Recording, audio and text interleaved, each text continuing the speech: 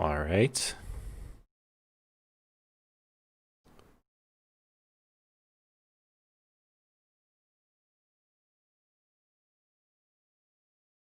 Let's see.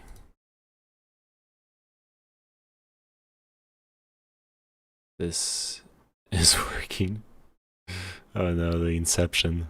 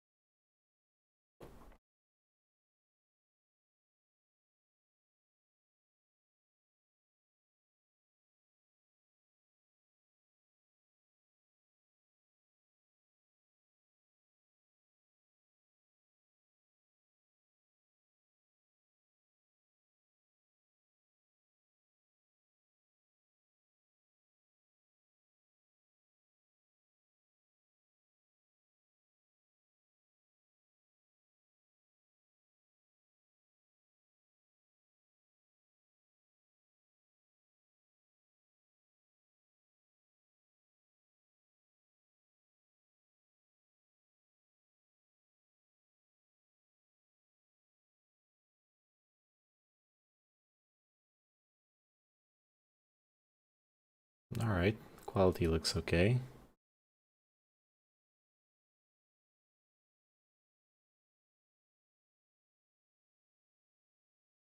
Now I need to close all those windows. It's an article I want to read.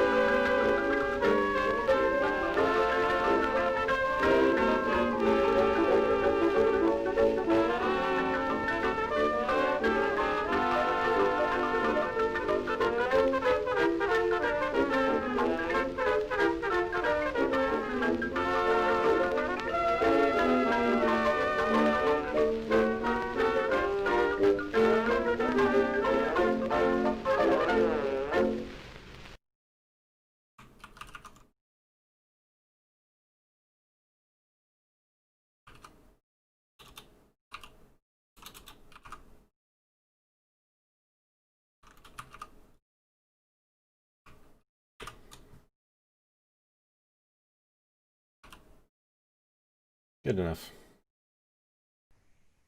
Thank you all for joining us during this busy week You're for a welcome. critical conversation on how to counter COVID-19 shocks in fragile contexts. I'm Catherine Cheney, a senior reporter for Debex, which is a media platform focused on global development. The COVID-19 pandemic has no doubt changed all of our lives as we dial in from around the world for this virtual Sustainable Development Impact Summit.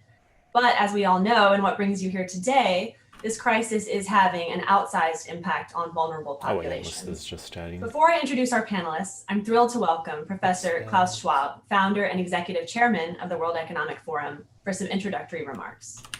Thank you very much, Catherine. The title of this session is Countering COVID-19 Shocks in Fragile Context. And we all are aware that shocks pose a significant threat to peace, stability, and achieving actually sustainable development goals. Oh God, the And boomer if microphone. you look at the figures, shocking in itself because almost 2 billion people live in fragile social and economic Oh systems. God. COVID may act Someone buy this guy a microphone. this situation. And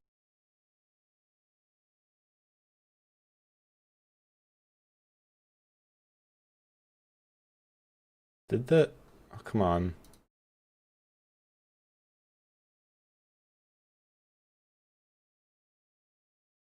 Nice. The World Economic Forum at work.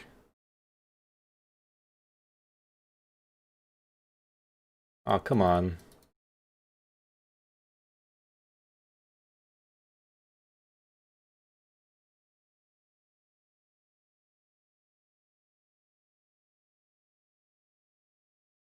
All right. of course, COVID may act as an amplifier of Jesus Christ, what happened to this guy's... and COVID is taking a heavy toll on the most vulnerable people, on those people who have been most left behind. We have a fantastic, if I may say so, panel to discuss the issues and As long as you're to not the one see talking. what actions we can take in this very delicate moment of time. Jesus. The World Economic Forum is very much involved now, mobilizing all its stakeholders behind the so-called reset initiatives, which means to use this window of opportunity to formulate policies and action-oriented ideas to make the world in the post-corona era more sustainable, more cohesive, and also more resilient. And of course, humanitarian and humanitarian resilience plays here a big role. And I'm very proud that we are here joined by the members of the Humanitarian Resilience Investing Initiative and the forum which was created in order to unlock investor capital in fragile context. And in this regard, I would like to thank Minister Sigrid Kaag, who is co-chairing this initiative, as well as Filippo Grandi, the UN High Commissioner for Refugees, and Catherine Garrett-Cox. You, as a business member, you have taken a particularly active role in those matters. I also would like to thank Minister Abadi, and particularly also Peter Lorcam and the Hilton Foundation, because we have, as I just mentioned, a great cooperation. The Clinton Foundation? Area. So I'm looking forward to a very, not only right? interesting, but hopefully action-oriented discussion. Back to you, Catherine. Thank you so much, Professor Schwab. And I, too, look forward to an action-oriented discussion. You mentioned the Humanitarian Investment Initiative, which we'll be speaking about. And I'm always thrilled when a conversation like this is set up to be not just about the issue, but ways to get involved, and grateful that our panelists are actively involved in solving problems when it comes to countering these COVID-19 shocks, and there are actual ways for our participants to get involved. So we'll speak to some of those. Just to build on a couple of the concerning facts and figures that Professor Schwab mentioned, World Bank projections look to 70 million people potentially sliding into extreme poverty this year as a result of COVID-19 and its socioeconomic ripple effects. How many? And this would be the first increase in global poverty since 1998. There's What was also that the number? expectation, Go which ahead. we'll be speaking about. And I'm always thrilled when a conversation like this is set up to be not just about the issue, but ways to get involved, and grateful that our panelists are actively involved in solving problems when it comes to countering these COVID-19 shocks, and there are actual ways for our participants to get involved. So we'll speak to some of those. Just to build on a couple of the concerning facts and figures that Professor Schwab mentioned, World Bank projections look to 70 million people potentially sliding into extreme poverty this year as a result of COVID-19 and its 17 million. socioeconomic ripple effects. And this would be the first increase in global poverty since 1998. Okay. There's also the expectation that 2 million preventable deaths could occur due to health disruptions caused by COVID-19. And for displaced and conflict-affected people, the economic impact of this pandemic is really creating several additional crises: hunger, education, homelessness. I wanted to quickly cite some new data I received this week from the Norwegian Refugee Council. So they surveyed 1,400 people across 14 countries, 1,400 people who are displaced. And if you really think about this on an individual level, 77% of those surveyed had lost a job or income from work. 73% said they were less likely to send their children to school due to the economic hardship. And this one really struck me. 70% of those surveyed say they had to cut the number of meals for their household since the start of the pandemic. So if you just think about this on an individual level and then scale it up to the numbers we're talking about, it's grim. And today we're going to talk about the situation on the ground as well as what can be done about it, real opportunities for action. How do we counteract what's really a downward spiral, just compounding other challenges for refugees and displaced people? We're going to talk about how governments, investors, humanitarian and development actors can, with real urgency in what Professor Schwab described as this delicate moment, come together and build resilience for future shocks as well. So I'd love to begin with Filippo Grandi, the United Nations High Commissioner for Refugees. And you've framed it as COVID-19 being an emergency on top of many other emergencies. So can you tell us what you mean by that and a little bit more about the real impact you're seeing of COVID-19 on refugees? Thank you, Catherine, and thank you, Klaus, for this initiative. It may seem always that talking about refugees is a very niche issue. It's a small group of people, although, of course, there's almost 80 million of them between refugees and displaced around the world. But certainly they represent only a fraction of the total number of vulnerable people that are impacted in different ways by COVID. But I think it is quite illustrative to talk about refugees because the impact on them exemplifies very much what happens to others. From the health point of view, refugees, interestingly, are not particularly more exposed than other groups. We haven't seen, surprisingly perhaps, any major outbreak even in very crowded refugee camps. It may still happen. This pandemic is very unpredictable, but we haven't seen it. So the hazards to which refugees are exposed are similar to others, and requiring, by the way, the same responses and the same prevention, including eventually inclusion in vaccine distribution, which may be a little bit more complicated. But where the risk, and you've already mentioned, Catherine, where the risk is higher perhaps is poverty, is sudden, greater and protracted poverty. And you've given some statistics from the Norwegian Refugee Council. Basically, most of those 80 million people depend on jobs or other forms of livelihoods that are the first ones that disappear in lockdowns. We've seen it all across South America with the 5 million Venezuelans. We've seen it in African cities that host many refugees. We've seen it in Southwest Asia, in the areas hosting Afghan refugees, quite dramatic already. And the risk is, of course, that as states and international institutions put in place safety nets, rescue packages, for political reasons, some of these groups are left out. And that's been my strongest message from the IMF to bilateral governments who are trying to put together these packages. If very quickly, three more points. One, education. Education, very important. You mentioned it already. We've worked with the Malala Foundation. I've been quoting this a lot. 50% of the girls that are out of school now because schools are closed are unlikely to go back to school, because meanwhile poverty has taken the toll. And for girls, that means early marriage, exploitation, and worse. And I've seen it. I was in Lebanon a few days ago. I spoke to many refugee families. They said, we're sorry, we cannot send our kids back to school, and we need to marry our girl because that's the only way out of poverty. And the other big area that we need to be worried about is a bit less tangible, is the protection area. Closed borders out of necessity, push out, keep out people that need to cross those borders because it's vital for them. And that is something we've been focusing a lot. And of course, other more social aspects of protection. SGBV has skyrocketed in some areas with lockdowns, and stigma grows in situation of pandemic. We've seen it throughout Ebola, and we've already seen it now.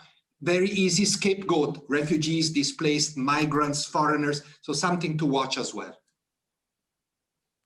Thank you so much. And we're going to return to our panelists to have a conversation after we hear from each of them. But I do want to encourage our attendees to go ahead and submit questions as you have them throughout. So if you wanted to build directly on what you just heard, or if you have questions coming up, you can use the Slido app, which you should see now on your screens, to ask questions. We'd love to incorporate your thoughts and questions into the conversation.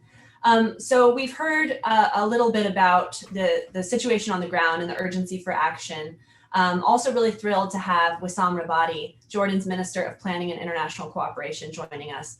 And I'm wondering if you can build on what we've just heard in terms of the socioeconomic impacts of COVID-19 on these populations, as well as what's ahead. I mean, I know it's such an unpredictable time, but based on the trends that you're seeing, what can we expect in the next 6 to 12 months? And the way I often see this framed is, here's what we can expect if we act, and here's what we can expect if we don't act. And so just to frame the urgency of this, what can we expect in those two scenarios? Oh, and I apologize, you are on mute. There we go. Okay, thanks, Catherine, and thanks, Klaus, for organizing this. Let me quickly just say that, Jordan is no stranger for shocks.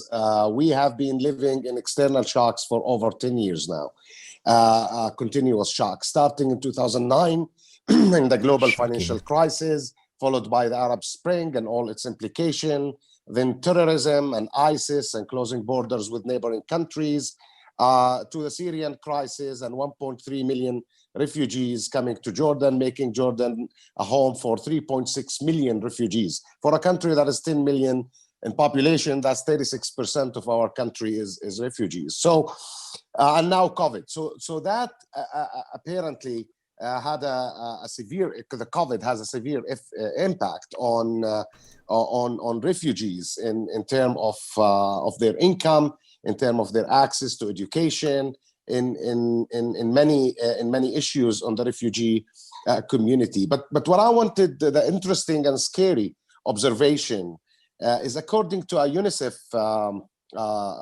study on socioeconomic assessment of children and youth after COVID, we've noticed that actually hosting community of Jordanians is really now being exposed to almost similar vulnerabilities. So the study shows that, similar levels of engagement in economic opportunities between Syrians and Jordanians before and after lockdown are very similar in percentages.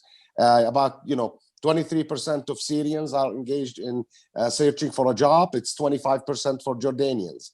The same for accessing government online learning, where we see very similar percentages. The difference is, though, is that the study shows that 88% of Syrian households are receiving social assistance through all our friends and the UN organizations and the donor community, while only 35% of Jordanian households are receiving that kind of social assistance. So, the fear today in Jordan is that we have the hosting communities is going the way the refugees are going. So they're vulnerable, and we need to act quickly with our partner and the international community to really not to forget that there is a crisis here on the ground before COVID. And now with COVID, and I understand the reality of global recession and aid coming down, and we can talk about this later, but also there has been a crisis in Jordan on the ground with the Syrian crisis, and this crisis is only worsening now, and including Jordanian. Exactly. It's back to that point of an emergency on top of other emergencies. And as you mentioned, even with this, aid funding is expected to go down, and those donor commitments that do exist are really prioritizing the health response over the socioeconomic impacts that we're discussing today. So kind of transitioning now from what you're seeing on the ground and the challenges to opportunities for action and how we drive more dollars to these contexts, I'd like to turn to Sigrid Kaag, the Minister for Foreign Trade and Development Cooperation for the Netherlands. I'd love to hear from you how partners might respond. Earlier, Professor Schwab mentioned the Humanitarian Investment Initiative launched with the World Economic Forum, and you were a key partner there. So can you tell us a little bit more about how this initiative has been operating over the past 6 months, and what more is really needed to bring leaders together and drive more support for not just the health impacts of COVID-19, but the socioeconomic impacts we're discussing today? Yep, sorry. Thank you very much. And thanks again for calling together this important panel. I'd like to make 3 remarks, and then I'll come to the humanitarian initiative. First of all, I recognize very much what Filippo was mentioning in terms of the impact of COVID-19, of course, as an amplifier of disaster in a way on already vulnerable populations, in particular, of course, migrants, internally displaced, or the refugees. But it basically applies to anyone who is without a job, without status, poor, an informal worker, and of course we see that triple whammy of loss and impact on the most vulnerable. Whammy. And this, I think, is where both our humanitarian assistance programs as partner countries and our development programming actually need to be reset as well, because our mechanisms and system work to an extent. But of course, not having foreseen, any one of us, the pandemic and its impact in this way, we are not geared, I think, to respond, to deal with the long-term consequences. Yeah. So a number of conversations are happening. And I think, and in this regard, we need to tackle and see where we can be more agile, more flexible, and potentially also recalibrate funding that would traditionally be considered so-called development financing, to give that a development minus, but a humanitarian plus outlook. This is also a way to sort of stop talking from a divide perspective, as if there are separate ways. There's one human being, they're usually in one country or one place where they live, and they need a multitude of channels of support and protection. And I think it's up on donor countries, but also the bank, as well as the IMF, to really look at the macro level, as well as find the appropriate response mechanisms. Secondly, we need to work a lot more local. And this is the so-called localization debate, on which I've led as the so-called, I'm saying so-called eminent person, but that's the job title, within the humanitarian system. But we're finding it very hard to make traction, and partly because the system itself is as resilient as donor countries may sometimes be. We need to work much faster and better, UN agencies included, through local actors and partners. But we need to accept the risk.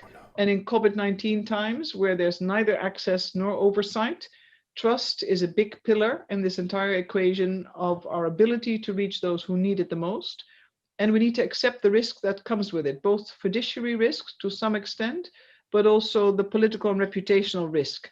And we're working with the ICRC on risk sharing.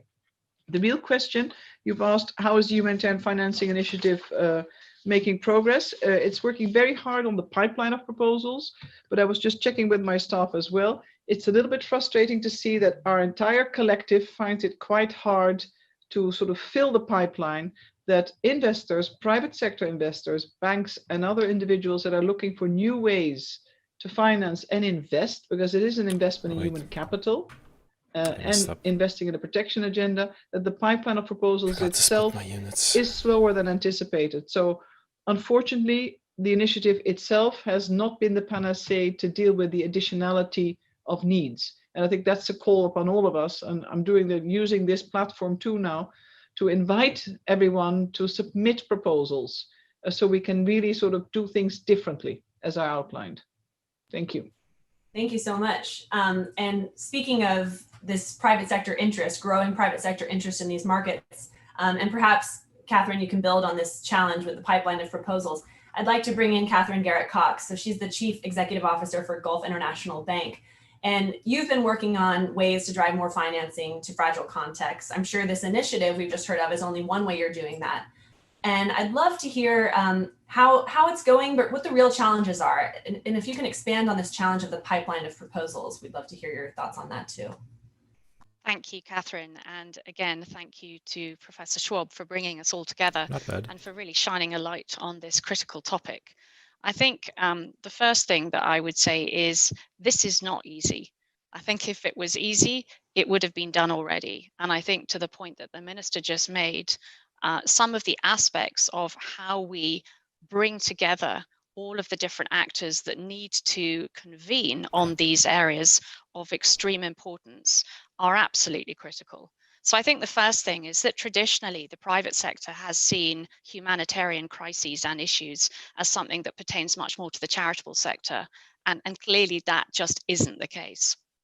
The big hurdle as we see it, and this has been a huge part of our focus within the Humanitarian Investing Initiative, has been frankly the lack of data that really enables investors to look into these issues and to be able to make the right assessments. And I think if you perhaps draw a parallel to the challenges around original data and data gathering on climate change, we should learn a lot from what's happened with Mark Carney's TCFD initiative. And from a standing start of really nowhere a few years ago, we're now up to around 1,400 organizations who've committed to disclosing climate change data, representing around $12.5 trillion. So there's an example of success. And I think that what we now need to be able to do is to really turn it inward and look at the societal issues. Because I do find it ironic that it's taken a tragic global pandemic, which really enforces isolation, to bring us closer together as communities across the world. And this idea that we're all in it, SDG 17 is all about partnership, I think is absolutely fundamental. And I think to the point about the minister's sort of challenge, we need to crowd more enlightened people into this space. And therefore we can truly find the right solutions. But for us, the top priority right now is establishing the data that will enable those investors who are absolutely ready to step up to the plate to play their part in solving this and creating solutions. Thank you, Catherine. So we've heard about some of the challenges when it comes to aid and the need for a reset. We've heard a little bit about the role of the private sector.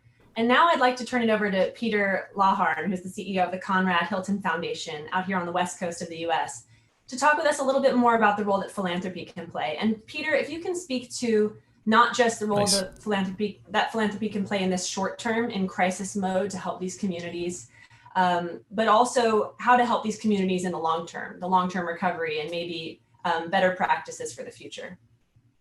Sure. Thanks, Catherine. What a great panel. Thank you, and Catherine. What an important topic. Our mission at the Hilton Foundation is improving the lives of the disadvantaged around the world. And so this is day in, day out work, as for other members of the panel. We work half domestic, half international. So I'd like to go a little bit off script from World Economic Forum and talk domestic United States here, because there have been shocks here as well that I think are illustrative. In my hometown, our hometown of Los Angeles, we've been greatly hit by COVID. It has been racially inequitable. And our homelessness crisis has gone from something that was just barely managed to something that now threatens 500,000 households. So I think not only in the global South, but all over, we need to be looking at these things. And I think what we need to be looking at is effective multi-stakeholder partnerships. I think this panel is a good example. Government, including intergovernmental organizations, business, civil society, and philanthropy. I think we can look at fragility in a different perspective when we look at multi-stakeholder partnerships, because it's not all of it that is fragile. There are weak links and there are strong links. We've seen this in Jordan as a tremendous strong link. And I think Catherine has, and Minister Kach have just given a great idea of what business and investment in humanitarian could be. But we need better coordination. We see that in Los Angeles. We see that in the humanitarian system. We need to recommit to the frameworks that we already have, SDGs, Paris, Global Compact on Refugees, and not let the present day fatigue us so that we forget them. We need to make them stronger. We need to include more people, and particularly those who are affected. The 70 million people that you spoke of, Catherine, are people of agency, dignity, ideas, aspirations, and they're not involved. And I'd really like to laud the World Economic Forum this year for bringing so many more voices into this summit. And I think that's extremely important. They should be at the table, not just to hear what is said, but to contribute and to really work on those problems. One last thing, I really support the localization push from HCR, from Minister Kach, from Catherine, and we can do this. We can move this farther. And the HoMM Foundation commits to doing its part, organizing philanthropy to do that. Thanks, Catherine. Thanks, Catherine. Thank you, Peter. And thank you for mentioning the local angle. I'd like to bring up a follow-up question, and I see we have some great questions coming in, so keep them coming and I will get to them. But making sure that we talk about the most vulnerable. You mentioned some of the most vulnerable in Los Angeles, and I'm so glad you did. I also want to talk about internally displaced people. We've talked about refugees, but in certain contexts, earlier Venezuela came up, people are facing some of the same problems, but there aren't some of the same mechanisms to support them. So I wonder if any of the speakers can speak to that challenge and what's being done.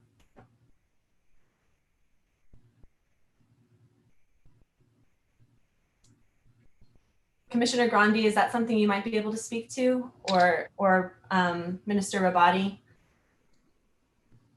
You unmute me. Yeah, sorry.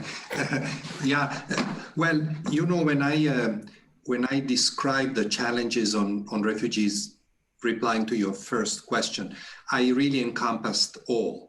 Of course, there's differences because internally displaced people are citizens.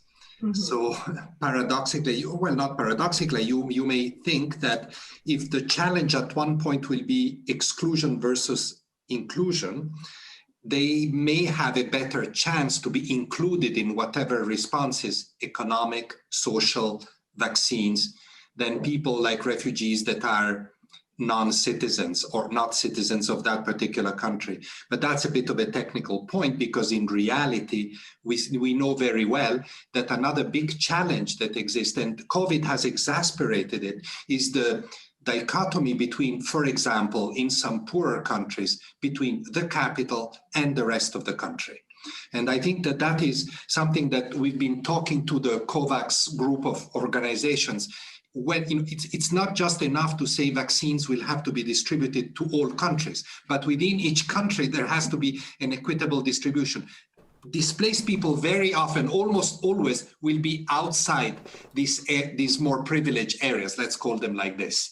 And I think that this needs to be taken into account. If I can make another point on displaced people that is very dear to me. You know, this internal displacement, and this transcends COVID, but is exacerbated by COVID.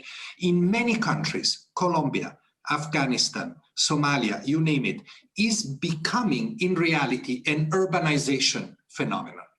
Internally displaced people in those countries will not go back mostly to where they come from, which is essentially rural areas.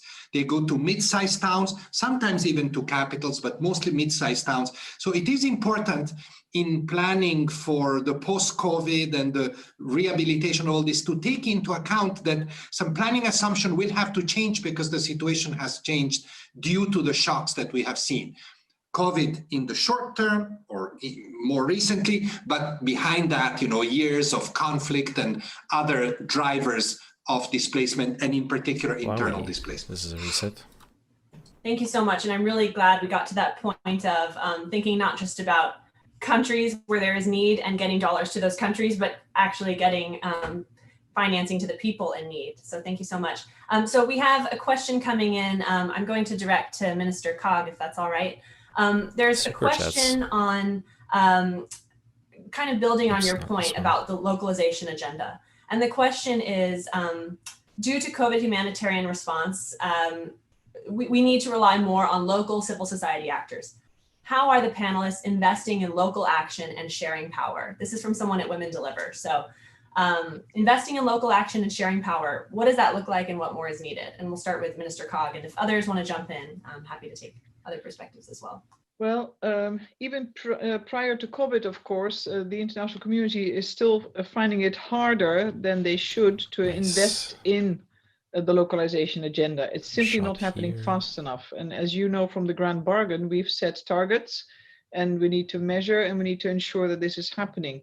On the other side, if one considers it, particularly from the Global South, we really need to delegate the authority, decision-making, prioritization really to the partners from the Global South. So this means also a reset. Is it HoMM o'clock? I believe in many of the partnerships either funded by governments or supported by international NGOs. And I think we're all in this together. This is the spirit of the Grand Bargain, but also the reality of enhanced delivery. What's happened since COVID?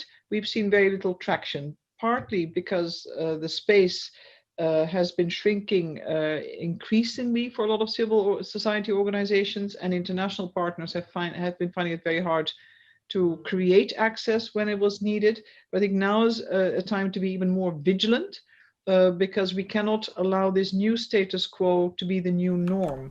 This is both politically not wise, and I think in terms of effective delivery and results for the people that need the support is not desirable either. So I've just, from my side, by way of example, I've just had a meeting earlier today with a number of Dutch international NGOs and Oxfam to discuss how we can actually make this happen. So my invitation to a number of the people perhaps on this call would also to let us know where you think the missing links are beyond obviously the political will, the financing instruments. What is not happening that we can actually fix quicker, because there is an opportunity in this tremendous crisis, or rather there's a duty in this crisis. Thank you.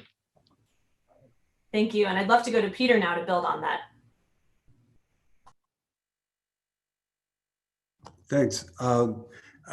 Entirely in agreement. And I think we should also encourage philanthropy to move its funding as much as possible close to those who are affected. All right, let's not forget in this. my previous role before Hilton Foundation, I ran a foundation that made thousands of grants to African CBOs that never qualified for USAID funding. And I have great confidence in philanthropy's ability to do this and to serve as angel investors in a value chain that works up to the way that Mr. Koch is talking about. Also, voices to the table. Let's make sure affected people are here and think about them as actual parts of multi-stakeholder partnerships. And oh God, broken microphones again. Or moving descriptions, but those guys do not know how to stream. Thanks. Thank you, Peter. And I know actually Peter. Just this morning, I was reading about the role of Catholic sisters in the COVID-19 response, which I know is a key priority for the Hilton Foundation and one way to reach these communities. Catherine, did you want to jump in on the same point? I really wanted to just say I forgot to. COVID has brought fragility to communities that you never really would have imagined would suffer. So even in central London, where GIB Asset Management is based, we ran into a situation where some of the local schools were very, very hard pressed because their children, many of whom I received Right, some free school Hopnar, meals, didn't have access to basic computers to be able to do their remote schooling. So we turned our, we were very much looking inward to make sure that our people were safe and protected. And then we looked outward as an organization, and we effectively donated around 40 to 50 laptops to some of the most sort of urgent schools that needed it, so that some of their secondary school children could actually complete their studies. And so I think, the business sector just needs to be quite creative. Sometimes it's not just about helping to solve an issue around a displaced refugee, for instance, but look in your own community and see what you can do and do something practically useful. Thank you, Catherine. And Minister Abadi, I believe Catherine. you wanted to build on this as well. 20 laptops, wowee. Yes, Catherine. I think what Catherine and Peter just alluded to. Look, we realize that this global recession is resulting from this pandemic is likely to drive significant reduction in official development aid and assistance, which is extremely alarming. We have the Jordan response plan for the Syrian crisis that up to today, only 25 or 26% of that plan, which is a mechanism to support refugee and hosting communities, as only funded, which means funding is going down. I think we really have to realize that we're on this together, and none of us is safe until we are all safe. And the whole concept of shared prosperity and shared values, building partnerships and with the private sector, particularly with the private sector, beyond just philanthropy and corporate social responsibility. I think this needs to come in a shared prosperity, part of the value and part of the business model of corporations and businesses around the world. And that is really what will help us all to get to a more fair, more inclusive, and hopefully more sustainable future. So it's really in our hands to shape that post-COVID future. And I think the private sector definitely can play a significant role in that aspect. What is this? Too small for D? Too small Great, for and big? we have just a few minutes left, so please keep questions coming.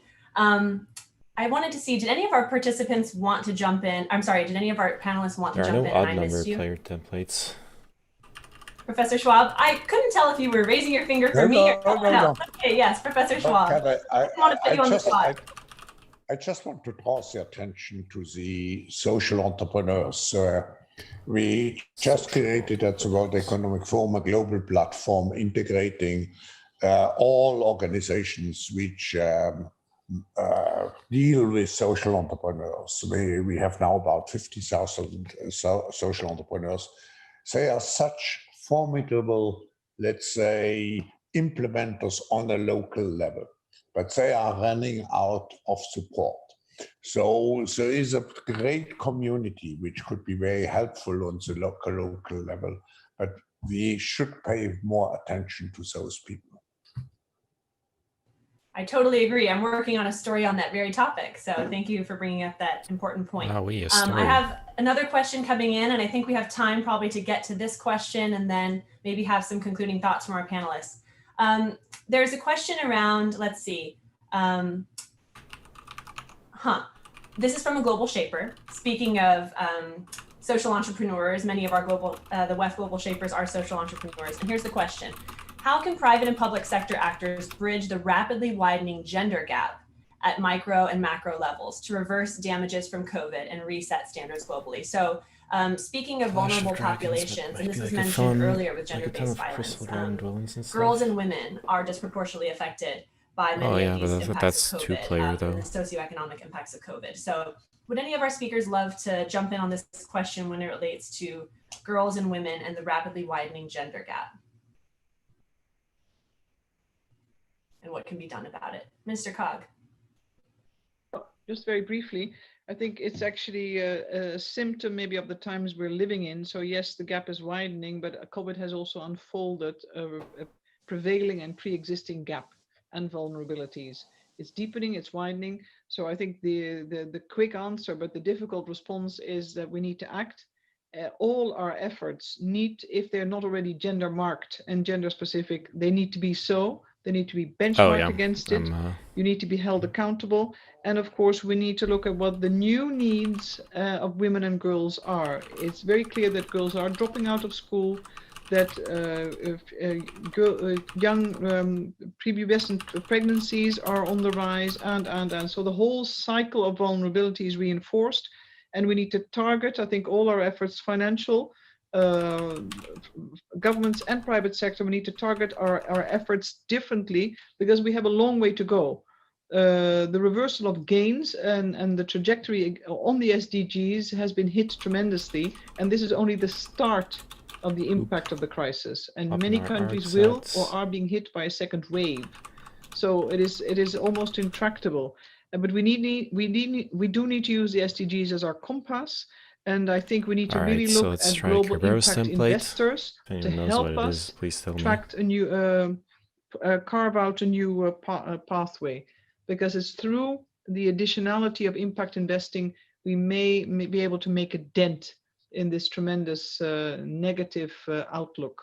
So I find it very concerning, but we're all in this together, and our call also needs to be one of optimism and the ability to create, to withstand, to mitigate, but also adapt, help our societies adapt to come out stronger. It's not an easy call, but it's much needed. Thank you, Minister Cog. And with just 5 minutes left here, yes, Commissioner Grandi, go ahead. I'd love to hear your take on this. We can be brief in our concluding remarks. I'll be very brief, just to say, there's a lot of good practices that we've been, some of us in the humanitarian community have been carrying out with a lot of help from many of you, including the WEF, developing better practices on access to financial services by vulnerable people, or supporting more targeted vocational training, even attracting investment in fragile situations. We've had some quite incredible experiences in Kenya, for example.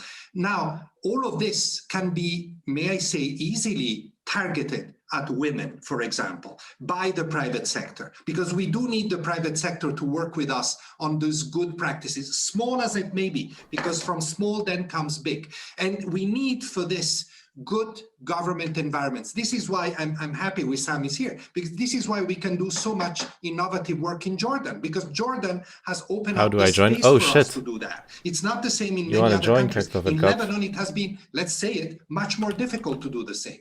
So I think it's important to pull these elements together, but to also tell the private sector. Okay, yeah, we need to remake with Kartoffelcup. We can do a 4-player free-for-all. But in the end, it's the practice that makes a difference.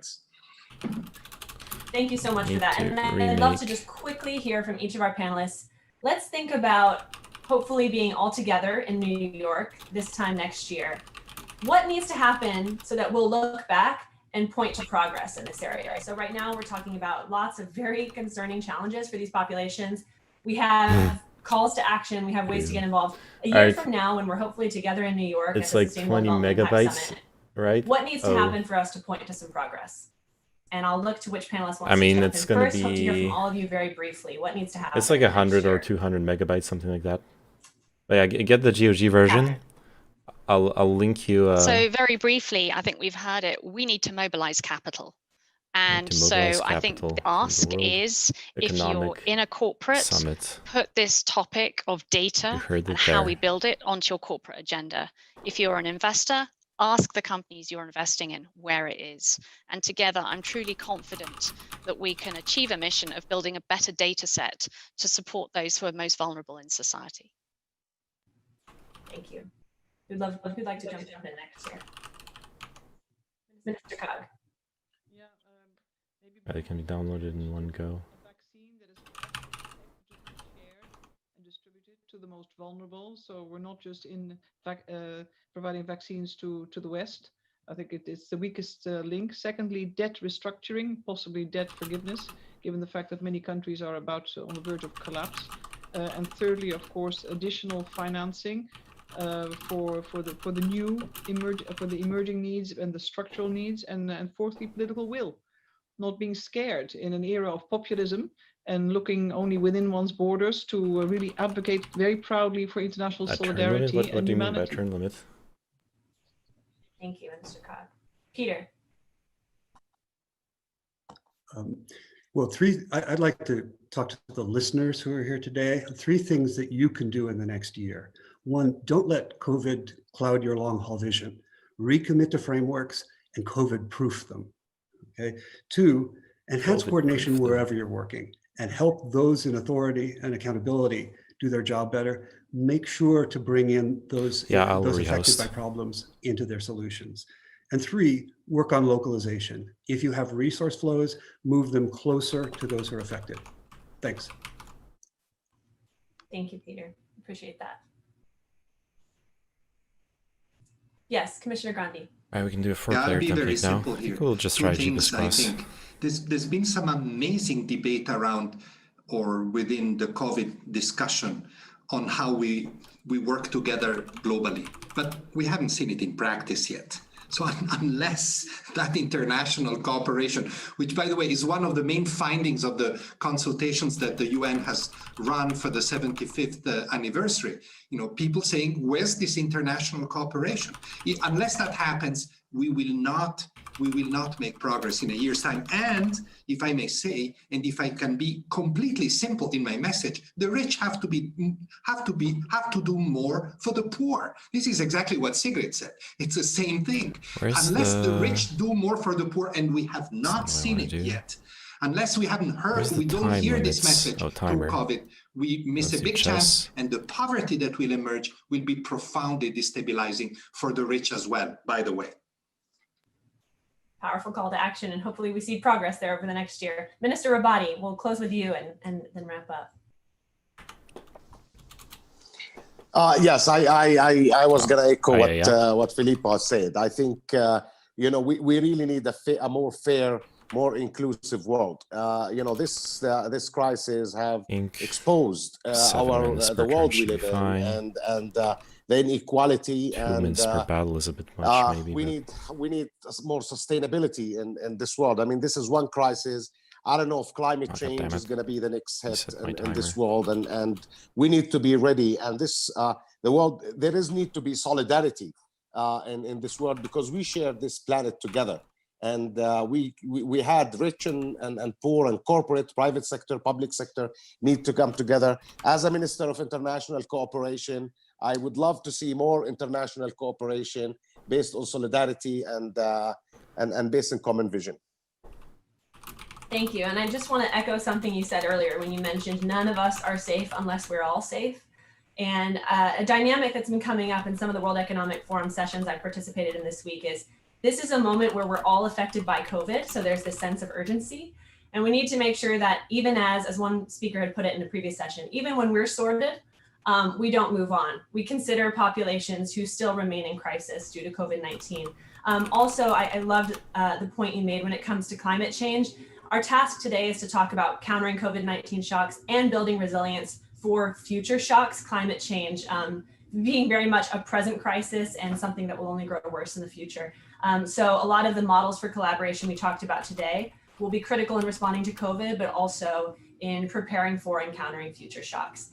So we're at time. I want to thank all of our panelists for joining us and sharing their expertise. Thank you to Professor Schwab for joining us today, and to the World Economic Forum team for putting this together. Also, this is a session that can be shared. Please do share it. I think we have some very powerful calls to action in terms of things that need to change in the next year. And you can share your reflections on social media and on TopLink. Enjoy the rest of your time this week, and let's hope to see progress before we gather again a year from now when we talk about the populations most at risk during these troubling times. Thank you all. Okay, I was listening to this just to try to figure out what is the Great Reset. Because if you, I know a friend, Turnit sent me like a meme about it, and I'd rather like see what it's actually about. There is an urgent need for global stakeholders to cooperate in simultaneously managing the direct consequences of the COVID-19 crisis. Blah, blah, blah. And well,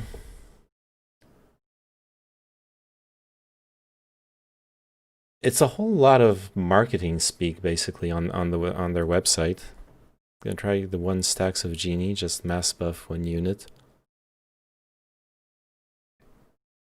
With Tower, that will be interesting. I mean, Tower, I think Tower is good if you played normally. If you don't do like the super advanced tactics, only the Deutsche can know. Selbst die Deutsche kann wissen. Habe ich the correct way of saying it? Even though Tower is pretty bad, I think.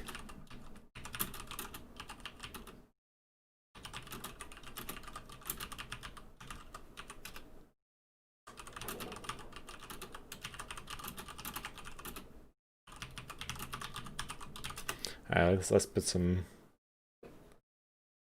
Ja, ich glaube so.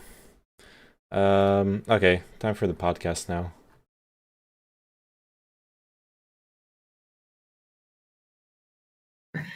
No, now we're actually starting. Okay, starting now. We're starting it now. Starting now. Episode 118 to Live and Die in Davos podcast. We're gonna start now. Now. All right, Now. we have begun. Glad that we're starting now. We are beginning the episode. All right, wait. Yep.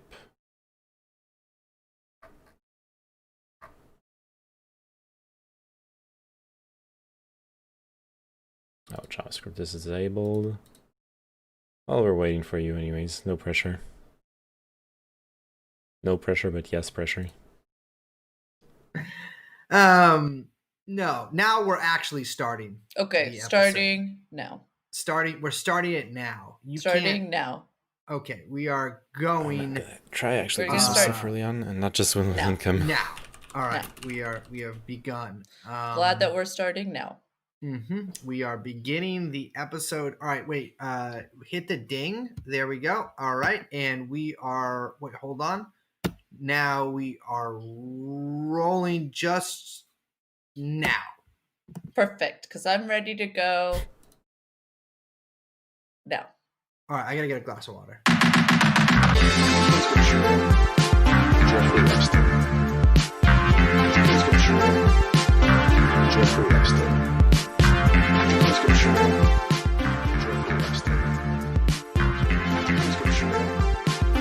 Tower is probably my favorite because of Titans. Tower is my favorite because of Solmer. Sorry, that's the last time we'll ever do anything like that. That was, we couldn't think of something to say, and so It was we just, so bad. That was not. I don't know if I don't feel good about that. I don't love that. Michael Che wrote us that bit. Don't know who that is. Know a lot of people dislike. Alright, let's review the cheese strats. How come there isn't a Saturday White Live? We can't use this. We can use that. We can use it. What's wrong with that? What's wrong with that? It's just a play on the famous American saying, why isn't there a White History Month? Why can't I say? I understand that recently in a lot of intros, I have been saying stuff like that. That is due to mental illness, not because of any held beliefs. You think I'm going to cut you off, but I'm not going to cut you off. I want you to keep going. How come they don't let white guys keep going? No, it's just stop. Hello, everyone. What are we doing? Oh, hello, welcome. It's TrueAnon. What's your name? Oh, good question. Where are you at? My name is Liz. Download Kartoffelkopf. Our producer. We're gonna do the American pronunciation now. I'm not telling you what I am. The podcast is TrueAnon. Yes, we did clear that up, Liz. Thank you. Thank you. Brace, what are you doing for Thanksgiving? We're going to White Thanksgiving. I don't know what I'm doing. Thanksgiving is my all-time. I'm not a big holidays guy. Well, that's not true. What? That's not true. You're lying. Yeah, okay. This is about your image. 3/4 of this show is me lying. No, I actually hate Thanksgiving. I've hated Thanksgiving my whole life because one time well, this is my whole life. This is when I was like 12. I ate turkey on Does assembly actually have good This rows? never happened before or since. But my face literally swelled into twice as large as it ever. It was the whole thing. Yo, you got turkey face.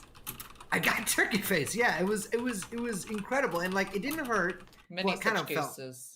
It was fucked up. I feel like it proceeded. You know how women's lips are like this now? Like it's like they put the thing in them and Where do I yeah. download the add-on? Inflatos. Hero I got Hoda. Inflatos, but unfortunately, it was a send you a devil's link. bargain. The rest of them. There's another link where which they downloaded where it's got the. Also, I don't like gravy. Wait, did that scar you from Turkey? Is that what you're saying? Where Wait, it's you got got the You're in very one jolly. seller both the HD Who mod loves to- and that's okay, sweetheart. That's enough of that. and Horn of the Abyss, Jolly. but I don't know where Jolly. that one is. That's not me. I'm in the holiday spirit. Which apparently now is illegal, by the way. The government Yes. is starting up the war on Christmas again. I can feel it. It's All coming these back. fucking people. motherfuckers. You know that Gavin Newsom was like spotted at like a party at French Laundry? Of course. Also, Partying. that's so dated. French Sorry. Laundry. What is it? 2000. Talking too much about Yeah, we use HoMM3 in the Chinese chat. laundries now. Oh my god. Gotta share It's the like a real home. fancy restaurant right up north. Yeah, it's like Michelin. And now star everyone and their famous, mother wants very to play. famous in Napa. And so if you live in California, he's like, I will kill you if you even wish someone Merry Christmas, but I'm gonna go hang out with like the Gettys at French Laundry. Which And- option and to here's the join? thing about Okay. Gavin Newsom. So Gavin Newsom is I addicted to can't doing show you cocaine here. and cheating on his wife. I can start a And second so client just to those show are you. two great ways to spread COVID is to share in fact, he's in the government, so probably So you go $1,000 here, bill. you And click new game or also, load game, doesn't matter. little bit of Multiplayer, bang. online lobby. That's Also, super spreader. Who names their wine company? Probably want to Clone create an Jack? account. I don't know if you have to. That's the name of his Then you log wine in, company. and then you Before see he'd be a put into lobby, politics. in Clone Jack. a server system with lobbies. Yeah.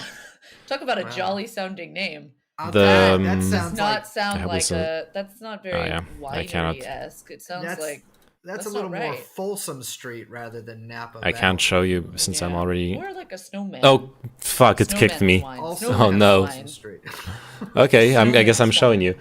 you. So Well, here you have sweetheart, the why are lobby why are we gathered here? system. Well, no, I brought that up because that was gonna be my Does transition my into the game I created still Okay, exist? well, I'm sorry Probably I not. interrupted you. That's to be, okay. I don't know if it was a rude. good transition, but I'm going to keep going with it, which is that it's all No, in the it news doesn't. now that no one is I supposed, fucked everyone, up. no one's supposed to even think about spending Okay. Thanksgiving with anyone they love. In Alright, fact, so that's hopping. not only I was are you not even supposed to think showing about it, it's actually Cartography discussed. Cup, The idea of lobby. Thanksgiving is bad. Alright, so you look I for a have game legacy. called Streams. It's the No. worst holiday. No. I don't even think that's like what any of it is about. Actually, is about like what Thanksgiving is. But there seems to be like a lot of people piling on. I understand why, and like I'm not going anywhere for Thanksgiving. I don't even know. if Alright, I'm going you anywhere guys for already Christmas. joined. It's, like, Okay, up I in need the to air. change the map. Jebus But it's like, Cross. Yeah, no, I totally get There we why go. they're discouraging. Let's or do trying large. To, I would rather say you'd want to Large with encourage fries. people to stay home or in small groups so as to Mhm. not create festive super spreader. Me and Cartography events. Cup versus you two. But we get max But handicap. that's not what I'm seeing at all for people. What I'm seeing is like crazy shaming for even like the idea Make me green. of thinking about Fits my wanting to see like swampiness, your sure. grandma and like share How a do I- meal. Yeah. It's there you go. insane. Well, one thing I saw was and this was on the internet, was a. I a click woman online saying service, that, it crashes my this will be game. the greatest What the instance heck? and the best recorded instance of You really are a genocide in potato head. history. Or no, you're not a potato head. You are a I potato think head, I but checked you have a All I have potato to say to computer, I that- guess. Well, here's the thing: if Democrats really cared about that, they should bomb the rail lines going into your grandma's village. Oh my god. Yeah, I mean, Are we have leaving you ever that one in? noticed? No, have you ever noticed that? Have you ever noticed that it's all grandparents that control the narrative around the 2022 Thanksgiving Super Holocaust? You've You noticed that? Yeah. This Huh? is terrible. This is- Grandparent media telling you what to believe. There's no way that many grandparents could have died in 2020. All right, this is bad. This is Yeah, what the fuck? This is not good. What the fuck am Let's I actually listening to? okay, so my transition This podcast didn't is work, supposed to. but It's we called are To Live actually and Die in talking Davos. about- It's supposed I'm to really be excited about what we're talking about today because about the World Economic Forum for the first this time in a year. long time, surprisingly, I get to put my shiny, fabulous little tinfoil hat on, Mhm. and somehow magically, Brace, you also have one on. Yes. Well, no, this is like actually it's silver, but I've been doing a colloidal kind of cleanse lately. Young Chomsky got me turned on to it.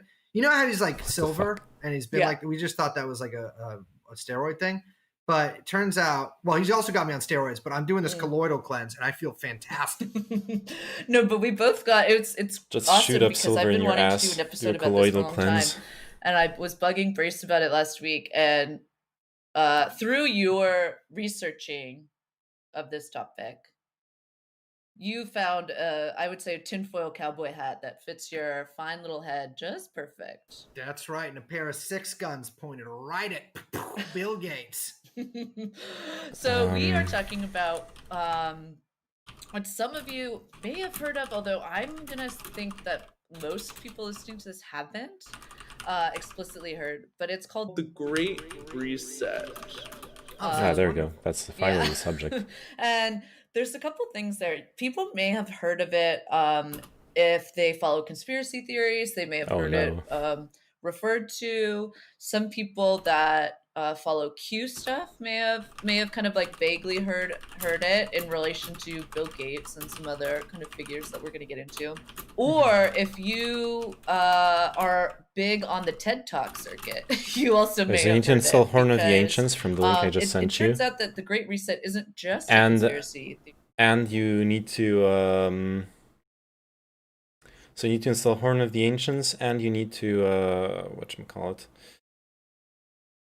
I highly recommend installing the HD mod, and then you have this HD launcher in your. You also need to install. I forgot to tell you. You need to install heroes outside of program files, or you cannot install the mods. So, like for me, I made a directory in C called Games, and there you go, heroes. So if you install the HD mod and you get an HD launcher, that's what I got here. And then you can play the vanilla game, you can play the Horn of the Ancients, which is what you need for online play. And you just keep in mind you're probably gonna have to copy paste your installation to outside of program files just to be able to install the mods. They don't like being installed in program files. You probably need to update your HD mod to be able to have it compatible with Horn of the Ancients, but that's fine.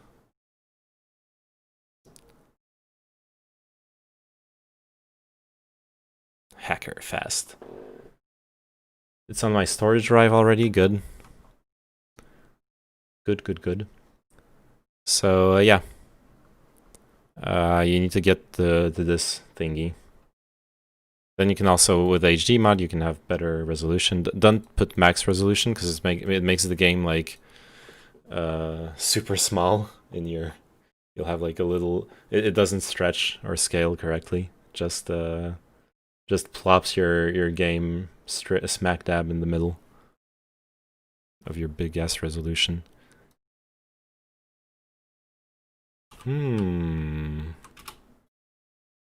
Really makes you think. I'm putting that 4K. Yeah, do it. You'll have like this size of a menu in the middle of your screen. It'll be amazing. I think I'll change my town real quick. Nah, come on. No, buy the town from us, Kappa.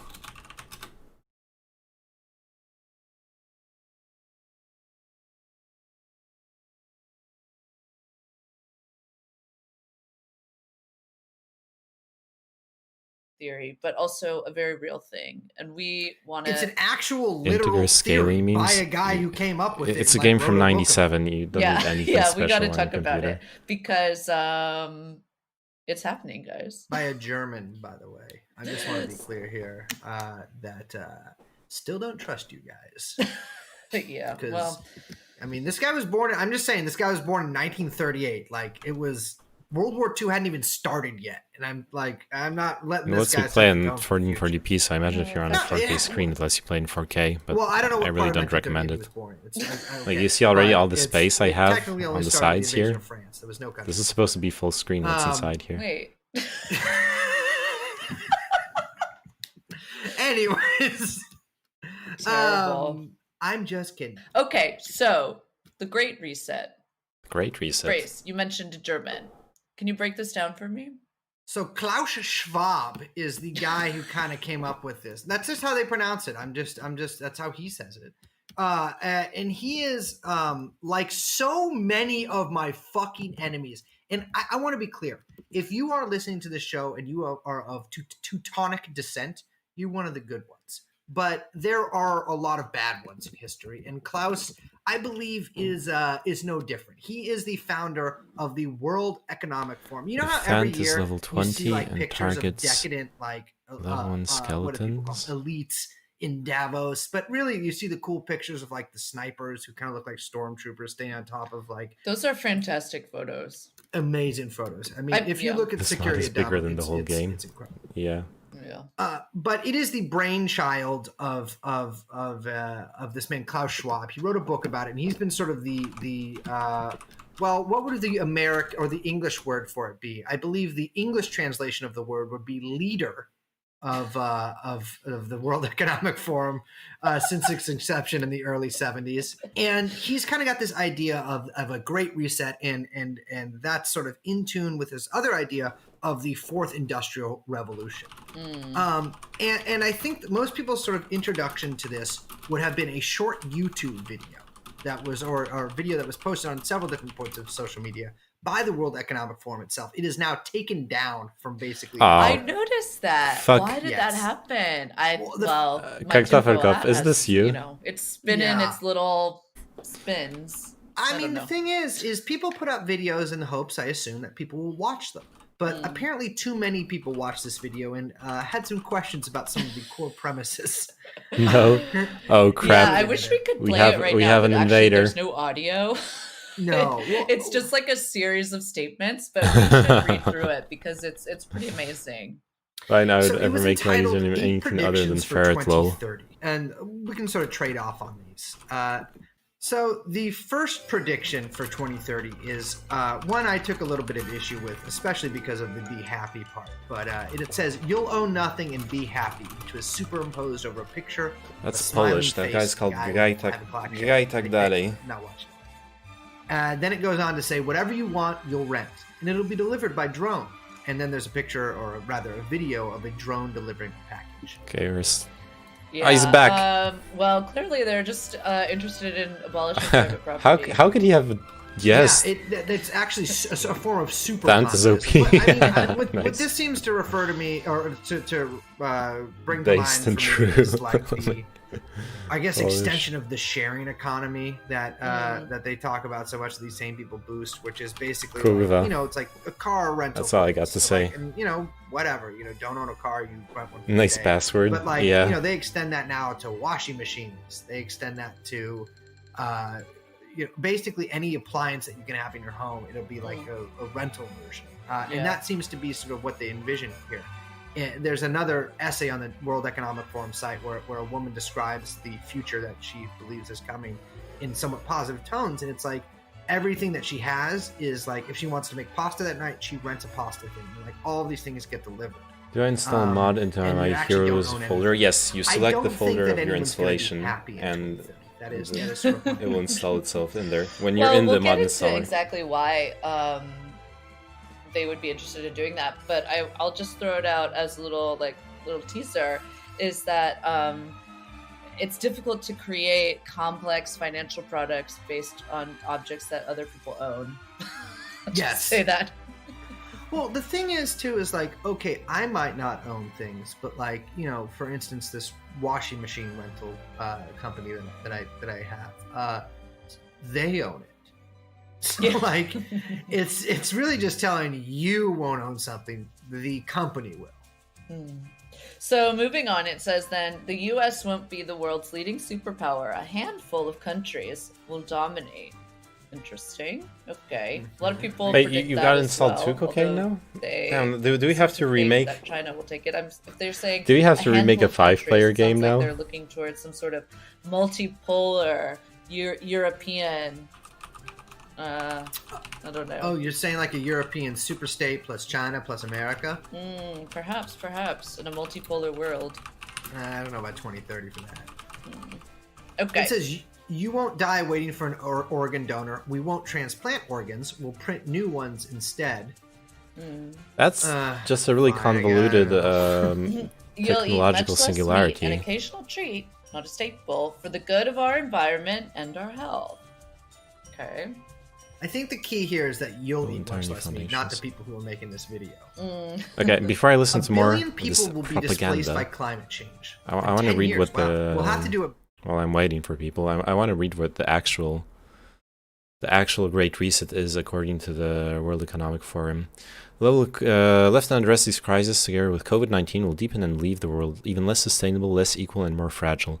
Incremental measures and ad hoc fixes will not suffice to prevent this scenario. We must build entirely new foundations for our economic and social systems.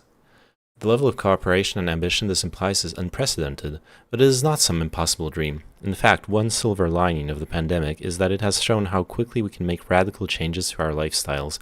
Almost instantly, the crisis forced businesses and individuals to abandon practices long claimed to be essential, from frequent air travel to working in an office. Likewise, populations have overwhelmingly shown a willingness to make sacrifices for the sake of healthcare and other essential workers and vulnerable populations such as the elderly.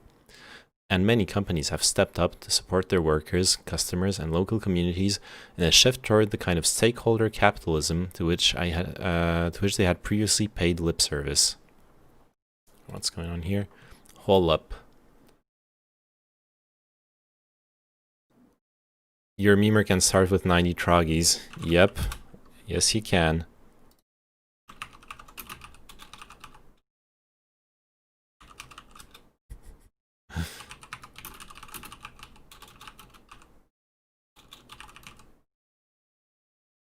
I was talking about buying the town out just because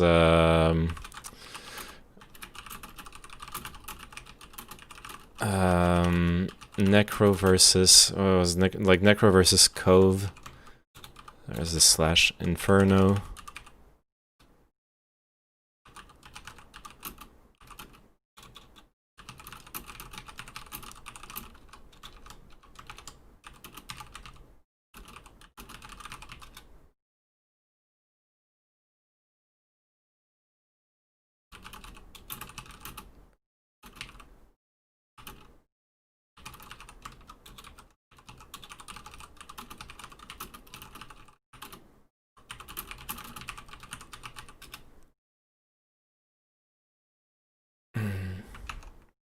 All right, keep reading. Clearly, the will to build a better society does exist. We must use it to secure the Great Reset that we so badly need. That will require stronger and more effective governments, though this does not imply an ideological push for bigger ones, and it will demand private sector engagement every step of the way. The Great Reset agenda would have 3 main components. The first would steer the market towards fairer outcomes. To this end, governments should improve coordination, for example in tax, regulatory, and fiscal policy, upgrade trade arrangements, and create the conditions for a stakeholder economy. What do they mean by this, for quite exactly? At a time of diminishing tax bases and soaring public debt, governments have a powerful incentive to pursue such action. Moreover, governments should implement long overdue reforms that promote more equitable outcomes. Let me just ask a question.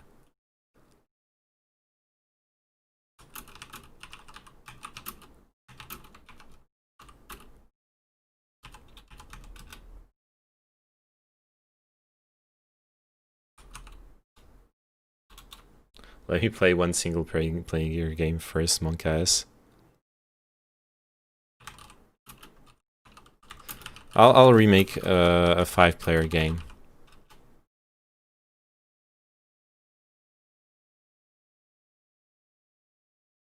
Cocaine?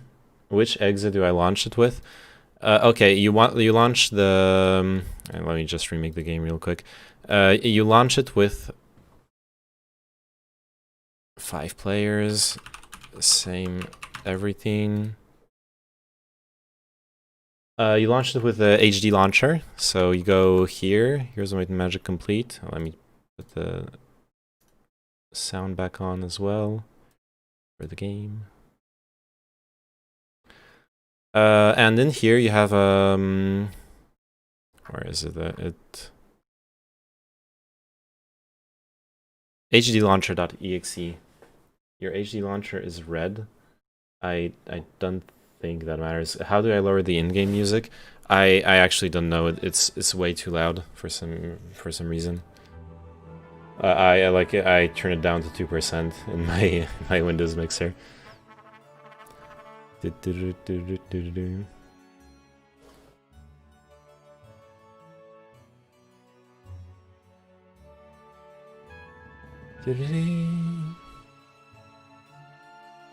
And yeah, you just launch your HD launcher. I don't know what to tell you. Okay, what map? Jebus is not going to support 5 players. So we could just do a 6-player map. Anarchy. Anarchy sounds fun.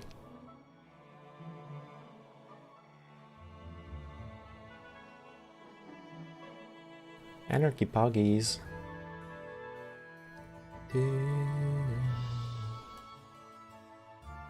Oh, let's just do Anarchy.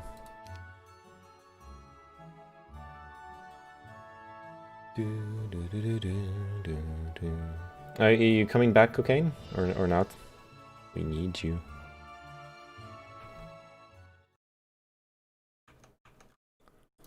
Alright, back to reading boring stuff. Reforms, tax reforms. New rules governing intellectual property, trade, and competition. Wow, that would be nice if they go the right direction, that is. I mean, will he even be able to join the game? Oh, yeah, okay. Kartoflikov, when this happens, does he even own a computer? No, he owns a potato. So you see this in this launcher, there's a button that says update. So you close the game, and you click the update button, and it will update your HD version of the game, and then you can launch HOTA. It will be compatible. Poggies. Okay. The second component of a Great Reset agenda would ensure that investments advance shared goals such as equality and sustainability. Here, the large-scale spending programs that many governments are implementing represent a majority opportunity for progress. The European Commission, for one, has unveiled plans for a €750 billion recovery fund. The US, China, and Japan also have ambitious economic stimulus plans. More debt, yay! Rather than using these funds, as well as investments from private entities and pension funds to fill cracks in the old system, we should use them to create a new one that is more resilient, equitable, and sustainable in the long run. This means, for example, building green infrastructure, urban infrastructure, and creating incentives for industries to improve their track record on environmental, social, and governance (ESG) metrics. Interesting. The third and final... is this all lip service, though? They've admitted themselves that usually this kind of talk is lip service, so... Okay, what do you think about name ArcSats versus us 3? You get 2 handicap. I mean... I'm kind of scared of hopping, but I'm down.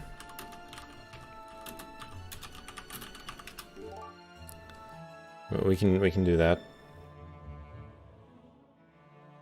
We will just capture. Click the button, no handicap. Wait, do we really? It's working! Yay, Angel Thump.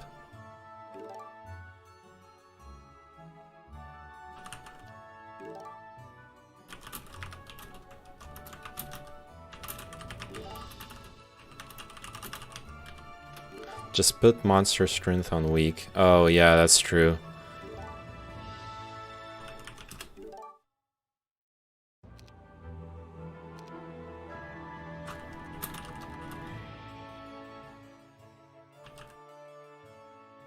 But that kind of breaks the game in our favor as well, I think.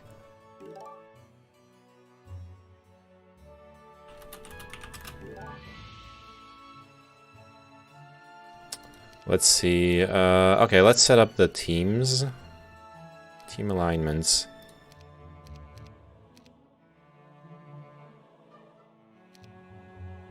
Alright, Kartoffelkopf, you remember where the game is? And which game it is? Maybe normal water? Sure. I'm not a fan of water, but yeah, sailing's kind of fun. Okay.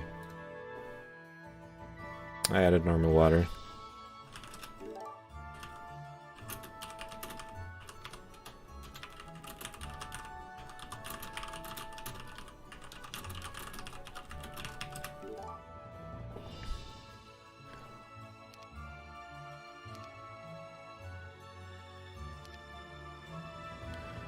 Alright, we're waiting for you, potato head. Tato. What's the password? 123.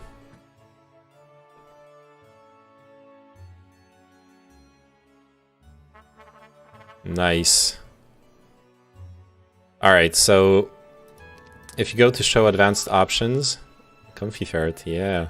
You can choose your town. So here you see all the different towns, and those are the factions for the game. Honestly, the only thing I could recommend to you is just pick one that looks cool for now. You can also right-click to look at the units and pick units that look cool to you. Just pick one that looks cool and like play mostly that town to get familiar with it, and then later you can learn the other towns. Or if you fight one that impresses you, you can just pick that one, I guess.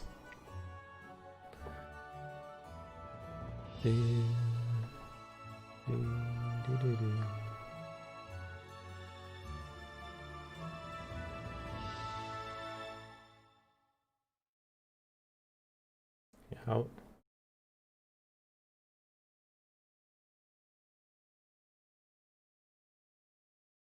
Oh.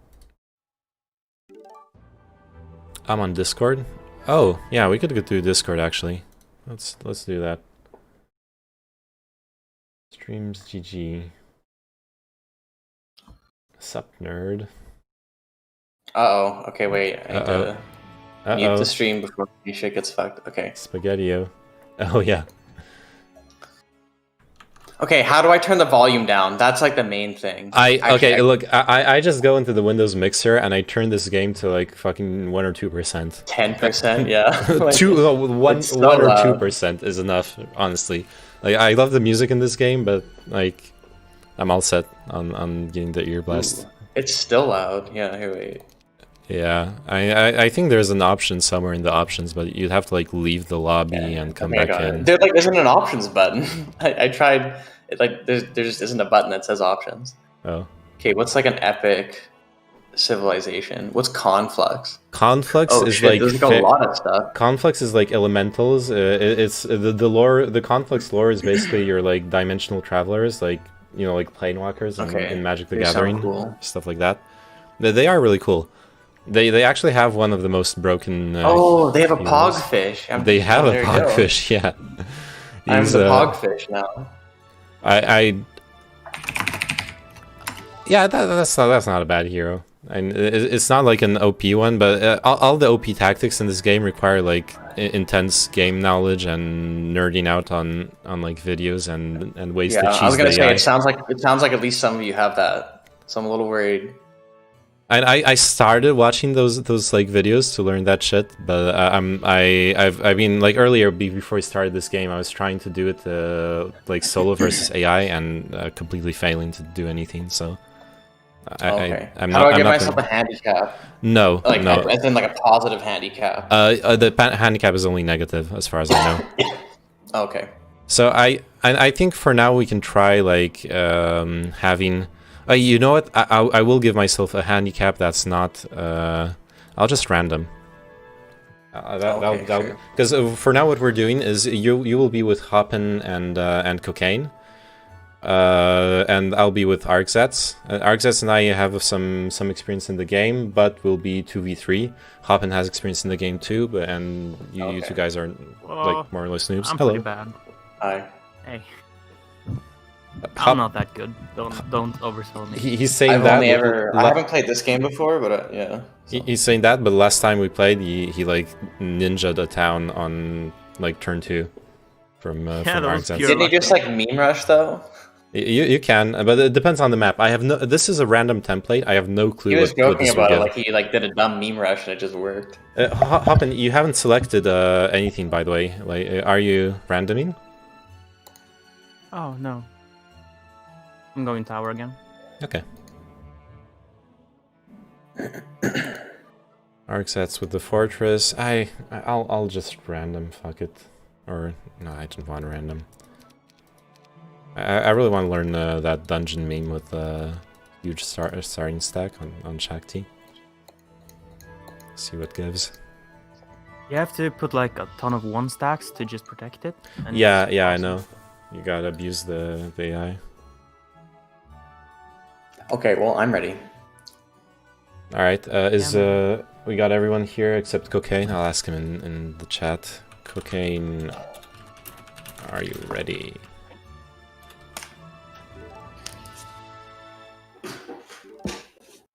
Ready? Okay, we're doing this.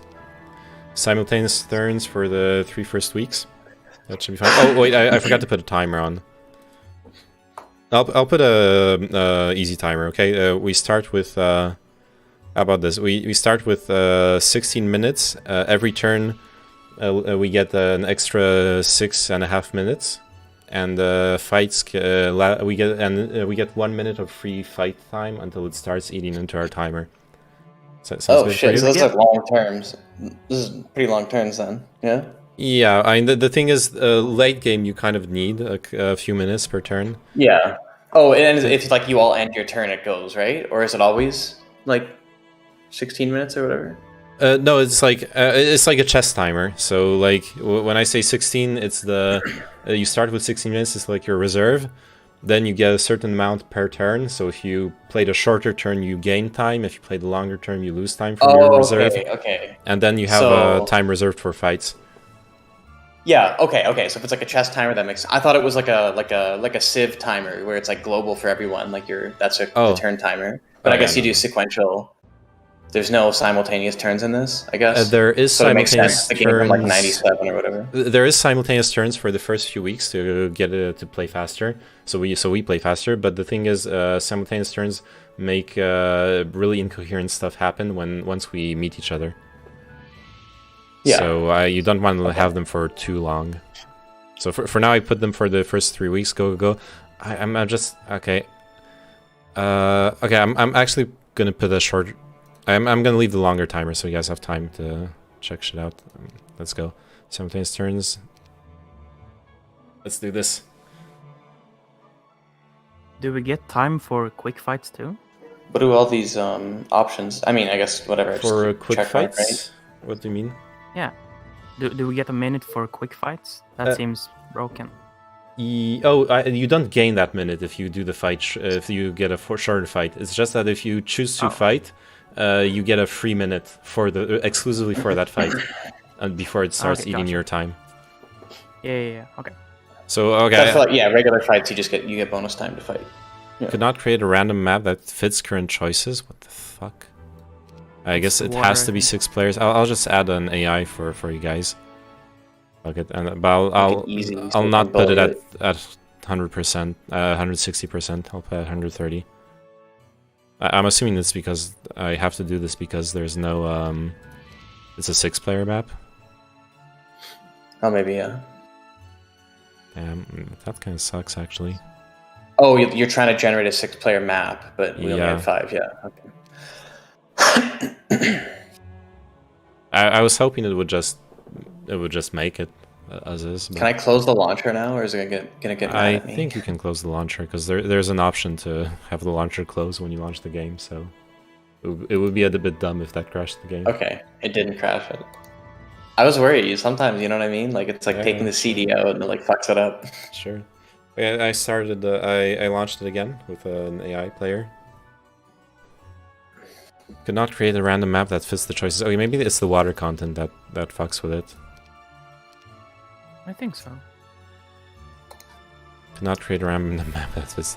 Oh no! Come on! Don't do this to me. I'm gonna choose another 6-player template. See if we can do it with that one. Oh yay! Okay. So it was just the anarchy template that wasn't working. Okay, and so I just start with the one I can see. Okay, I Oh can shit! see my oh no, I'm moving. I didn't mean to move. I thought I was crap! scrolling the map. I randomed. Idiot. Oh, because I changed the map. Okay, how much? Where do I? How do I see my movement points? Arxas left the game. Okay. Arxas left the game. What? Why? At first he called me an idiot. I'm assuming because do you guys have the correct towns for you? Yeah. No. Okay. No. Shit. Okay. Changing the map reset the towns. So we. Oh. Okay. We need to remake. How do I see where my movement limit is? That's like the main thing. Like I don't know how far I can move. Oh, the hero portrait has like a green bar. Yeah, but like when I click on a space, I like just move to it, and I don't get to like view if I'm able to click there. Like you know what I mean? Like if I click something that's too far, is it just gonna like move me like all the way there, but not quite like and fuck me out of a turn? I just want to see like in Heroes 4, you could just yeah. If you single click, it just shows you the path, and it's green up until to where you can walk, and then. Oh, you have to double click to. Yeah, you have to double click to confirm the move.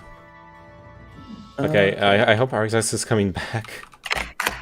Oh no, he's no longer in SGG chat. Okay, he's back. Yes. Okay. Good. Show advanced options. He wanted to be green, so I'm gonna flip you around. Okay, that's fine. What other colors can I be? Is it just orange? Not that I'm complaining.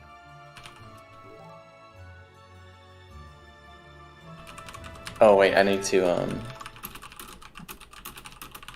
pick my dude.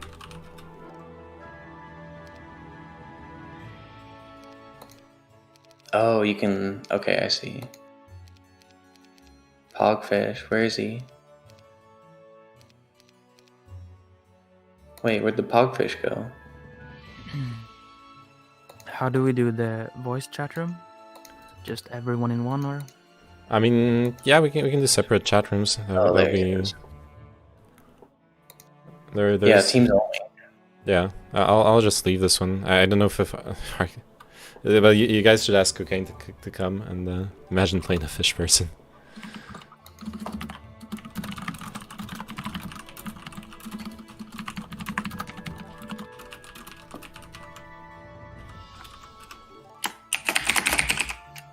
Clack, clack, clack, clack, clack. Don't have a mic right now, though. I'm restarting my computer. Just to, like, listen.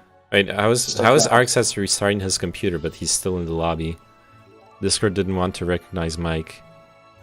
Okay. Maybe he has a gaming computer and a Discord computer, you know? Separate. Yeah, a classic professional gamer setup. Yeah.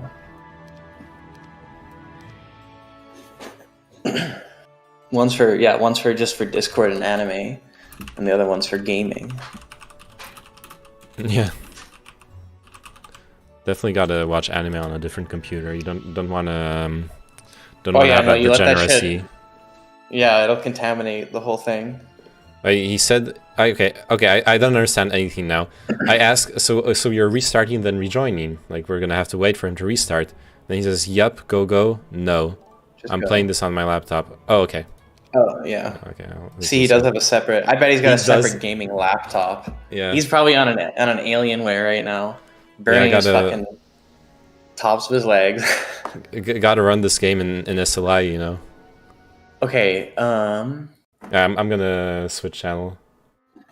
Good luck. All right, finally, only the cool people here. Only me. Alright, we need a high speed, high momentum stack for our scouts. That's gonna be not those.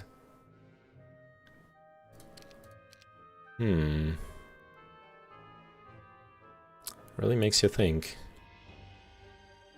There's a conservatory here that I'm probably not going to be able to do. At least not right away. I need some scout units. I guess the centaurs will do. 6 speed isn't ideal, but it's something. I'm underground too. That actually, I don't like being underground. Horde of pixies.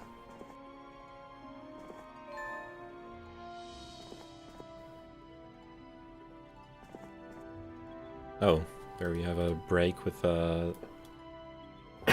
sorry, a break with devils.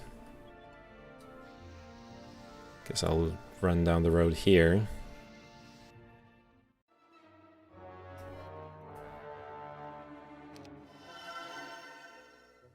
Oh, I know what I can do for scouts. I can just I didn't have to.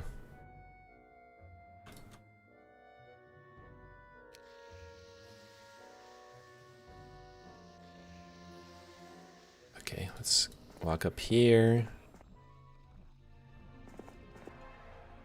Keep exploring.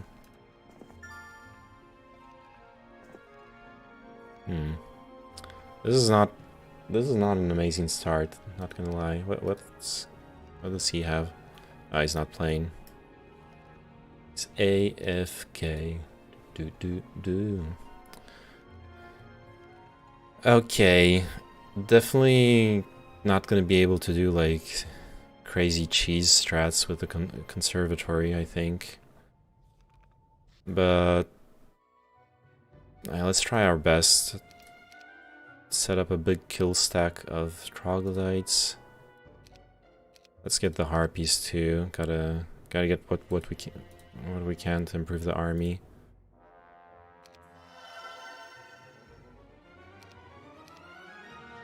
Stack of 109 of those is pretty good. Not gonna lie. Get them out of town. Get them out of here. Okay. I think I hit up the chapel. Shit, I should have picked up all this gold on the way.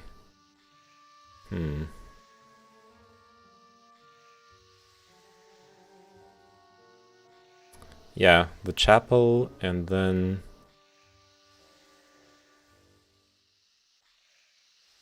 because I want some units here. And I can up the volume a little bit. Pepe laugh. Took a long time doing my turn. I am taking a long time doing my turn as well. Oh shit, no, he was actually super quick and everyone was taking even longer. Yeah, well, it's... first turn is important, okay? Don't bully us. 12 minutes, oh no. Do I take this fight? Fuck it, I'm taking it. I lose 9.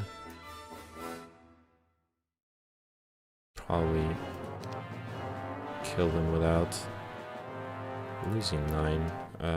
Let's get our ranged in place. Oh, okay, never mind.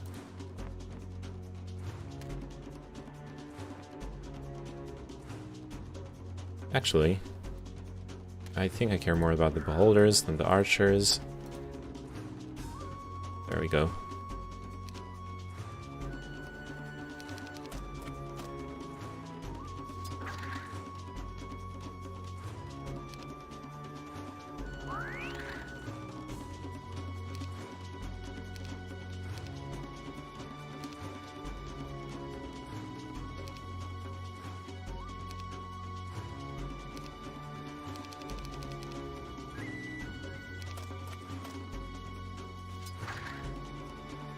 Oh, I can attack him this turn, but with 6. 1, 2, 3, 4, 5, 6. Oh, he's actually in range of my centaurs. I'm gonna remove his This attack here. 2, 3, 4, 5, 6. Can't really get in range without making myself attackable. It's okay.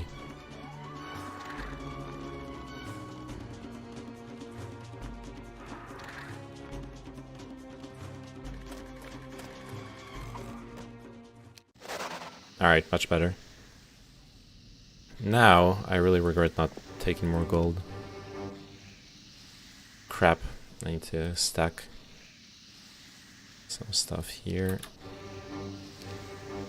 Yeah, let's get 2 Medusas. And I'm gonna need some more. I'll just grab those with another hero. Okay, this is nothing interesting. Anything over here? Not really. I need the gold, but I also need the XP. Basic leadership is good, but let's go for offense memes.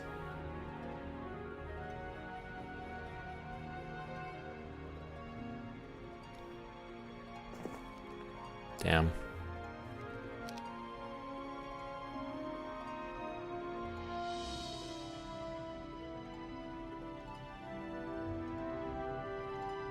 Probably should be doing more of a classic start at this point, actually. I'm not, like, apart from the conservatory, I'm not gonna be able to do some big cheese.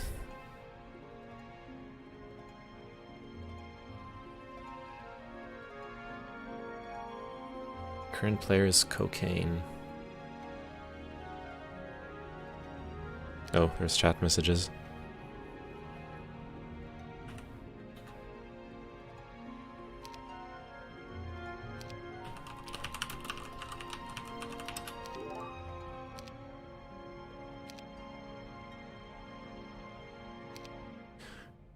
You have to get on advanced settings. What? Oh, that was like 8 minutes ago. Never mind. Oh, I see what he's doing.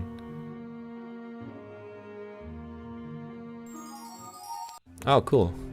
It's already got an underground. Lords of the Underground. Doo-doo-doo.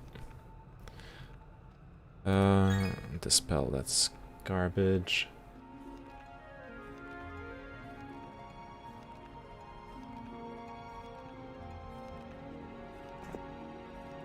Oh man.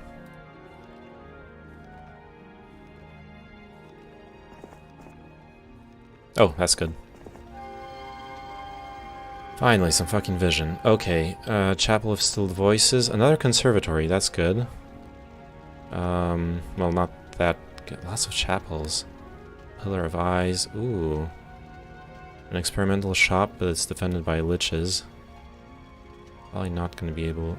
And they're defending a spell scroll.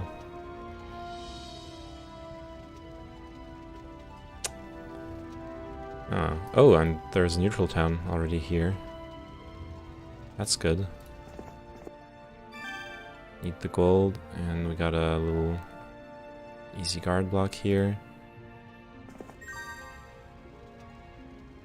Might as well pick up some gold on the way, I need it. We're gonna have to backtrack anyways, so...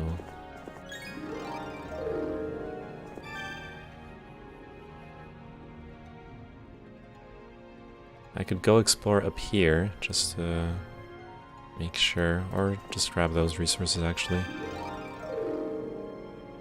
Yeah. That's fine. Yeah, this is gonna be a slower game. I'm not gonna make it with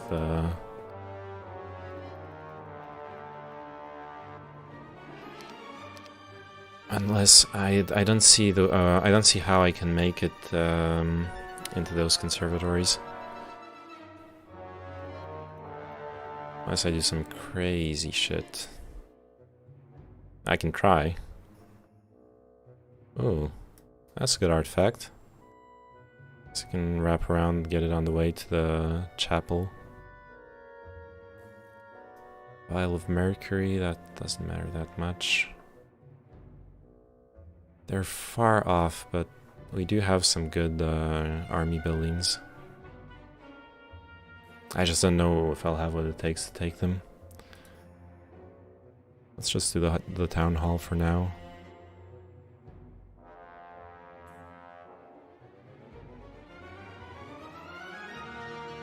Yeah.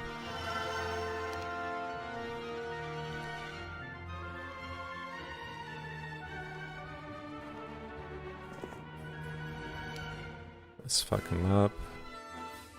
Do I accept that? Yes. Let's just get the XP. I don't want to waste my movement on this, but it's okay. The other players aren't going to be that much more efficient anyways. Advanced navigation, that's not very useful, but it's a faster unit than what I've got. Yeah. Yeah, I need one more hero, actually. Discord has decided not to recognize my mic. RIP.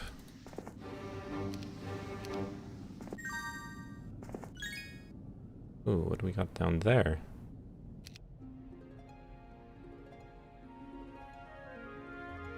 Damn, Arksats is saving up the time.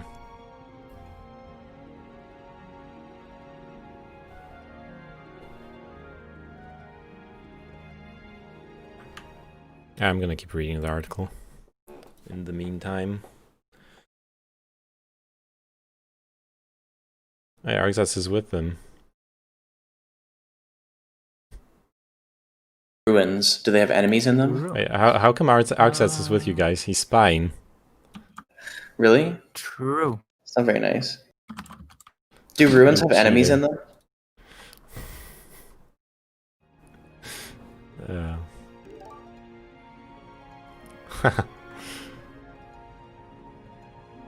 I imagine there wasn't. They were just like asking questions about the game. I don't imagine there was anything like really bad you were listening in on, especially at this point of the game.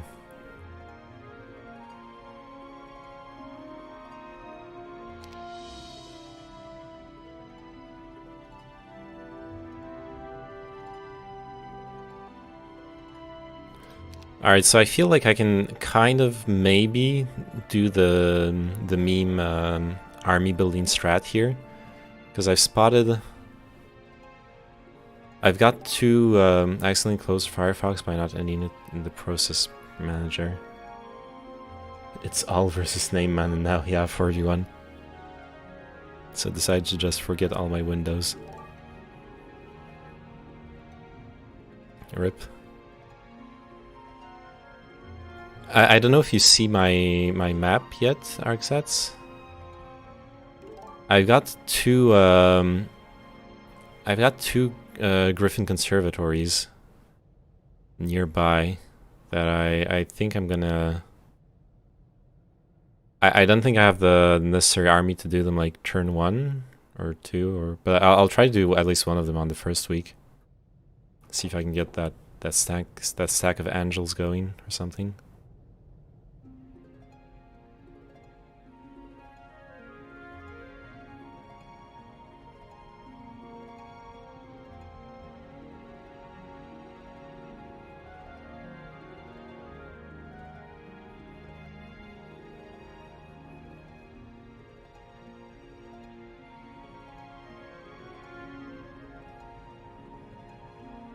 Actually, I'm saying that, but the main armies I can get here until I take the conservatories are Medusas, and they don't actually help me that much in this situation. Maybe I should do the Wolf Raider Picket first. Actually, that won't help me that much either, because that will give me Cyclops, if I recall correctly.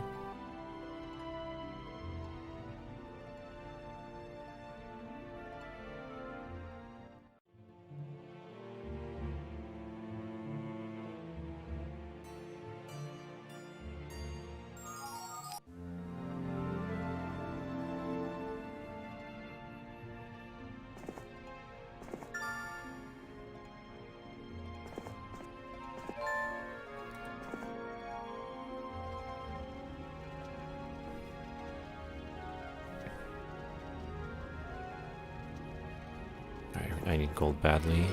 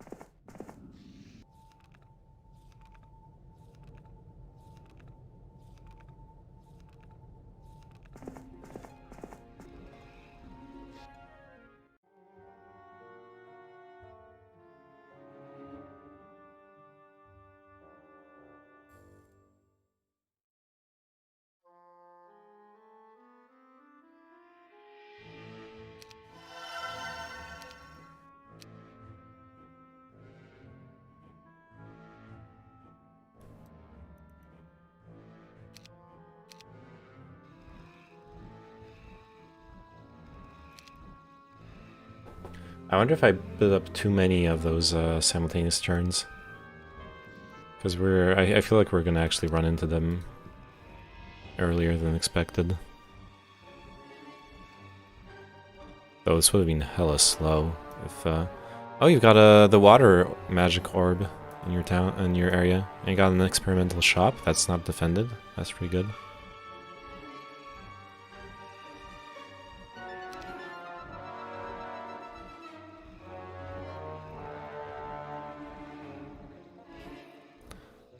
Water magic orb, what am I gonna do? Summon a ship on them. Yeah, it is the most useless magic.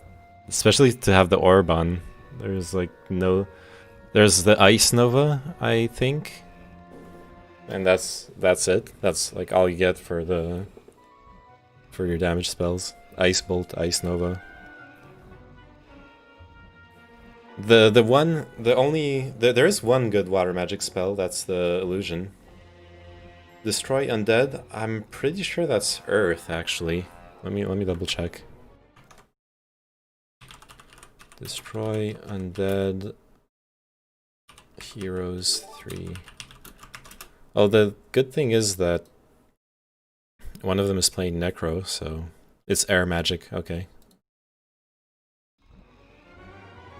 It's air magic, I was wrong. Wonder where this green two-way monolith goes. Maybe I can like go and steal one of your towns right away with the monolith. Oh no, the monolith goes to your home. It connects us. We are connected, ArcSets. I could come and steal your churchyard and shit.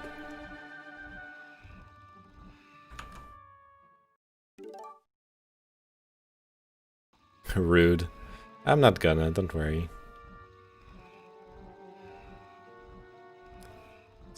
It's gonna be yours. I might come and steal that experimental shop though. I want some of those titans. And you got a second experimental shop underground. That's just defended by goblins. That's easy access. That's really good actually. Maybe you might make a stack of titans. Because I have an experimental shop here, but it's defended by 10 to 19 liches. Not quite the enemy I want to fight at this point.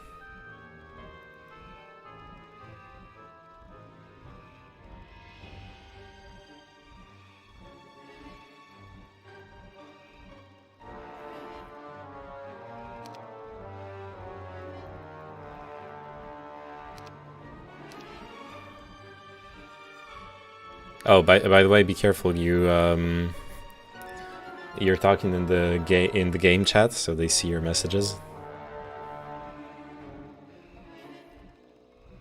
Now they're the ones spying on our secret communications. Wait, who is blue and orange?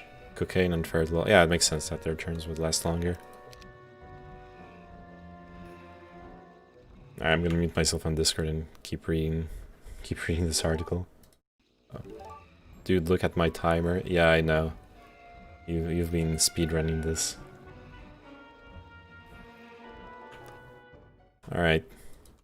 The third and final priority of a Great Reset agenda is to harness the innovations of the fourth industrial revolution to support the public good, especially by addressing health and social challenges. During the COVID-19 crisis, companies, universities, and others have joined forces to develop diagnostics, therapeutics, and possible vaccines, establishing testing centers, create mechanisms for tracing infections, and deliver telemedicine. Imagine what could be possible if similar concerted efforts were made in every sector. Fourth Industrial Revolution. This sentence, the third and final priority of a Great Reset agenda is to harness the innovations of the Fourth Industrial Revolution. I remember reading some like conspiracy theory stuff that reads like this. And in the fourth age of the alignment of the three stars, there will come a great the priority of our energetic transfer will be... Okay, it's my turn. What's this glistening? It's gold. All that glistens is gold. Oh, another conservatory. Interesting. Alright, you're gonna grab me some medusas. Grab me some more gold. Some resources on the way, and I'll need those reinforcements. Here, I couldn't buy 2 of those.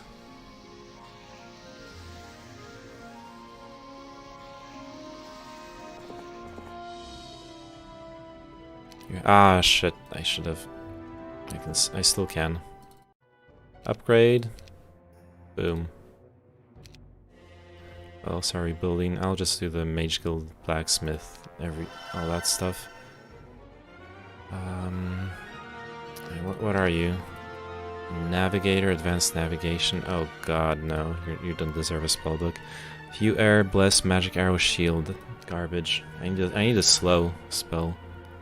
Do I research, actually? Do I actually research? I mean...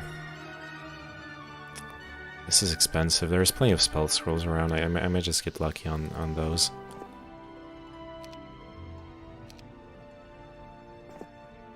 Alright, you can...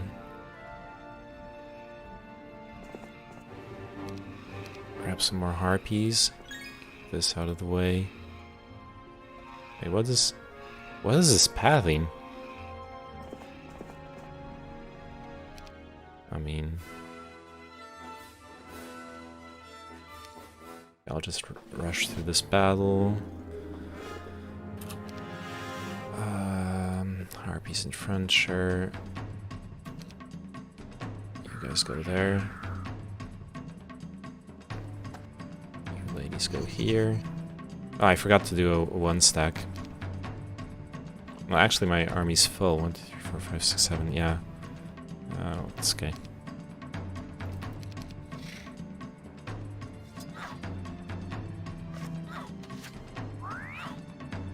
Nice.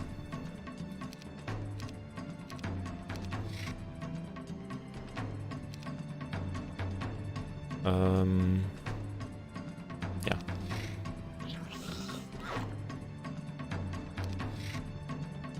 Alright, you can finish those off. That way they're finished off. You're not gonna eat the retaliation here. You're gonna eat the retaliation. That's perfect.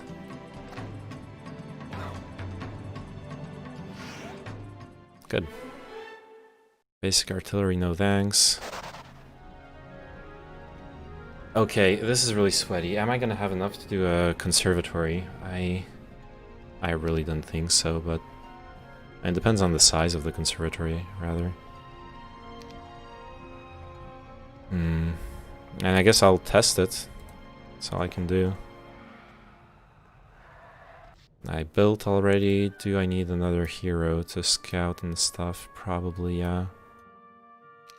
And I don't have any more fast units to help scouting. Maybe if I... Oh, and I could give a ballista, actually.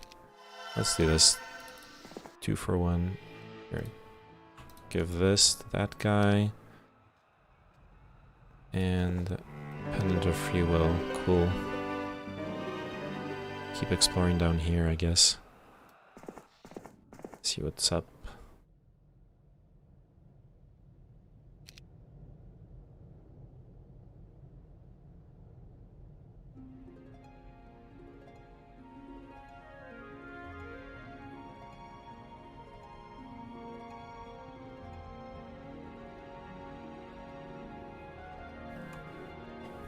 Okay, this conservatory is pretty much going to be make or break.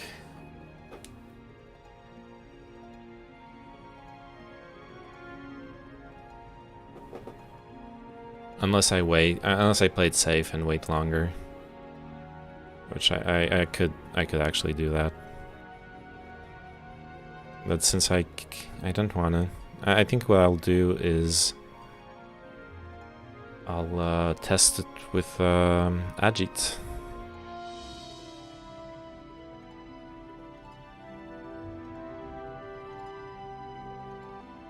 And I'm gonna get extra Medusas, not that they're gonna do that much good, really. Considering the composition of my army.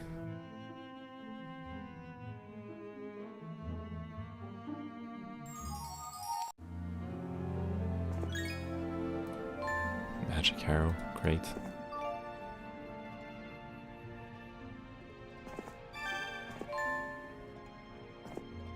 Aw, nothing here.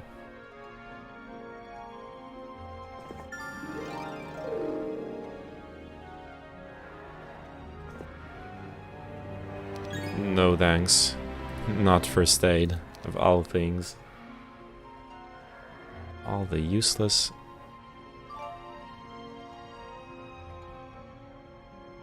things you could have given me. View air, great. That's a good one. Alright. Ajit, your sacrifice will not be in vain. Holy shit, no, this is a level 4 conservatory.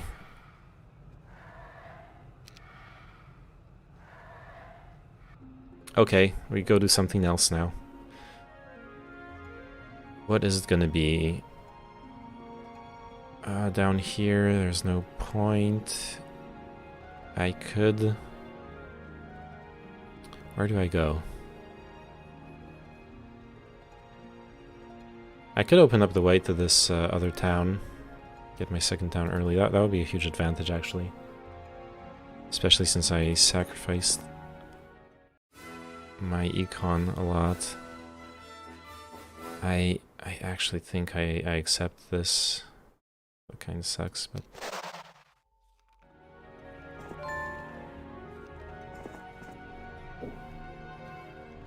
no. I'll just grab the XP and see if I can do this experimental shop. It's not a good start, but it is what it is. Let's grab the spell scroll. Get it over with. Shield. Bloodlust. Oh. Shield of Naval Glory. Mercenary Camp. Oh. Legs of Legion. Oh, and Churchyard. I can actually do a Churchyard.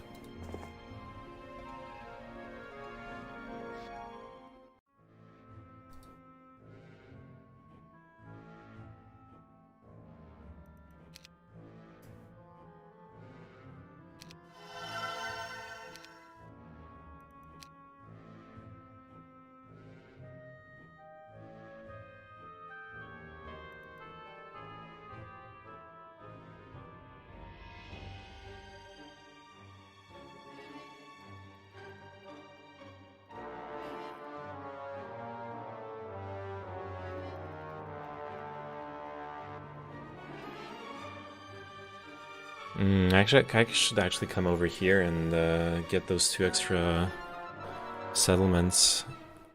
I think that would be the big play.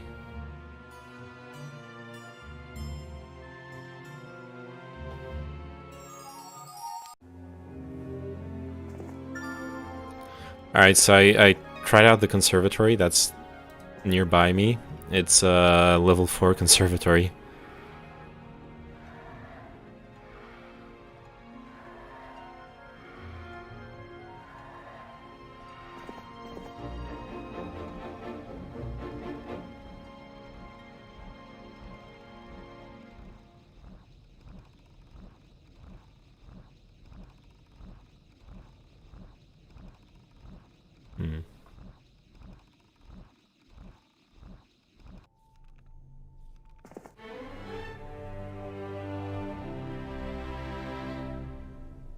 Actually, I really like the advanced tactics here.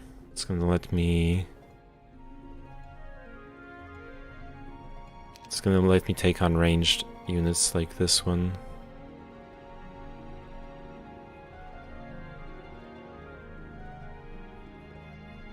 Do I go for the treasure chest too? I've already committed to this. Okay, I need to bring heroes and set up a chain to be able to go clear that area over there with my army next. I think that's gonna be the play. I'll get the treasure chest first. Ugh. Okay. That wasn't very good. I was hoping I could take XP. So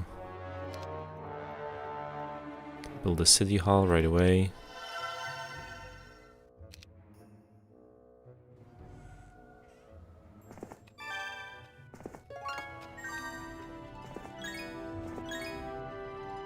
Okay. Gonna need those 2 heroes to set up my my chain. You go, come over here. And you come over here as well. Actually, oh, this guy comes here, and then I can do something like go here, go back. This guy ferries units over here. I have like 15 gnomes. Show me your gnomes. Who are they on? In my base, I have literally only gnomes. Oh, I didn't see them yet. It hasn't, because of the simultaneous turns, it hasn't updated. By gnomes, you mean halflings, right?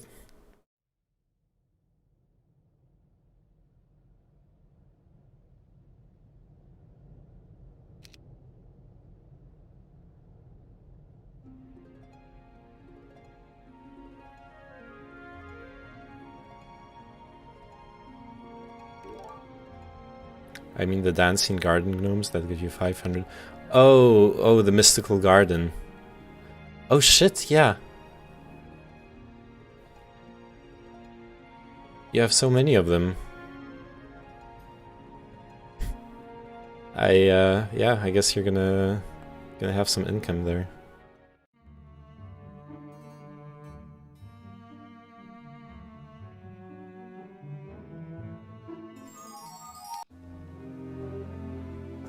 This guy's...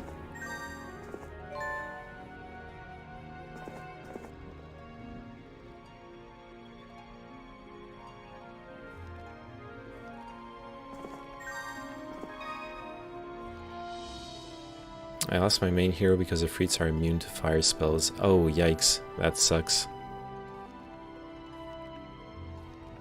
Are Manticores good?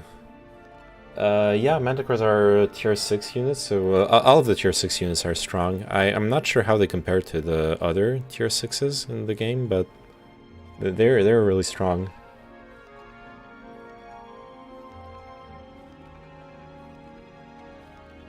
Alright, this is gonna be tough.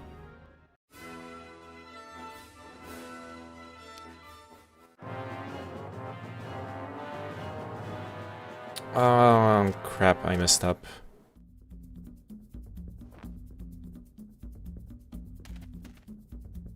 I actually have a garbage army for this. I'm gonna lose so bad. Death Cloud attack. I cannot.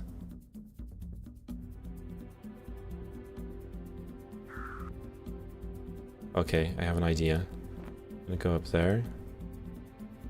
Let's stand right here. Gonna go... No. I'm gonna go here. I'm hoping the Death Cloud will bait the AI into shooting over here. Oof, 7. 1, 2, 3, 4, 5, 6, 7. Oh no. It's gonna be bad. Unless I get a morale proc. Oh yeah, it worked. The bait strategy worked. Good. Oh, and I need to focus the stronger ones. So much for my harpies. So much for my troglodytes.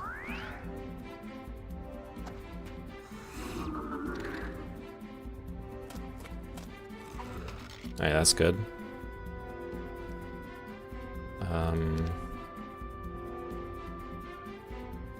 I feel like I just jump over and I'll attack. Okay.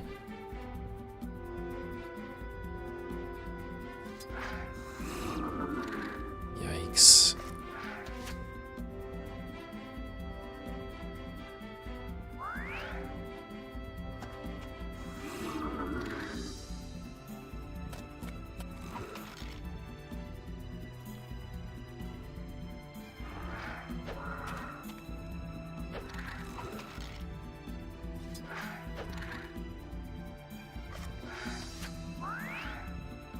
Oh, come on. Stupid dwarves. I lost way too many of those. I'm gonna die now to the experimental shop. God damn it. That was too greedy. I mean, I wanted to try at the same time, so... It is what it is. I mean, we will see. Get some gold here. Curse, that's not very useful for me.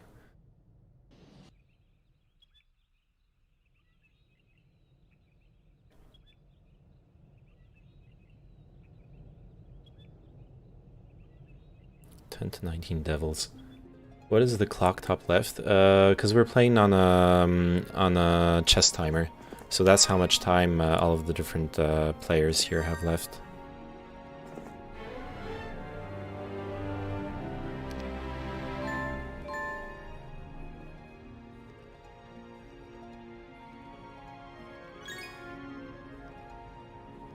Let's check this shrine. Protection from water. This one, cure. More useless spells, boggies. Alright, day 7. There's nothing useful I can actually build. Oh. I guess troglodyte production. Unironically. 2% bonus to creature growth.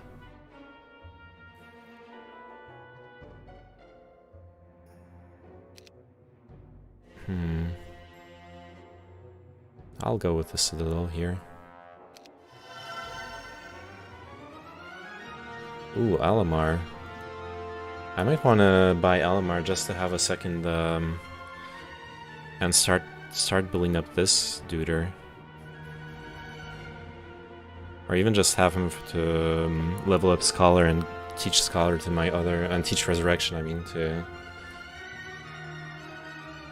And we're at the end of the week. The only issue is that I'm not going to have much gold left. I'm going to have 2,000 income, and no one's in position to pick up more gold. I'm kind of running out of what this map's offering me. And I'm dying to...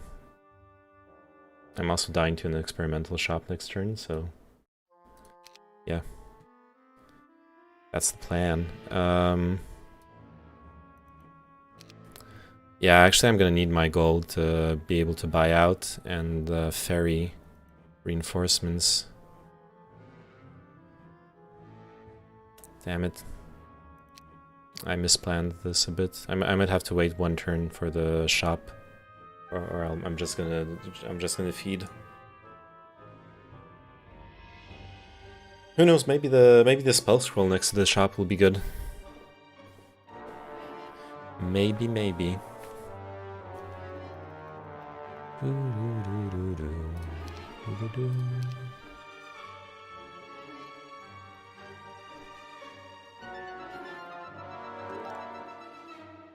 I got a spell scroll. What does it do? It was protection from fire. Oh, that would have helped against the Ifrits. Sold it to some Ifrits, yeah.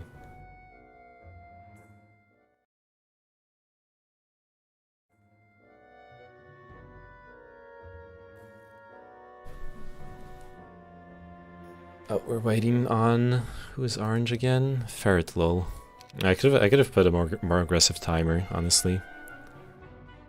You're at 40 minutes saved up for the late game. You're gonna have like an hour and a half by the time you start needing this time.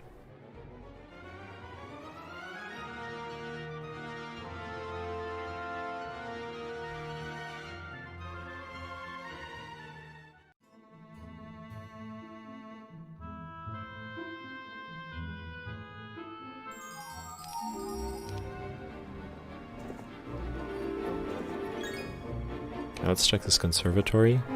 Oh, it's a small one. Ah, snap. Okay. I know what I'm doing. Week of the Ferret, lol. Good one.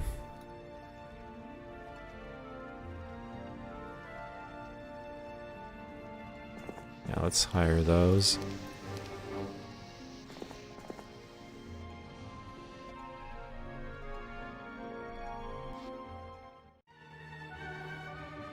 Oh, come on, harpies.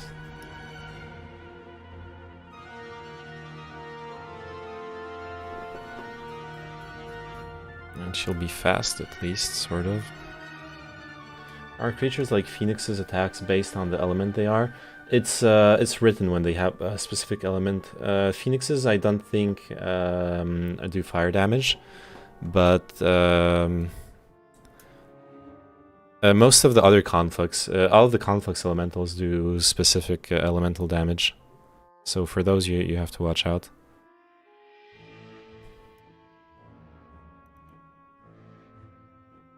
Yeah, I'm thinking...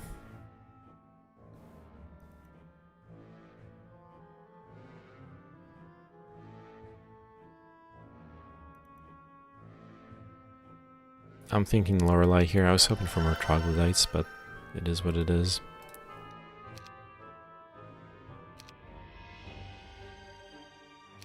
Alright.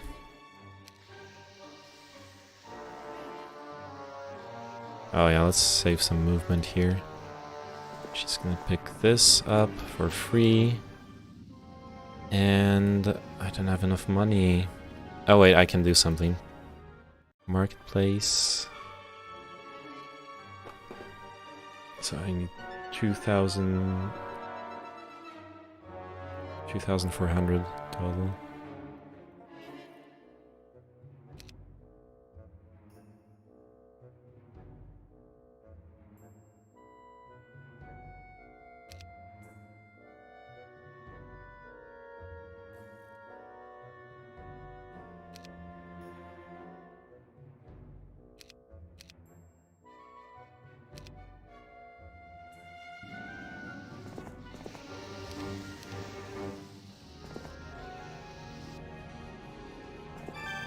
Magic mirror.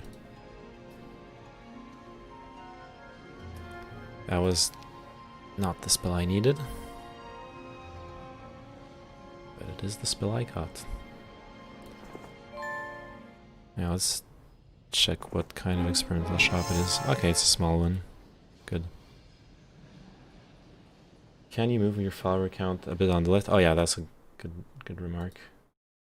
Let me fix it. Too much selling out on this stream. Okay, Ajit is doing nothing. He's useless fuck. Learn 4th level spell. That could be a good one. Meteor shower. That's not bad. Not amazing either, though. Oh man.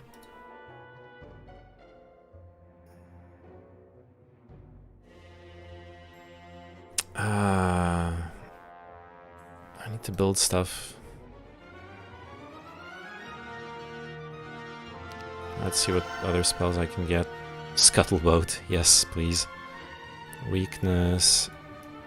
Lightning bolt. It's all bad.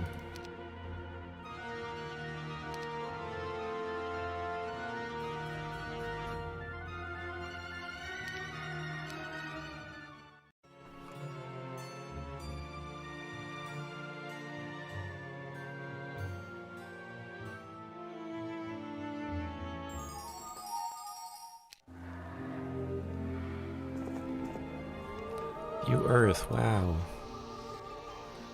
Alright, so you're carrying Medusas and a bunch of Harpies. Upgrade those Troglodytes.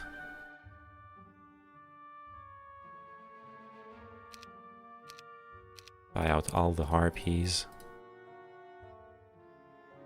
Good.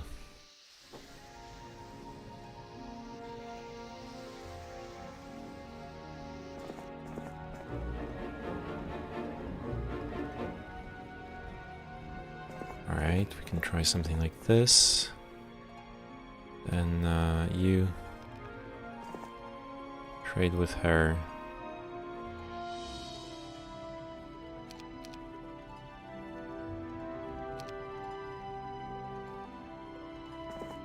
Get over here.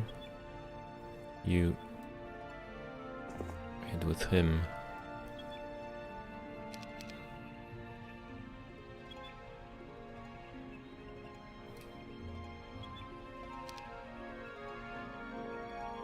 Then get over here. Nope.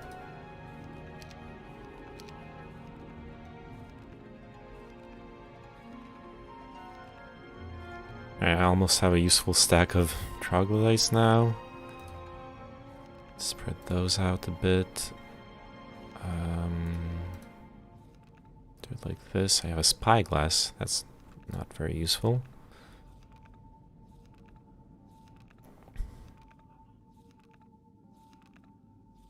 Alright, I think this is the best I can do for now. Wish me luck.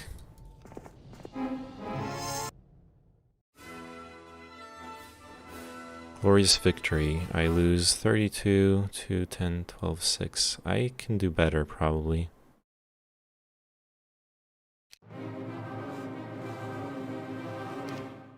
Oh. Damn it. I didn't want to wait. No.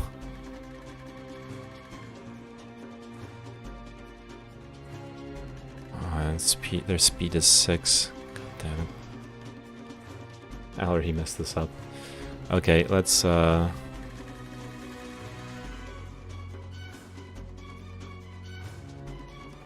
try to block him, maybe. It's not gonna work.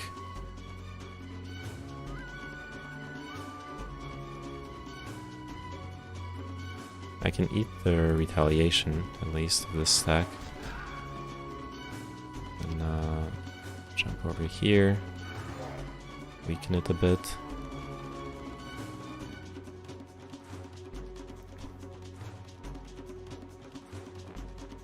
Try to protect my troglodytes as much as possible.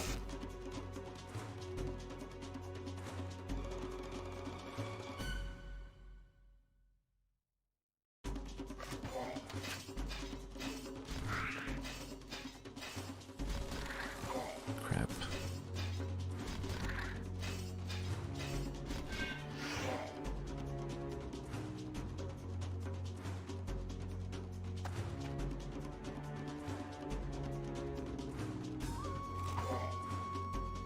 At least no retaliation from them.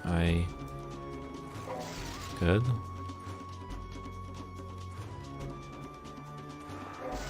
Good. Oh, crap. I have to protect my trogs. I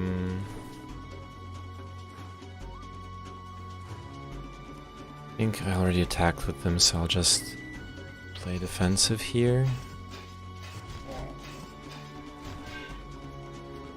And now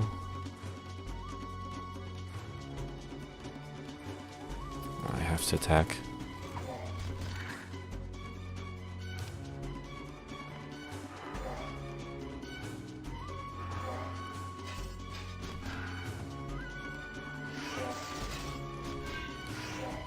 Good. How many of those are? 10.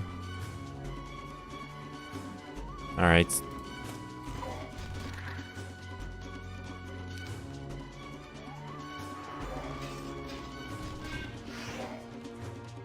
I'm not even sure I'm beating the AI fight here. God damn it.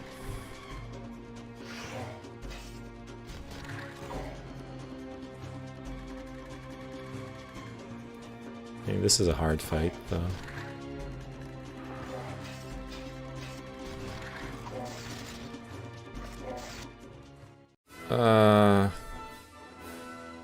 Oh, turned out roughly the same as what I already done.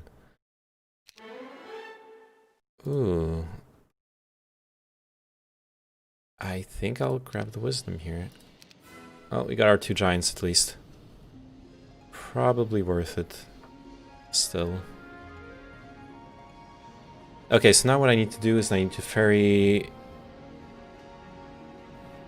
I need to get my hero here, actually. Do the conservatory. Get me some angles.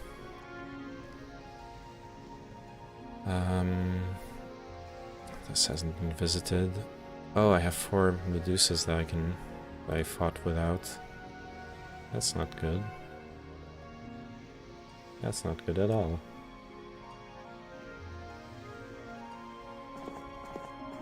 Rip.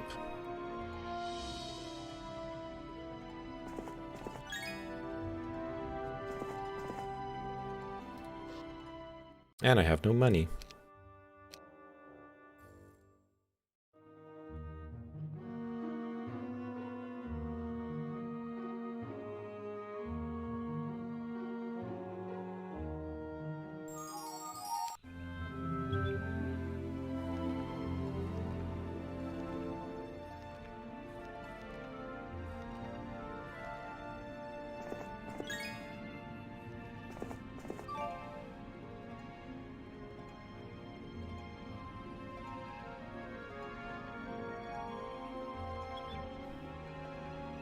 Elmore, you have Medusas for me.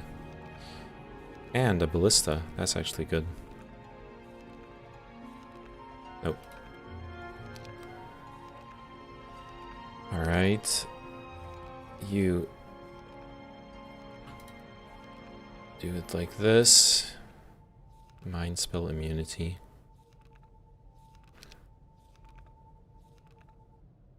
You are not in a very useful position. Here, grab those resources. Check out the obelisk. Ooh, it's underground. Let's see if we can find it.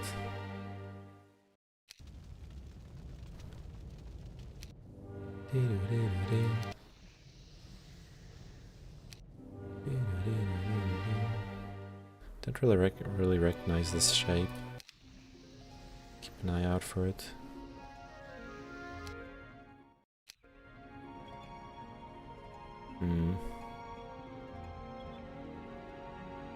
Maybe over there?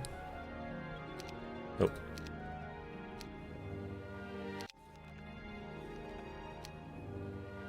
Oh, it's almost something like this, but a bit with some more stuff going on there. That's fine. Don't really need to find this right now.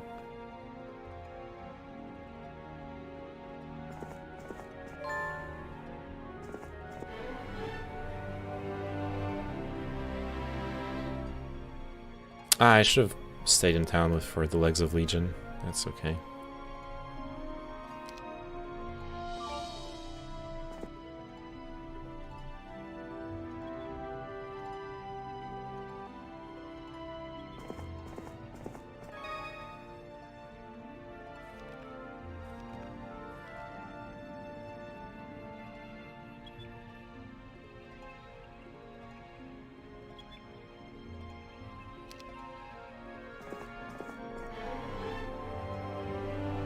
Yay, intelligence. Just go grab this. Yeah. I think this is going to be the play. Scuttlegoat, great. I should have hit up the Garden of Revelation while I was here. It's fine, I can hit it up on the way back out.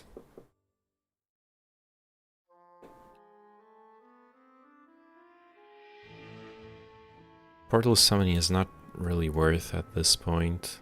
I'm not doing that much. Thinking...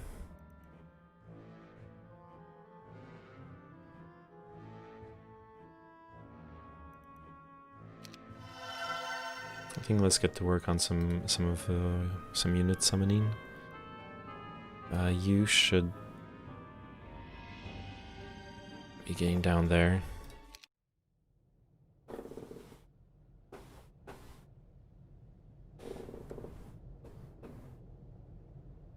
Oh snap! Arxas is actually 10 taking time for a turn for the first time in the game.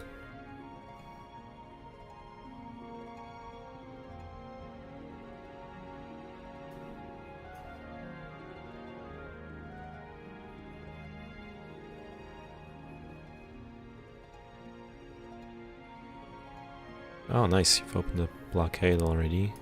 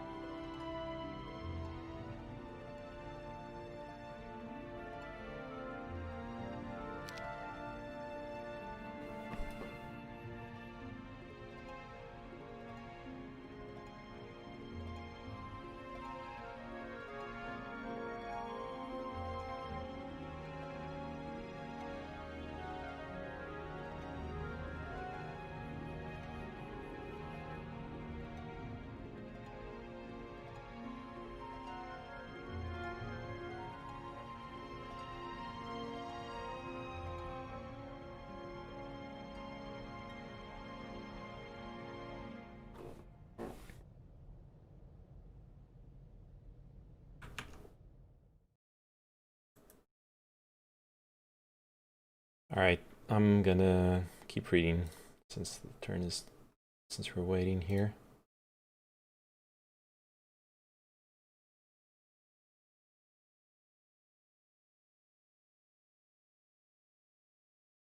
Keep on reading, poggers.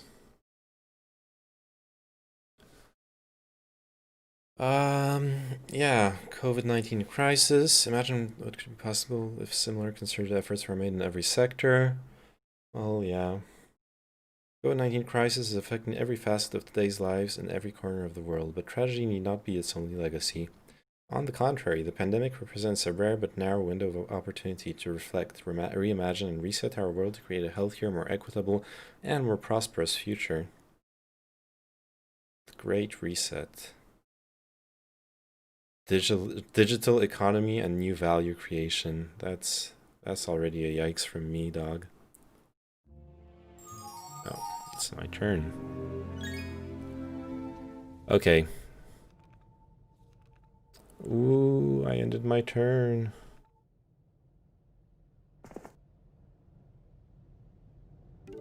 Do I take this fight? And it was immediately my turn again. Yeah, you are the last one. For like the first time.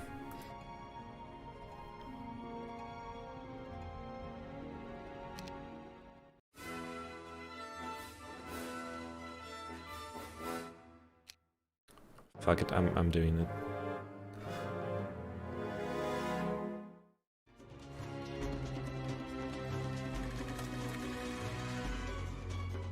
Do do do do do do do do do do do do do do do.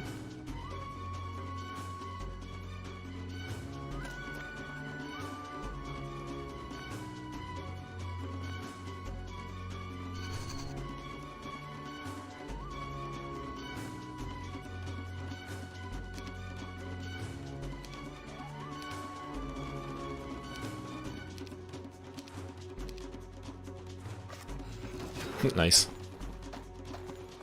How did the AI manage to lose units on this fight? I didn't get it. It's so bad. Okay, I need the gold. Alright, wish me luck.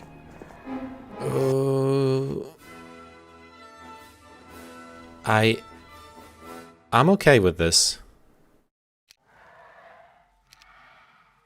All that for one angel? Yeah, I'll take that.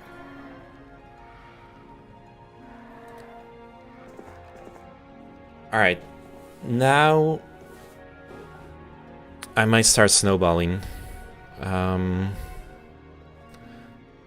the game really values level 7 units. So if I keep on stacking them, it'd be really nice to do this conservatory and get more angels, but It'll be a tough fight.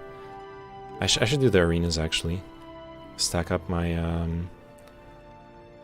attack for my offense. Yeah, that's going to be the play here. The Garden of Knowledge would have been really nice. Ooh, basic logistics, yes please.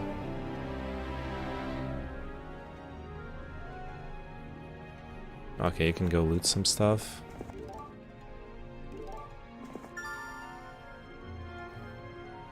Wait, what happened, Arxats? What's going on?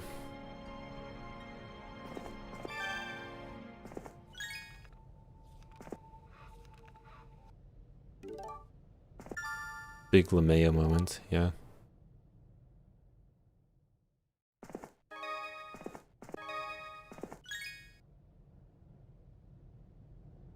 Rip that lead, I guess. Oh no. Are you throwing? The auto combat won a battle for me, but then I lost it manually. Oh no! You managed to fuck up the micro. Rip.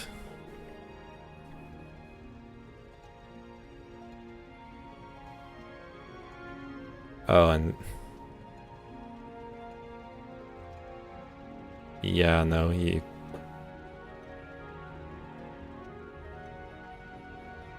don't get to choose again.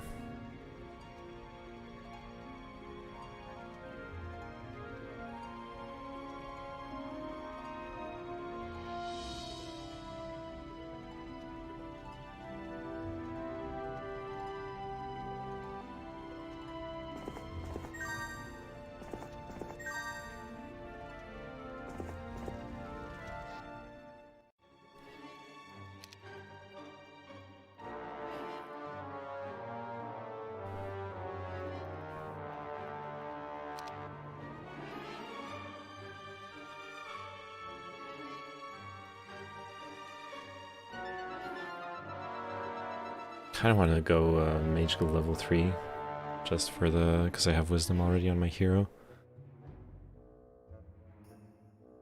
Also gonna need a Pearl of Summoning at some point. Oh, let's just get this out of the way. Gonna want the Capital as well.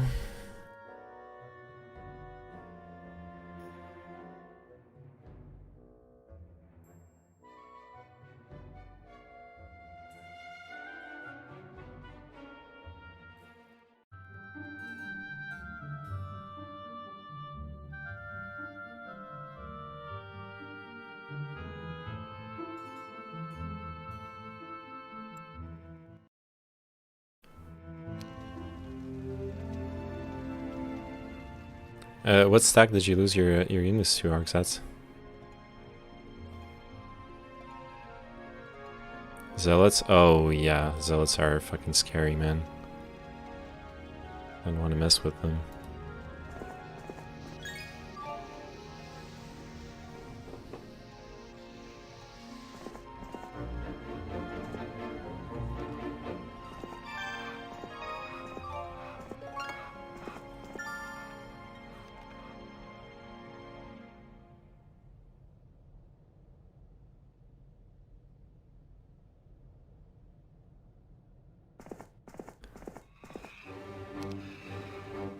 Yeah, let's buy those.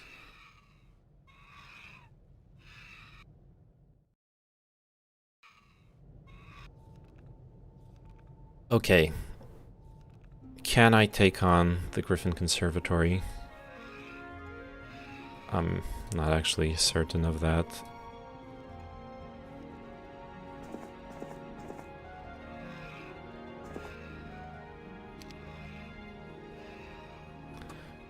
Alright, this is scary. I want to do it.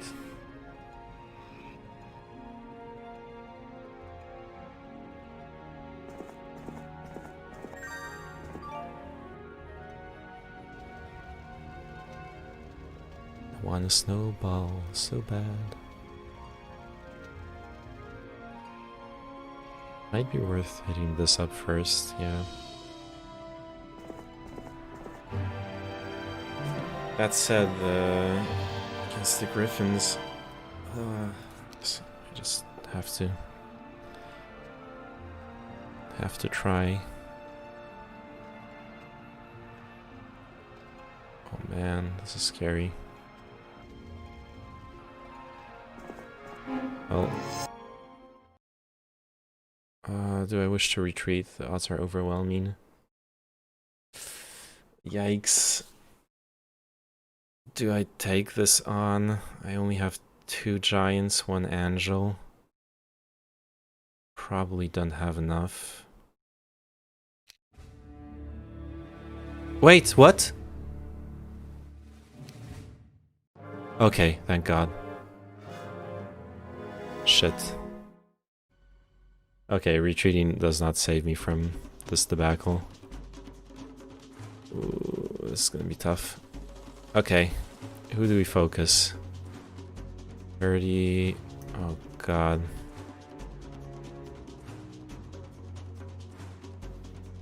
Okay, we need to focus the... Those guys have 7 movement. 1, 2, 3, 4, 5, 6, 7.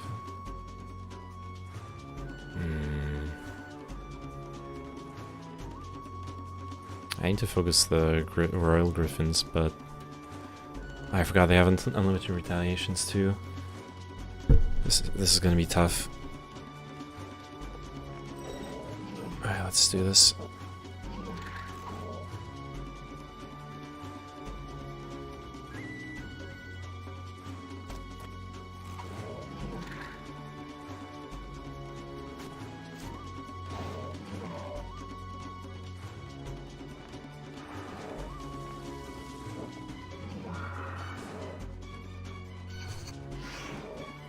Oh shit! That's lucky. Oh, not that lucky. Oh man, oh no. Already lost the... Oh no. I already lost 1 giant. Rip my semblance of a lead. I guess if the Medusas keep like turning people to stone, I might... Okay. I might just die. That's what I might do.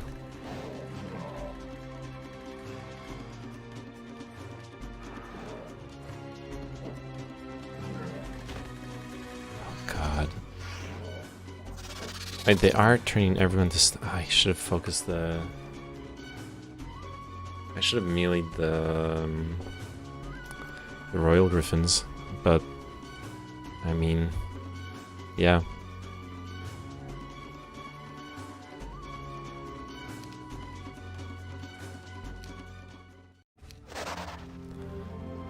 Well, that was fun while it lasted.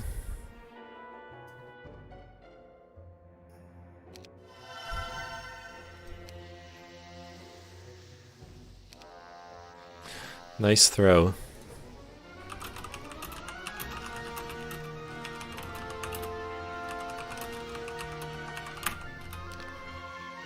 Okay, note to self. Level 4 Griffin Conservatory.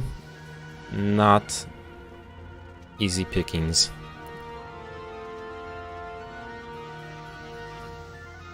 Should be a bit more careful with that. But hey, you live, you learn. Life goes on. Can I do anything useful on the map? Since I guess I can send him down here, see if I can loot some more stuff. Ooh. Yeah, I can hang out here.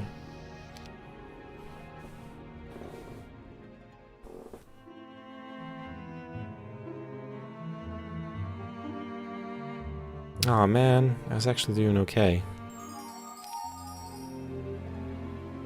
Keyword was.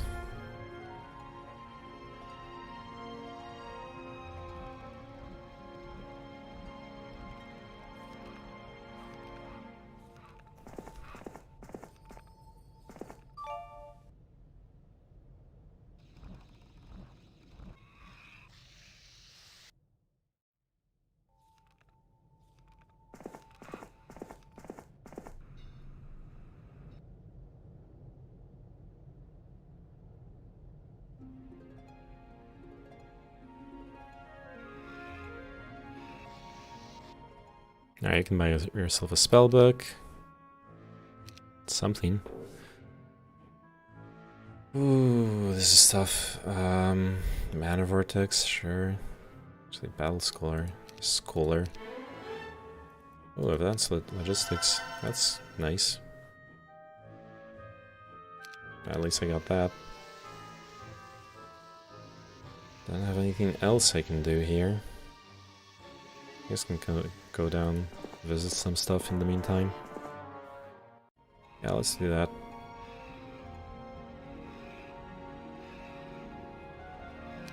This portal goes up here into zombies. Not gonna fight those.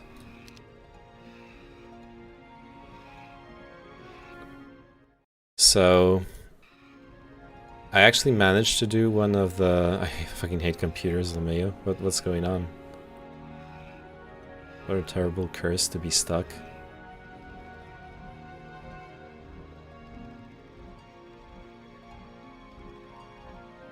Disinvent computers.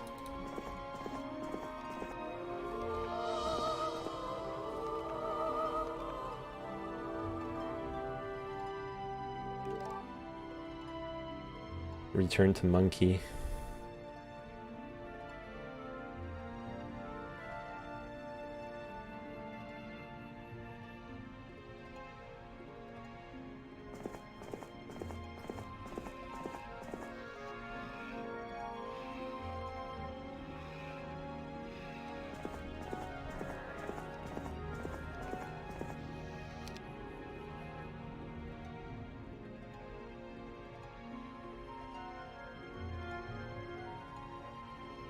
Alright, my fallback plan.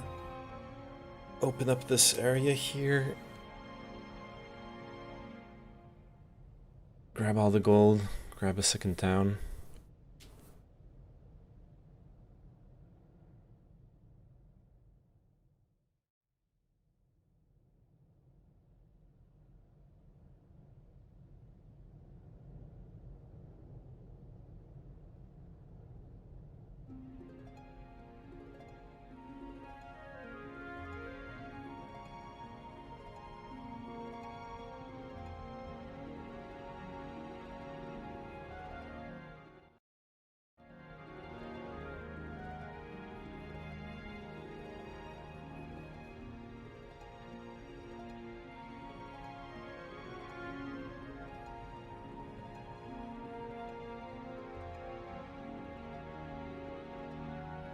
Oh, my camera's dead.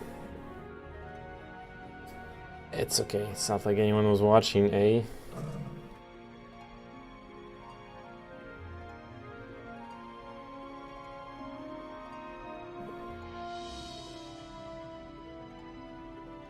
Wowie.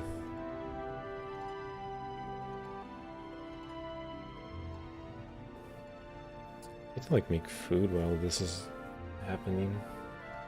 Actually, I should have ordered food 2 hours ago. That's what I should have done.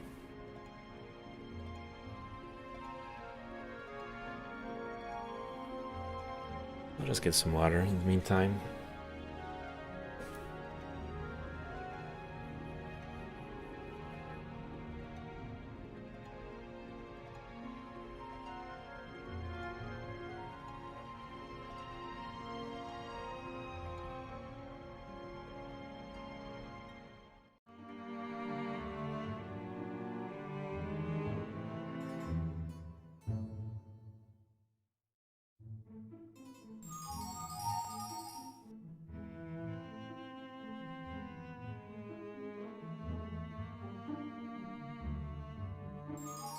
In hindsight, I feel like if I had made 1 stacks of those Medusas, I could have maybe taken that fight on. Probably not, but possibly maybe. Horde of Skeletons, Gorgons defending, Crown of the 5 Seas, and an experimental shop. Is there even water in this map? Oh, there is.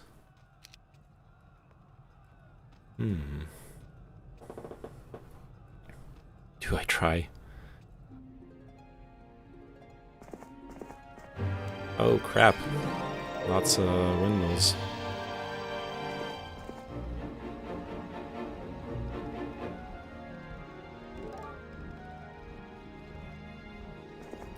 Oh, my tabs are actually gone forever. RIP. Okay, you can just wait here. You can't do shit down here, so you're gonna go... Gonna help set up a hero chain. I'm gonna just check this out. Magic arrow, great. That's exactly what I needed.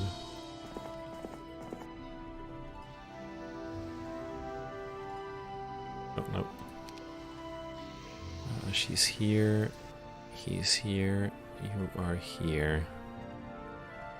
You are gonna go back up. You're gonna start off here, actually.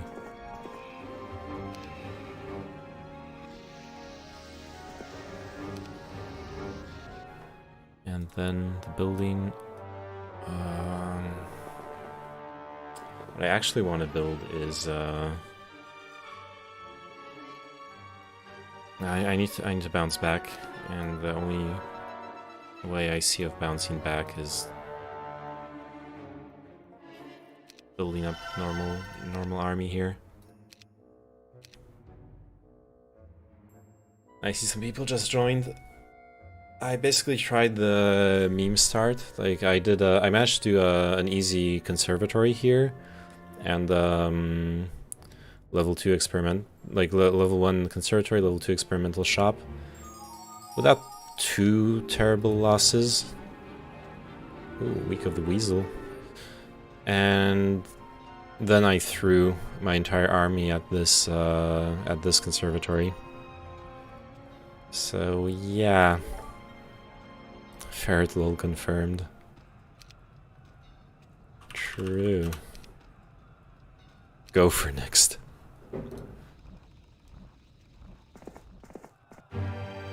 I'm just gonna pick up the...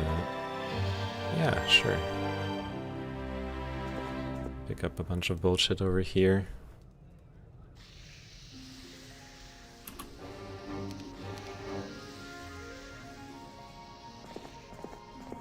I should have hit up the windmill first. That's okay.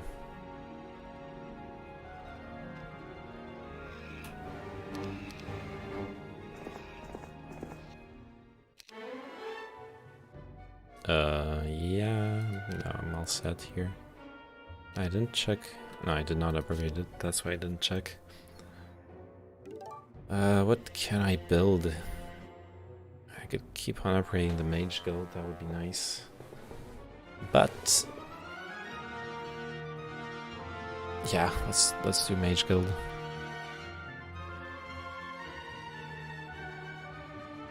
I really need to save up money though.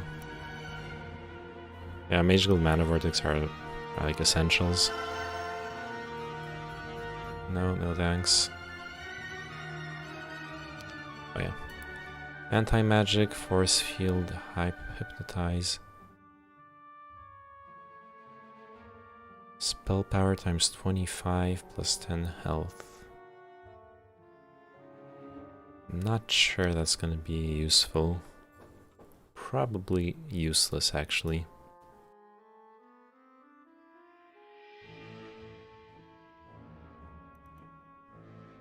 Probably a waste of time and money. Okay, what do I do here? I could sell a bunch of resources actually. Try to buy out.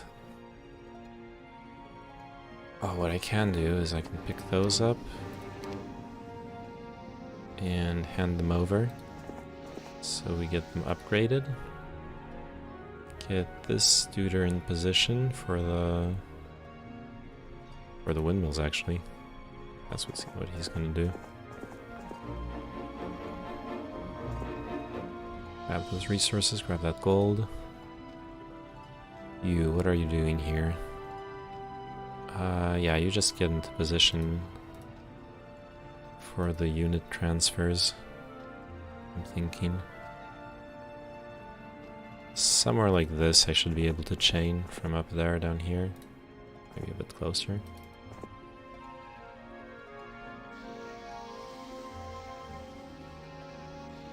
Yeah.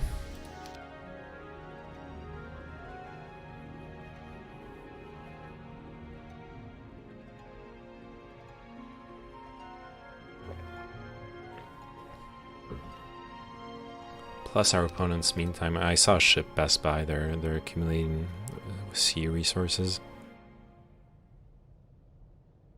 I don't know. This ain't looking good.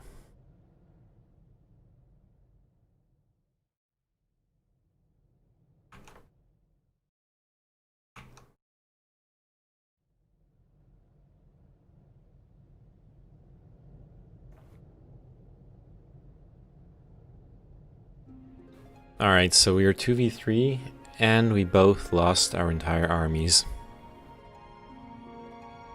So, this is gonna be a tough game. That said, we wanted to challenge, didn't we?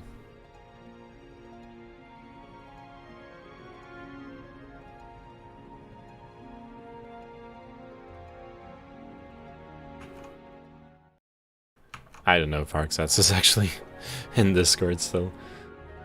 Ooh. Map created by the random map generator. Template was 2SM4D, random seed.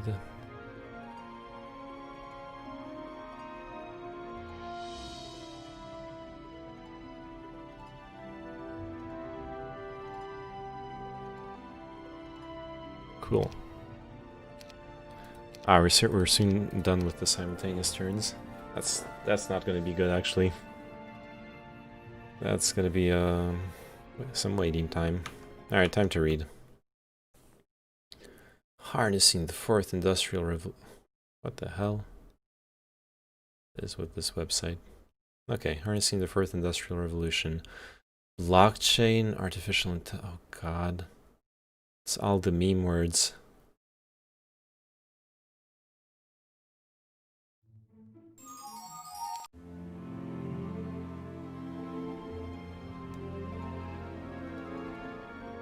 Uh-oh. Uh-oh. Spaghetti-o. I need to get the fuck out of here.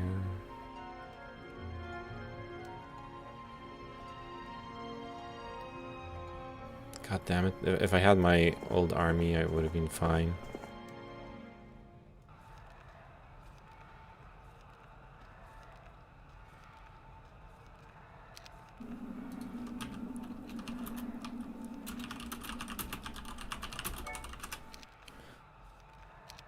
Oh god. The problem is he doesn't realize that's not my scout. That's my main hero. That's the actually sad part in all of this.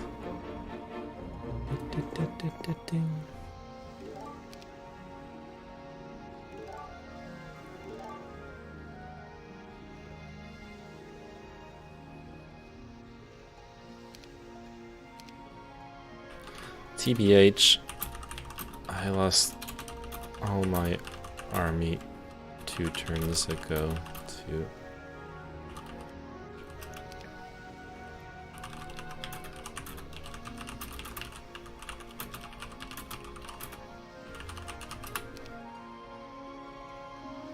Lost to a 3D twice. This is a pro player situation here. Every single one of us has fed their entire army to some bullshit. Okay, I need to buy out here. How do I do this? Oh no, not like that.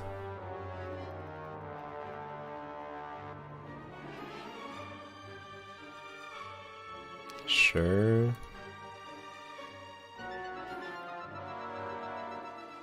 Sure.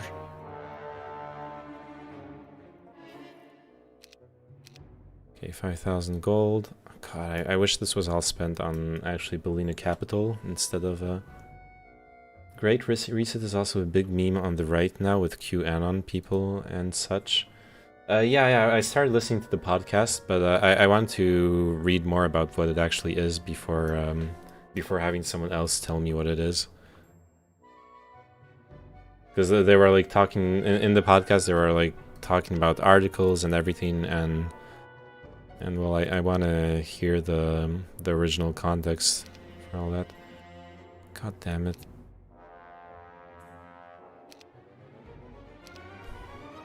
This is so bad. I'm just selling more resources. That's what I'm doing. Who needs an economy when you've got the Great Reset? This is the Great Reset happening in game. I reset my army.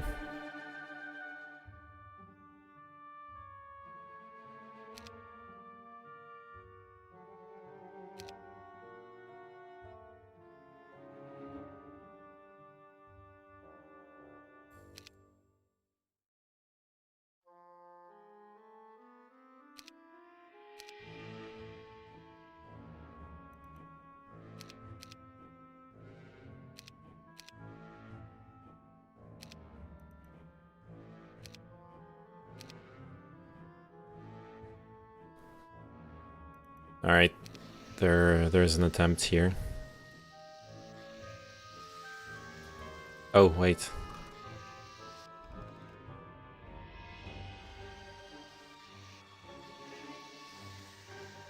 I should be able to do this.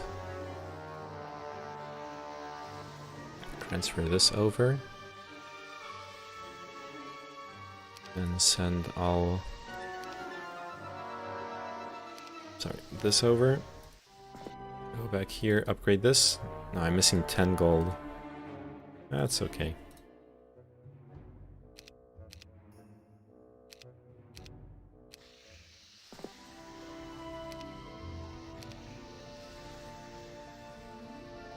Alright, so now...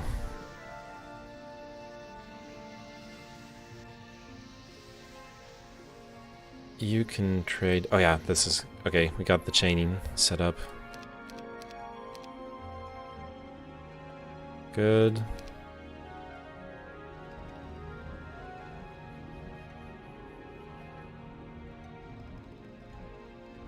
I want this gold. And get the fuck out of here.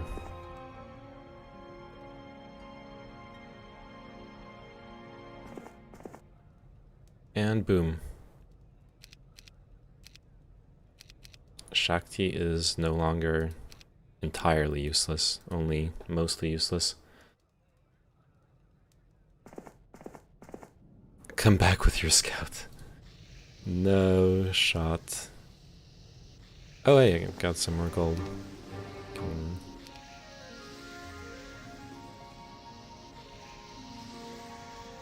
Try to... This is Elishar, he's out of movement. Gurnison has a little bit. Can he reach? Not really. That's okay.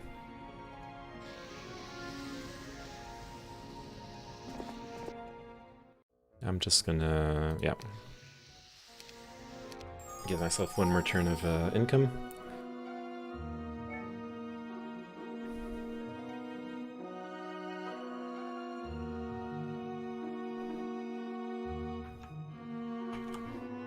Alright, and right now I'm just fascinated with this graph.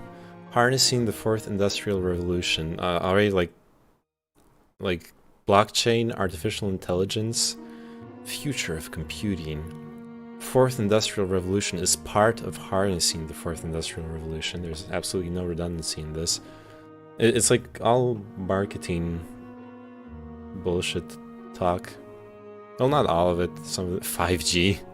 Spooker Z, 5G and drones, quantum computing. They're hitting it. They're hitting all of the keywords. Systemic racism, peace and resilience, LGBTI inclusion, and those are good things. But it's just in the article I was reading, they were themselves criticizing the fact that in the past only lip service was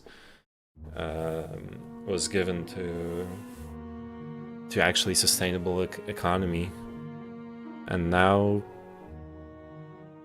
they're doing the same. Oh no.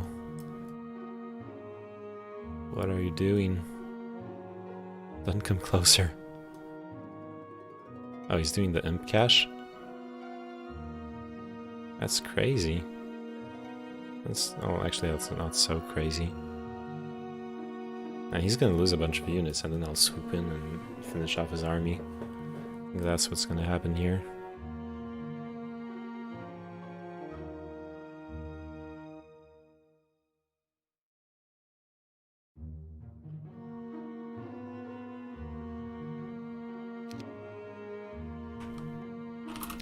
Are you gonna...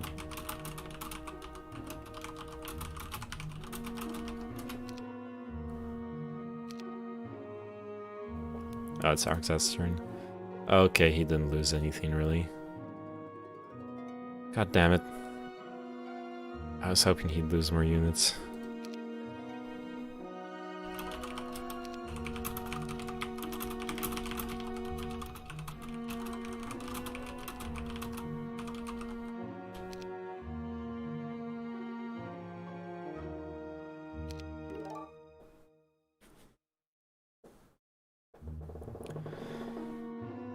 Can I attack him next turn? Maybe? Probably not. I've only got up to level 4 units. God, I went too greedy.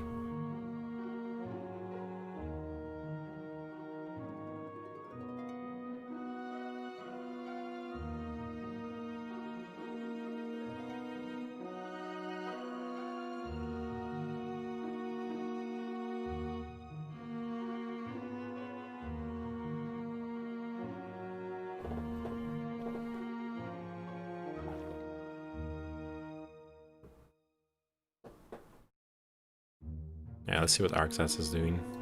We can actually watch his turns now. Now that we're no longer simultaneous.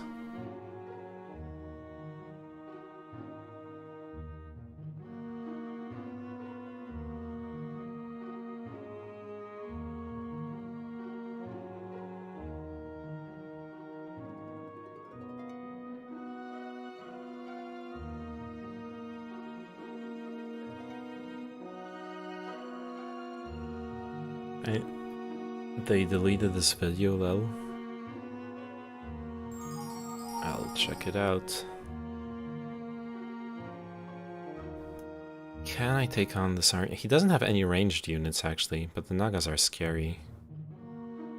The Nagas are tier 5 or 6, I don't remember.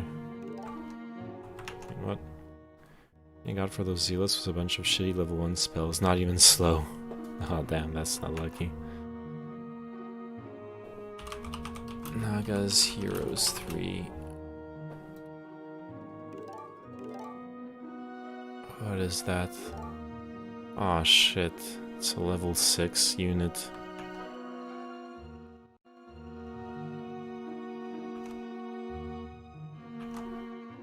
I mean...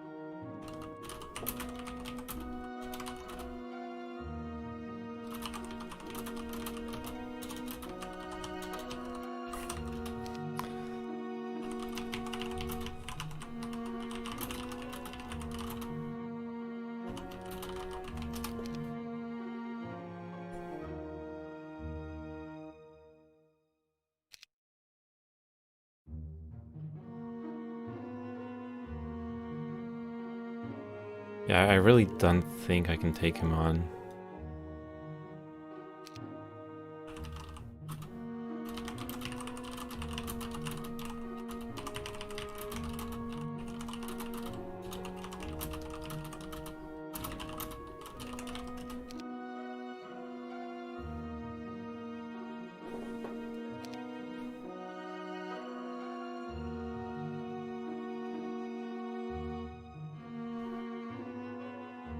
think I have to run away from Fafnir here.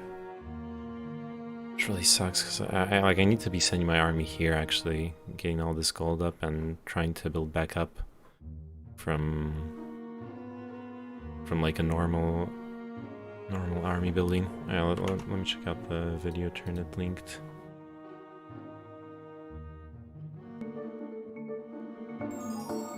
Oh, never mind.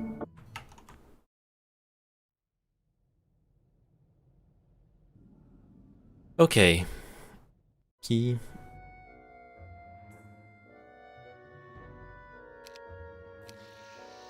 I mean, his army's weak on... Oh wait, he's no longer got any level 1 units. Interesting. Oh, he's only got some genies and some nagas. I can actually fight him. I'm doing it. I'm risking it all.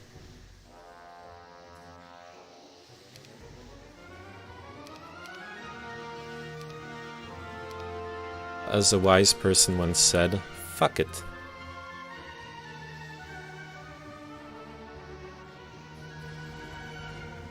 I'm going all in.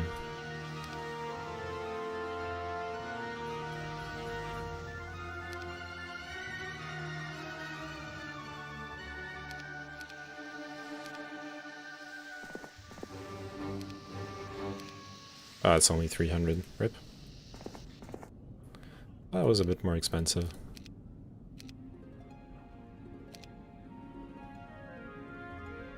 No, not the right guy. Did I give my army to you? Okay.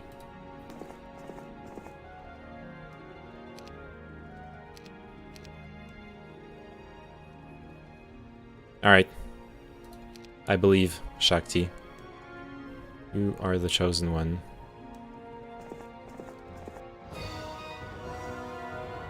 Fuck! I forgot to split my units. God damn it. I'm an idiot. Okay. Doesn't matter.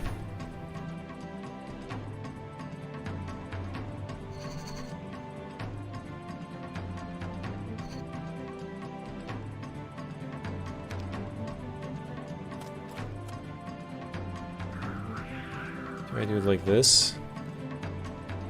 Eh.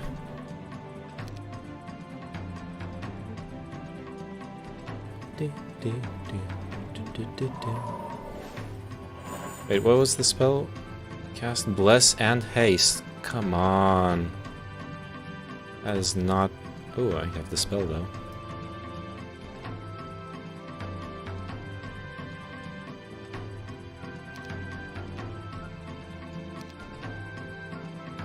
Oh, from a friendly unit. Never mind. That's not gonna do anything for me. 35 points of damage, that's not gonna do anything for me either. Well, I guess I can zap the golem once it comes over.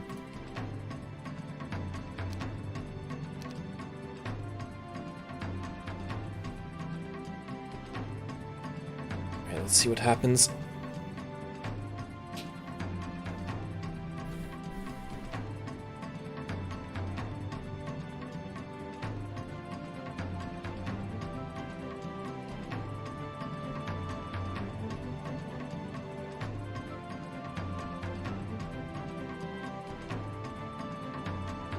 Is it worth blessing them? Maybe.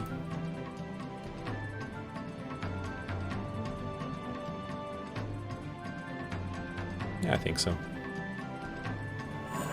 I need to do work on those fuckers. Yeah, that's good.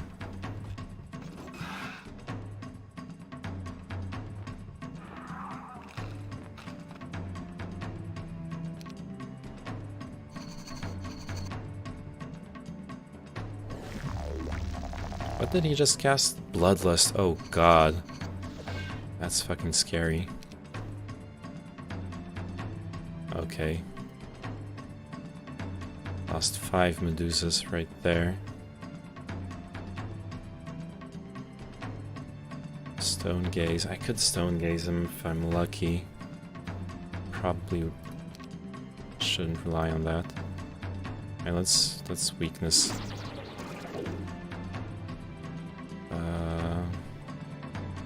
Yeah.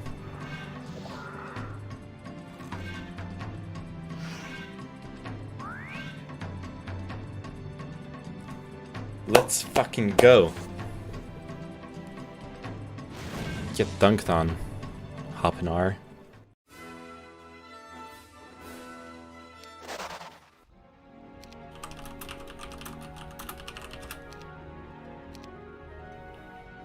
Sorry. I'm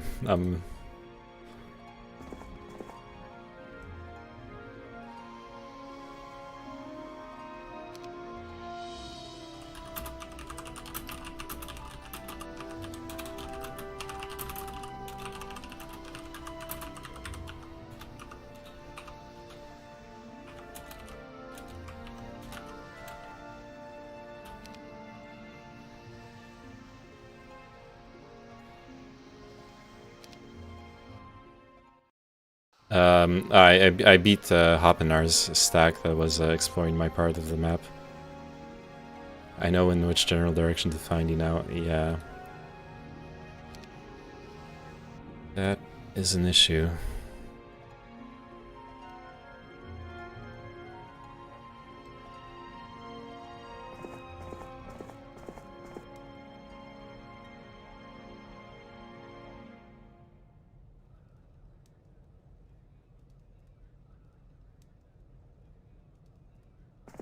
Okay, I need some artifacts here.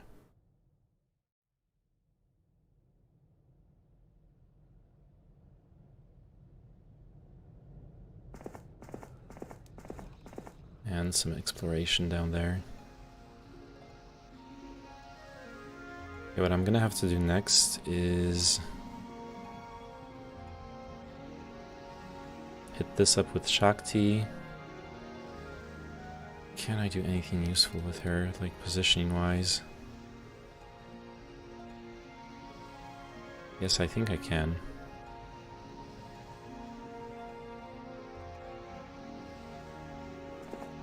Maybe like get the churchyard in the same turn, something like that.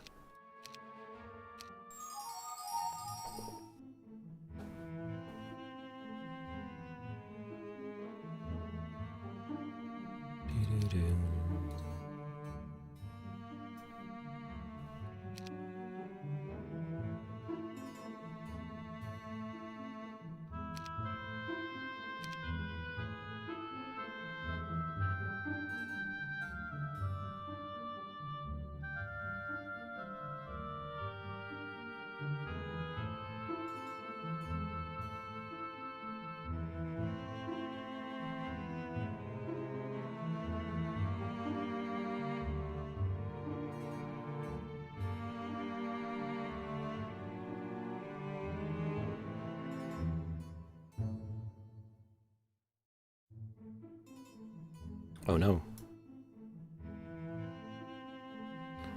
Cocaine's got a scout in my territory now. I need to go over there, take care of him fast.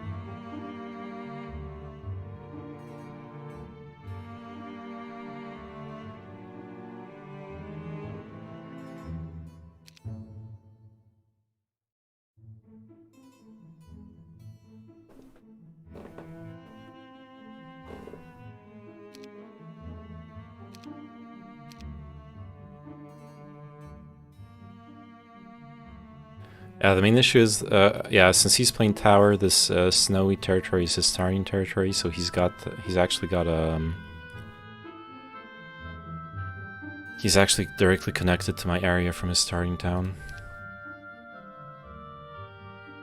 Could maybe gonna press my luck and attack him, actually.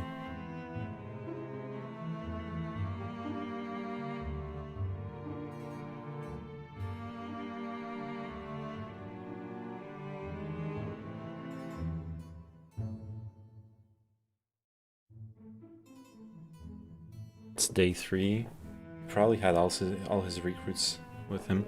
Oh yeah, the video. You'll own nothing and you'll be happy.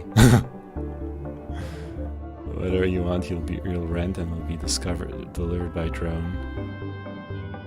The US want people. Wait, who is this? Daryl Vermillion. The original Economic Forum's Twitter account deleted the tweet in which this video was originally embedded in 2016. As per one commenter who felt people are overreacting, this went viral a few days ago, early November 2020, despite being published in 2016. I'm not sure if this necessarily helps the commenter's case, given that COVID was 4 years into the future and this article implicitly predicts it, but I'm including the details for the purposes of transparency, not trying to mislead anyone.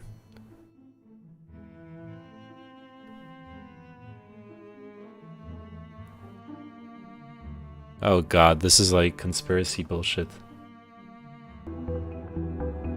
Handful of countries will dominate.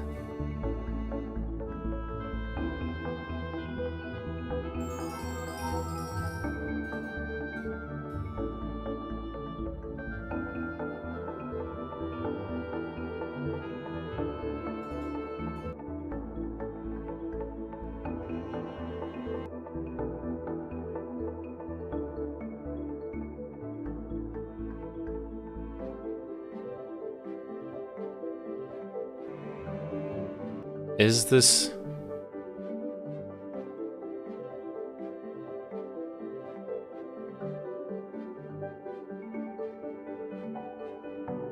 Is this tweet real?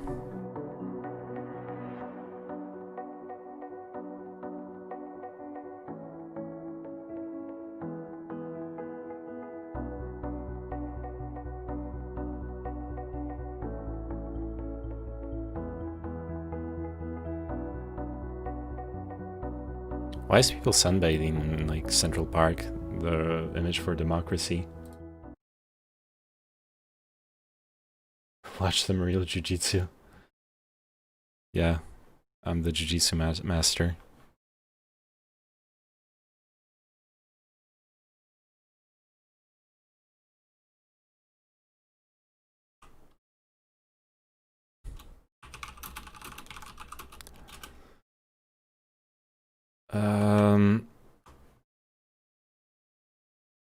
Original article here, original URL here. Oh, this is the original article. Yeah, welcome to 2030. I own nothing, have no privacy, and life has never been better. Oh yeah, that's the article you linked to me earlier. I mean,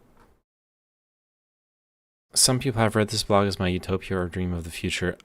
Honestly, to me, this seems like a really stereotypical Luddite article, rather, to a certain extent. Like, the person... It's like written from the perspective of someone who's so far gone into giving up their privacy for convenience and comfort that they no longer perceive the true value of what they're giving up. But I don't know. This is some weird shit. How did... Wait, also... People being like, this is not predictions for their plans, blah blah blah, the pandemic. There's no mention of...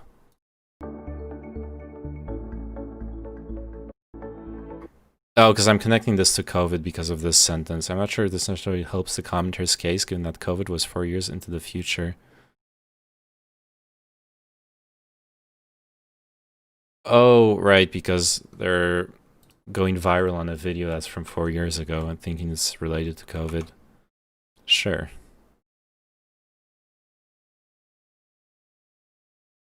Archived tweet video here. Oh, your archive links don't work, dude. Sorry, that page doesn't exist, dude.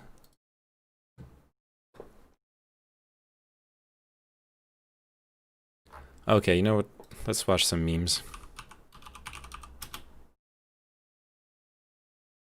How does this? That was very aggressive. Good morning. How does your person feel about you? Think of a person. Think of a person in your mind. Think of a How person. does this person feel about you? How does this Are you thinking of me, person Rosa? feel about you? Knight I'm of thinking of you. Wands. They're wanting to start some new adventures. Adventures. Shut the fuck up. That's so cute. You bring them emotional fucking fulfillment. Oh my god, I love love. I fucking love love. I'm single, but I love love. All Aww. right, let's see. Are you not noticing? I feel like they feel like you aren't noticing them. I feel like they feel like, or they're not good enough for you. I feel like they're. Why is he I feel like throwing they all the think you're cards out of their down? league. Look at how he's shuffling them. Yeah, I feel like they're down about you. Half the because cards have fallen out. How do you plan on working in a casino if that's how you shuffle? Sad? Are you calling me sad? I'll fight you, Turnit. When have you won me Rust?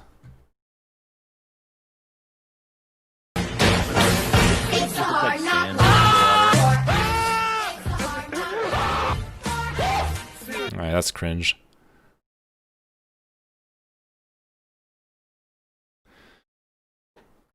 I don't know, like, there's only so much World Economic Forum stuff I can read and listen to before I want to indulge in my base pulsions.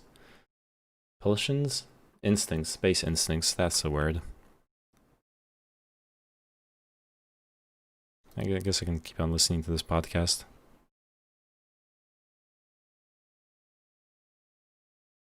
If it plays at some point.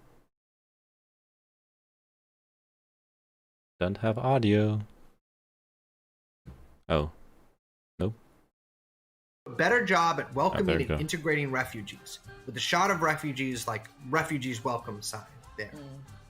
Oh, they're commenting the video. That's a lot of people, I guess. In Yeah. 1 Polluters billion will have people to is a lot of pay people. to emit carbon dioxide. I'd like to know who they're paying. There will be a global price on carbon. This will help make. I would like to fossil know who they're fuels paying. This is, come on. You could be preparing to we go already- to Mars. Scientists will have worked out how to keep you this healthy doesn't in wanna space. The start of a pause. journey to find alien life. Doesn't want to play and doesn't want to pause. That It's solves like, all of our climate change problems. let's remember where we are. That's perfect. Okay. Like, I'm not saying they don't necessarily have a point. They look straight at Mars. They look straight communism because we'll be preparing to go to Mars. Okay.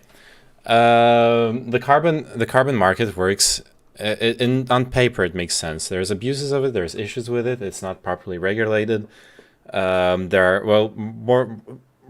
there are oversights in it. But the basic idea is that you have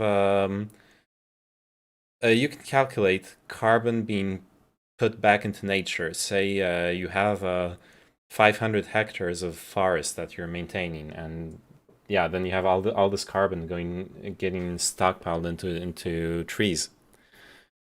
You can sell on the carbon market those shares of carbon efficiency to an industry that is, say, necessary, but that doesn't have the possibility to be carbon zero or even carbon negative. So the more efficient industries actually get or activities, or countries in general, get incentivized economically by having less efficient systems by the right to produce carbon from them. And then everyone stood up and clapped. And it's not, I don't know, I just feel like those people should know that in that podcast. It's not like, what I'm just describing isn't like rocket science.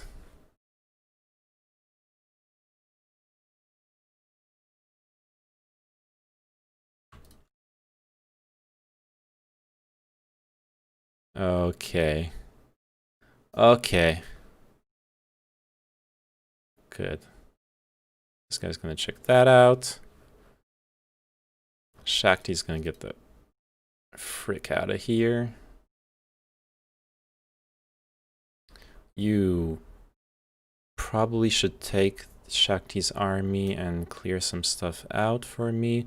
Fire elementals, they're tier 4 units, I seem to recall. Do I still have bad scout go back? Yeah, no. I'm here to stay. And maybe I'm here to actually beat up Hoppenar's, take Hoppenar's city. I'm judging too fast. Carbon pricing is a meme that'll never work, but I can't discuss without voice. No, I mean, there are legit criticism of carbon pricing. It's just that what she said was like, huh, who are they paying? And the system, there is an idea of a system. You can criticize the idea, but that just makes me think that they don't even know what is the idea for carbon pricing that has been proposed until now. But yeah, that's the first thing I said. It is an idea that you can critique. Lettuce. Is this name man putting together a new computer? What? Oh no.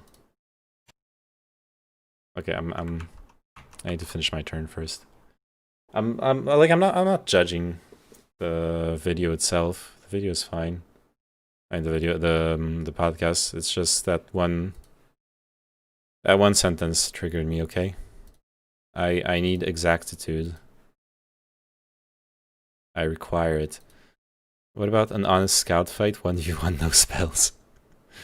Oh damn. Okay, I need money. That's what I need. I think I need a hard save here and try to clear out some stuff here. It's dangerous. Do I have useful spells on her? No, not at all. Just have leadership and harpies specialization. This fighting those fire elementals is scary for me, I think. I really need that defense too. Yeah, like the current governments or some new orgs. Should I don't know what you're responding, what part of what I said that you're responding to.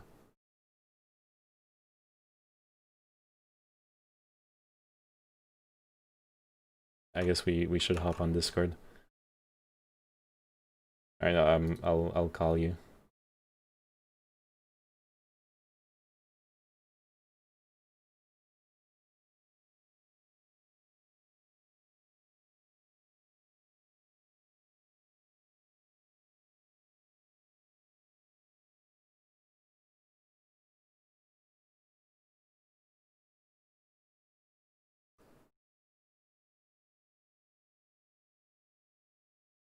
I definitely can take down those skeletons. Spooky, scary skeletons. Yeah, let's just trade those. Send over the ballista.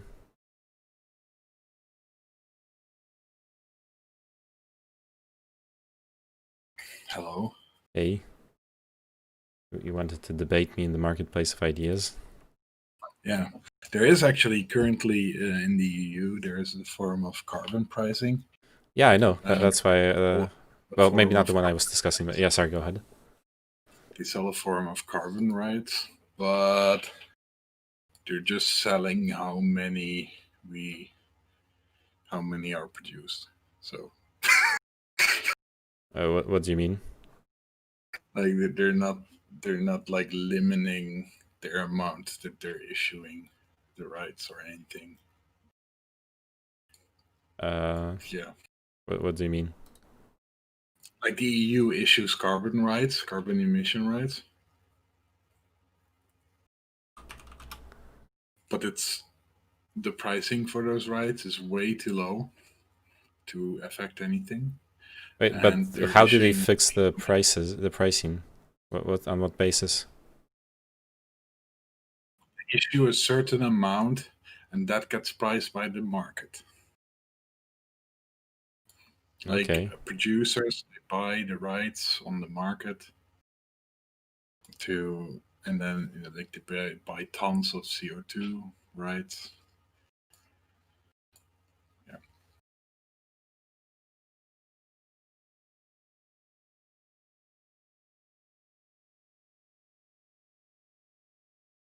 But it doesn't work, and then you have people like they're saying. Like there were these initiatives to buy carbon rights from the EU, so like emission rights, so it wouldn't get emitted. But the amount that's issued is adjusted based on the real amount emitted. So if you buy carbon rights and you don't use them, then they'll issue.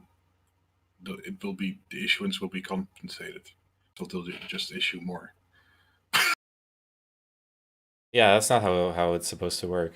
Like the system I was describing was the one, but there were problems with big problems with. But this I don't remember who set up the system I was describing, but the idea was that, like I said, a country with there was a quota, a global quota set for per capita carbon emissions. So like then you like tried to balance it out.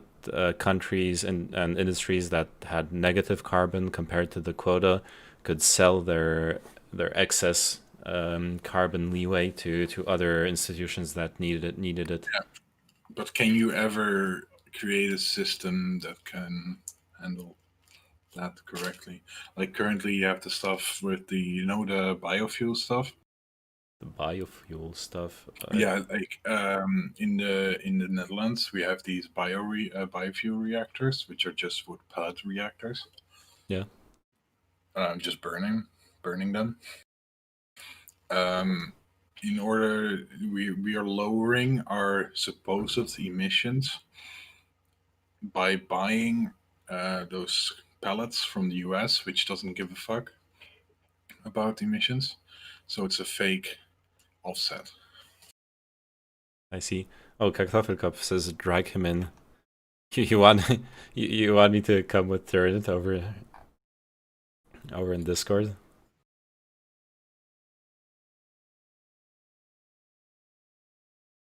What? I don't know. One of the people I'm playing with says drag him in Twitch chat. So I'm assuming he's like drag you into the server. I need something to do while it's not my turn. I don't. Do you want to turn it? I don't know what he's got to say on this subject, but yeah, sure. All right. How do I invite you to the server? That's voice or generate. to where? I invite people. Yeah, to boys or no, it's StreamCG, yeah. It's a non-safe for work channel. It has a non-safe for work channel. Indeed. Why did it open the NSFW 3D channel?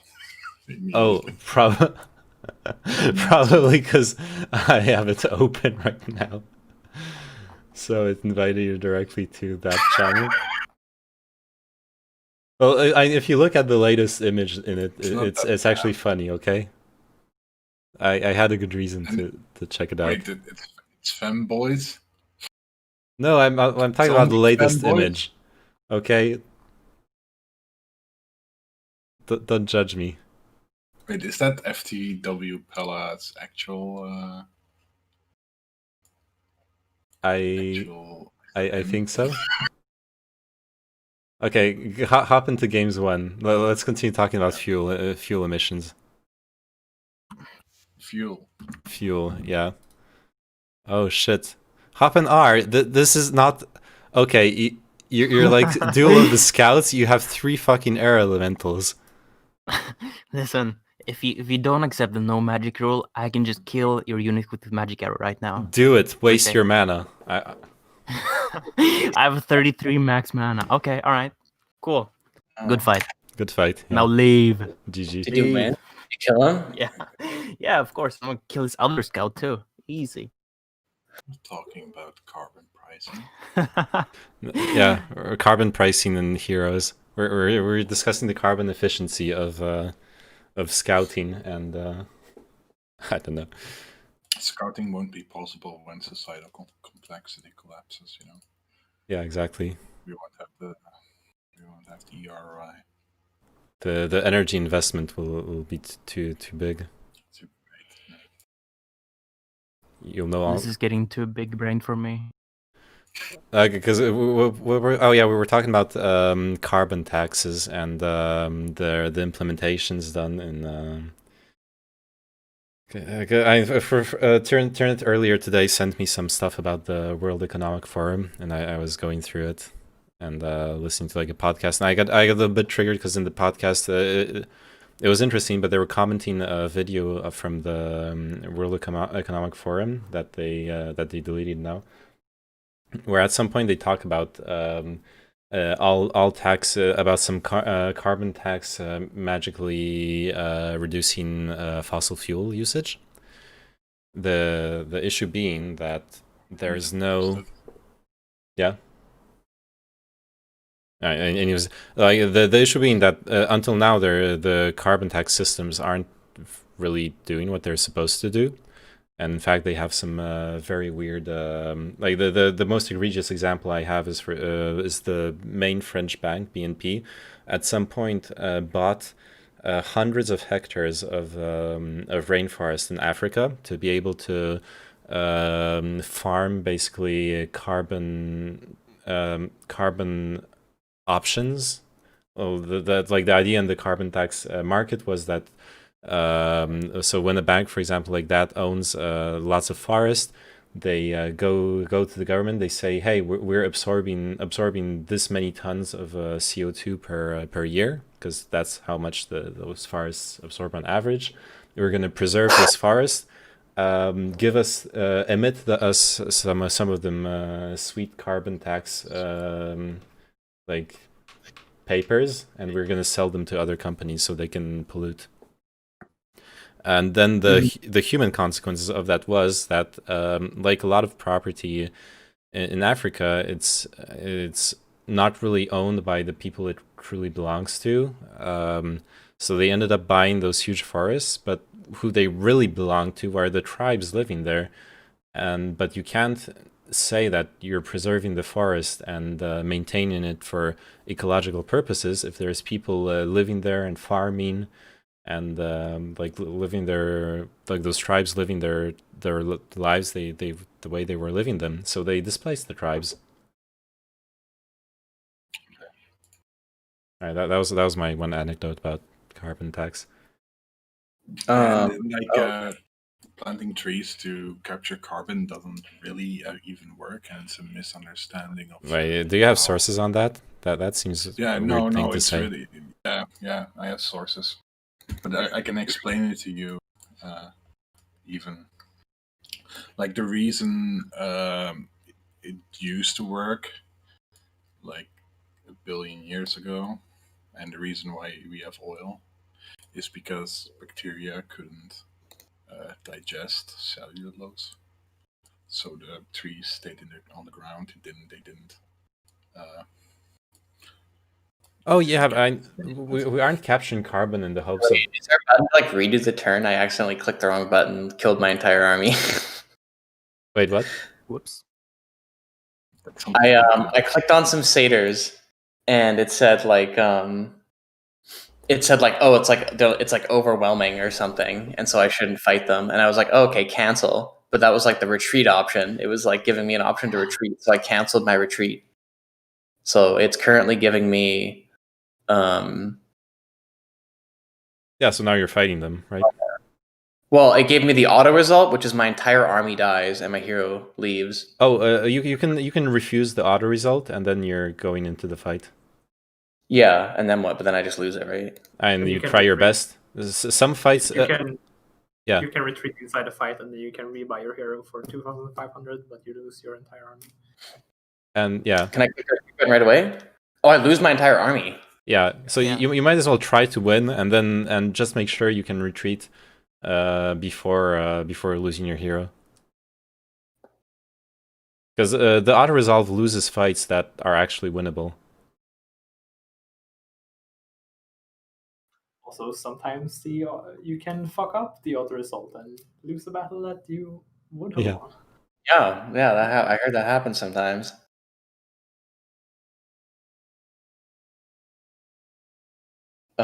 Do I want to be like casting Bloodlust on my dudes so they're better? If they're if they're melee. Yeah, this guy looks melee.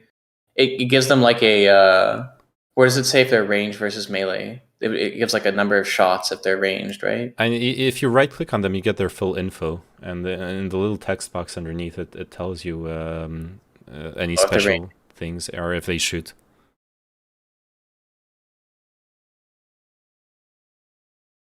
Well, this one says it has like a number of shots they have, so I assume that's like. And it says shoots underneath. No. No. Oh. Oh yeah, it does. Never mind. Yeah. Basically, it's only ice elementals for you. Yeah. Ice elementals and storm elementals, or in the upgraded air elementals, they also shoot. Okay. And these don't look that bad. Do I want to like let them come to me so I can get do I just chill my first turn, right? If you have lots of range, then you definitely want to kite and like do as much damage as possible until before they come into melee range. Yeah. Okay. And then you want to protect your ranged with like a wall of your melee units, so your ranged can keep on ranging. Because usually ranged units do like half damage in melee. Yeah.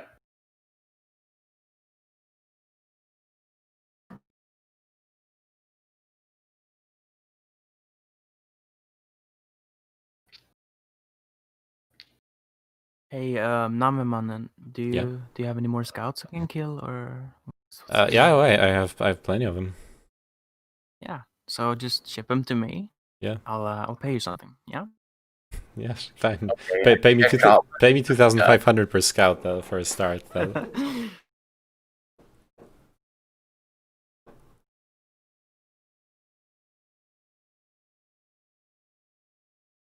Oh, my dude's about to fucking die. Oh, I'm about to get pooped on. Yeah. Uh-oh. I don't even think satyrs are that strong. I don't think they are either. What are satyrs? They're not in the base game. It must be the neutral things from Horn. I don't even know. I killed one. Oh my god! Why are they so strong? What's happening? Level 4 neutral. They're not even.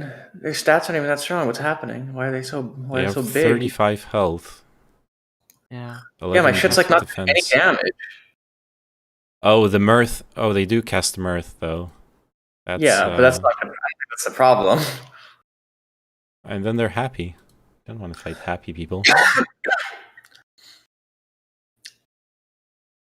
You recruit them from a vineyard too. It's like the happiest creature on earth. Yeah. Okay. I mean, I just like keep clicking the attack button, then I retreat my entire army, right? Memes, general memes. You can take out as many as possible. Yeah, it will make it easier to fight when you come back there and try to beat them up again.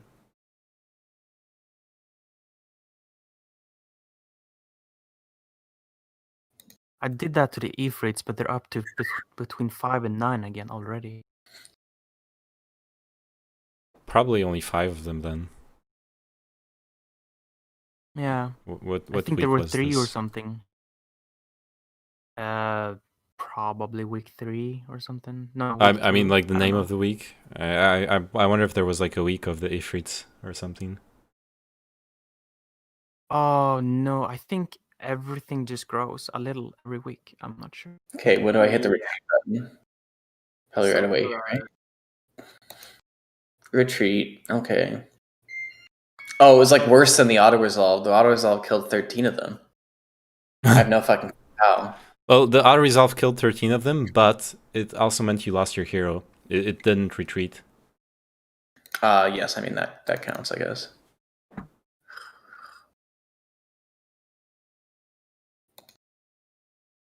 So yeah, every week stacks grow a little if they're not marked to never grow in the editor. So I don't think the random map generator does that. Yeah. Oh yeah, definitely. If it's week of the thingy, they grow extra, and if it's month of the thingy, they spawn. Okay. Can I buy my guy back already? Yeah. Yeah. He's still 2,500, but whatever. Yeah. If that was your main hero and had like artifacts and good skills, you have to buy him back usually. Yeah. Oh, he even comes with Pixie, so it's worth it. I think otherwise other players can buy it. Players can buy him. Oh, that's kind of spooky. He's got, well, it says he's got 2 artifacts. I don't know what though. It says he's got a spell scroll, 2 spell scrolls. Or is that what it means by artifact? Those are artifacts, yeah. Yeah. Okay. They're probably most of the spell scrolls, unless you defeat some spooky stacks, they're probably garbage spell scrolls. But I actually have a level 5 spell scroll, but of all the level 5 spells it could have been, it's fucking Magic Mirror. Yeah. And I'm so pissed I lost that. Had such a good start. You're like, you finally got the level 5 mage guild, and you you look at what it is. Summon Earth Elemental. Alright. Oh no. Honestly, Summon Earth Elemental is not that bad. It's the best elemental to summon, but it's 3 units, man. Yeah. I guess I should have used Summon Water Elemental as like the worst case scenario. Hey, this isn't the scout fight we agreed upon. What the fuck is this? I might have decided to. Or seems unfair as fuck. Sacrifice. It is unfair. Sacrifice has its uses, but yeah, it's called sacrifice. But like when you could have gotten fly or dimension door or implosion. 5 health left.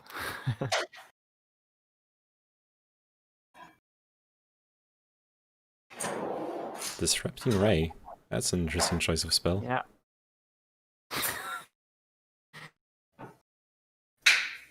Ah, snap. Got them Legs of Legion. Yeah, yours. Oh shit, yeah, you took them from me. I didn't realize my scout was carrying artifacts around. Fuck. Well, I fixed it for you. There you go. Thank you. Thank you for bringing them back to me. How nice of you. Yeah.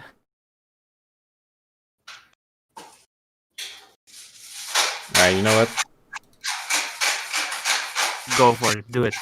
Do What it. the fuck is going on? Is someone cooking in here? Are we in What's going on? CSGO? Are we playing against Russians right now? Hey guys, I'm just here with my entire family in the kitchen. We're all cooking. We're all having an argument right now. And Rush B.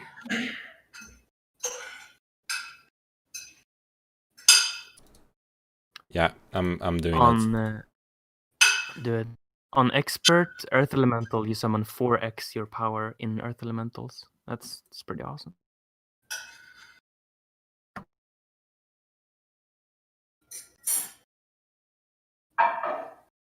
That's not your main army, though. Who, me? Yeah. Oh. That is. I lost all my army. That's all I got. No, but I thought you were going for the gate. Oh. Crap. Any next week hours, we can have some fucking units to play with. Same.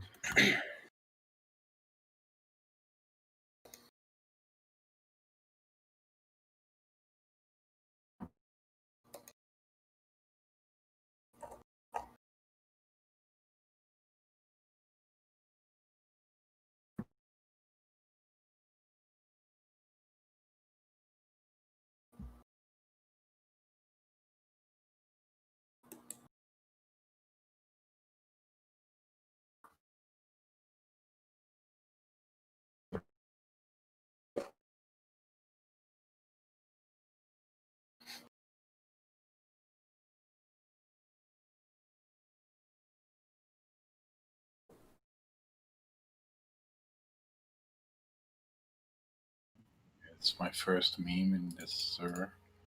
Oh, posted something.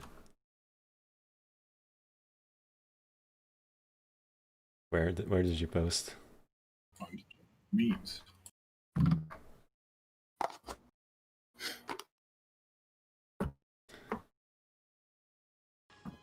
can't do it freehand. I can and I will. This isn't a time for showing off, strange. Oh no.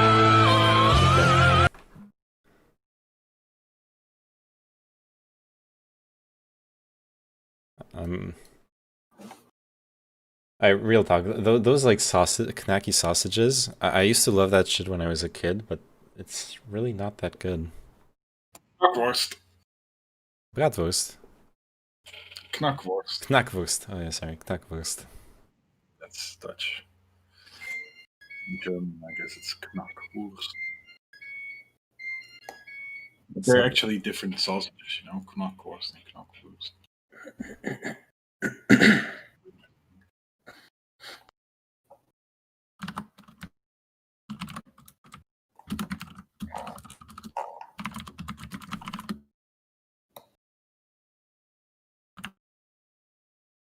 Hey, cocaine. The pillar of fire reveals like everything around here. If you wanna grab it.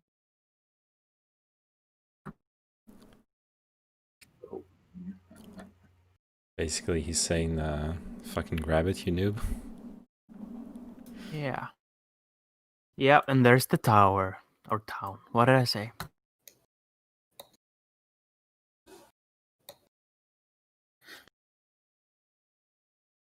I said 1 ore pit and 1 sawmill for every town, and there's the town.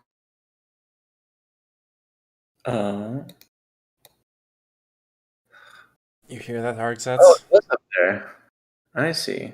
They're getting their second towns.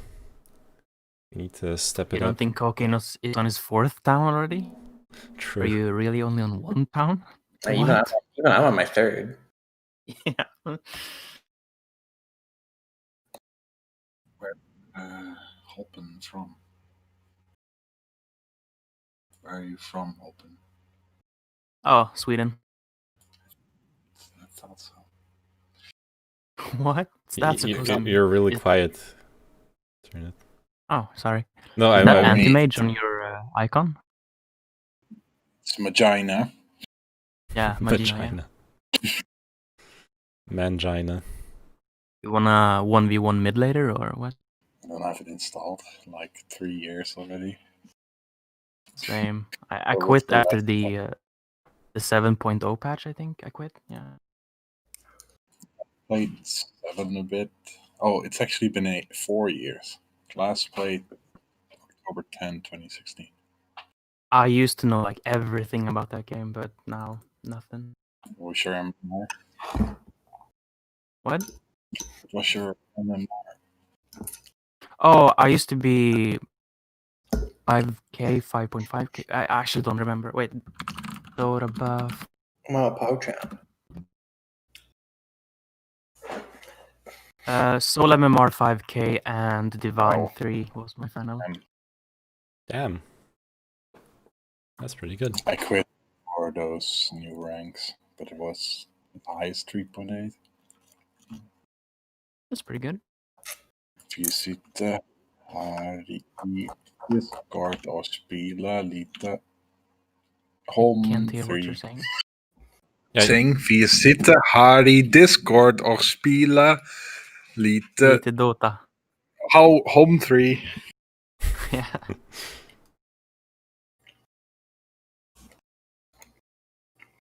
Can you say like gems or something?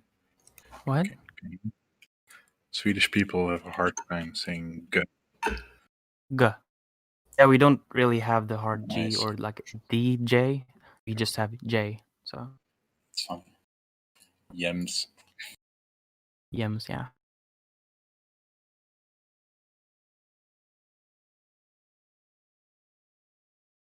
What the fuck do I do? Can we just skip to day 7 already? Yeah, that's what I'm trying. That's what I'm trying. It's actually just time warp. Yeah. I have like my entire supply chain set up, I'm just waiting for you to spawn, so I'm waiting. Meanwhile, Koken's just gonna pick that supply line up for sure. Right, Is Cocaine like the only player who hasn't lost his entire army yet? Yeah, basically. I literally misclicked. Okay. No, don't worry. Are you playing bots or something? No, we're playing Argzats and me against HoMM3, Cocaine, and Kartoffelkopf. So should I take the city? Or should I find my own? You should just leave it to me. No. I'm pretty sure I deserve it, okay? It says there's like things in it, but they look very weak.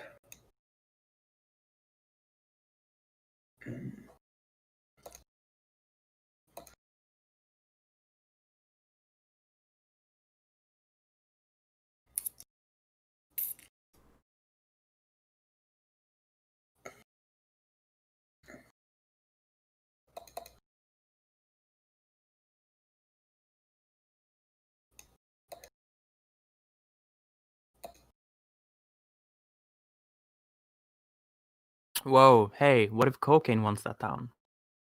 He found it. Well, yeah, that's what I mean. I don't know.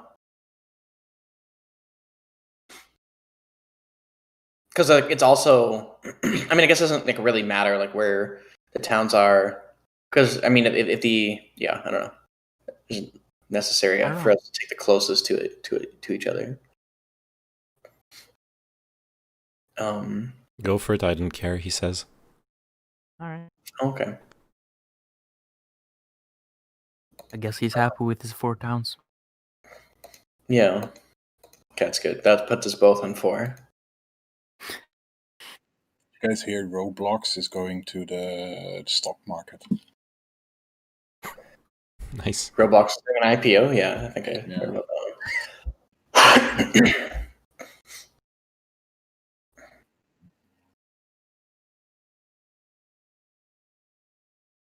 The cash flow, damn.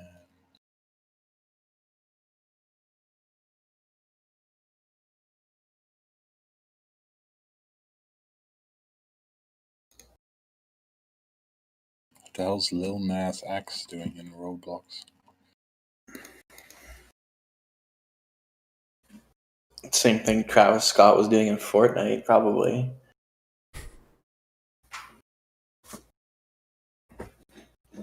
And the McDonald's burger, who was that? Travis Scott burger? Yeah.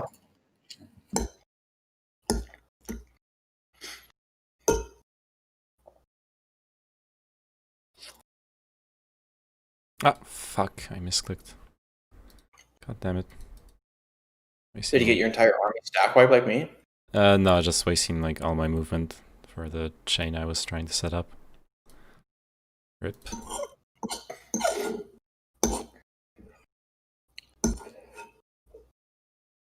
You're building a chain to my base just because your turn is before mine.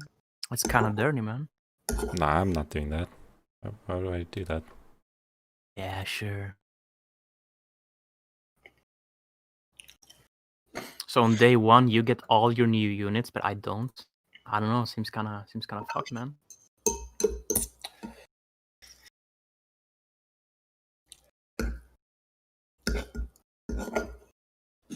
We shall see. Oh my god, guys, there's only one more player until it's my turn, and then I get to immediately click the end turn button again. And wait, even more. So you're the one making food.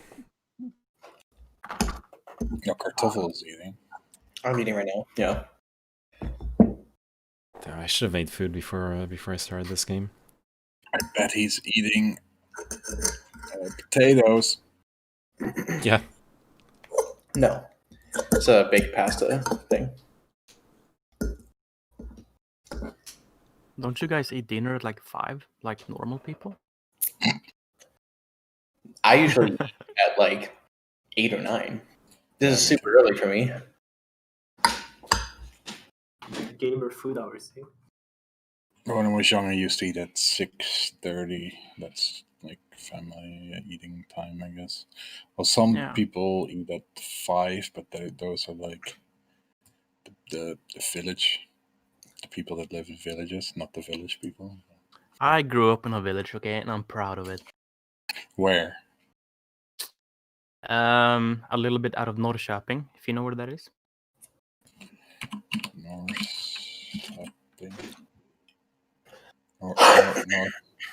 Wait, what? How do you call it? Are you guys all dirty Euros? Is everyone in here European? Yes. Yes. Oh my god. What did you call that city? Norrköping. It's difficult to guess how it's spelled. What's it close to? It's a little bit south of Stockholm, I guess. Kind of 3 North. hours south. I've been close. I've been close. Do you know?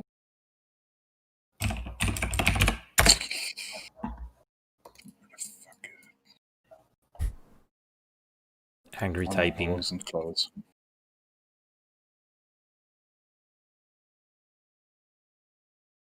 Yeah, I've gone to Margaret. That's not close, but I don't know if you know it.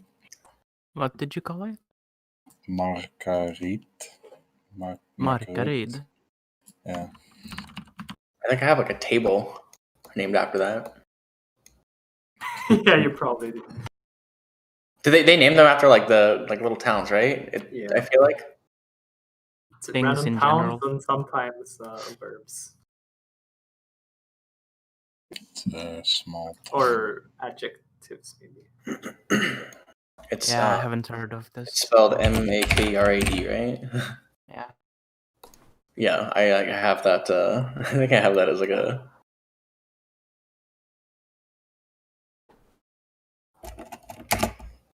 Because unlike English, Swedish is actually spelled how it's pronounced.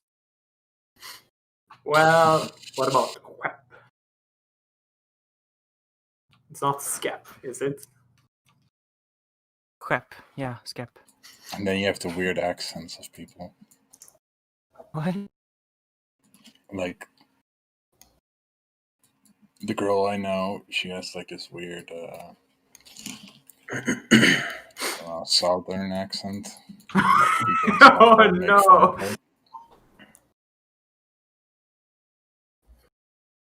Listen, we denounced the Skåningar. They're basically Danish to us. Yeah, that.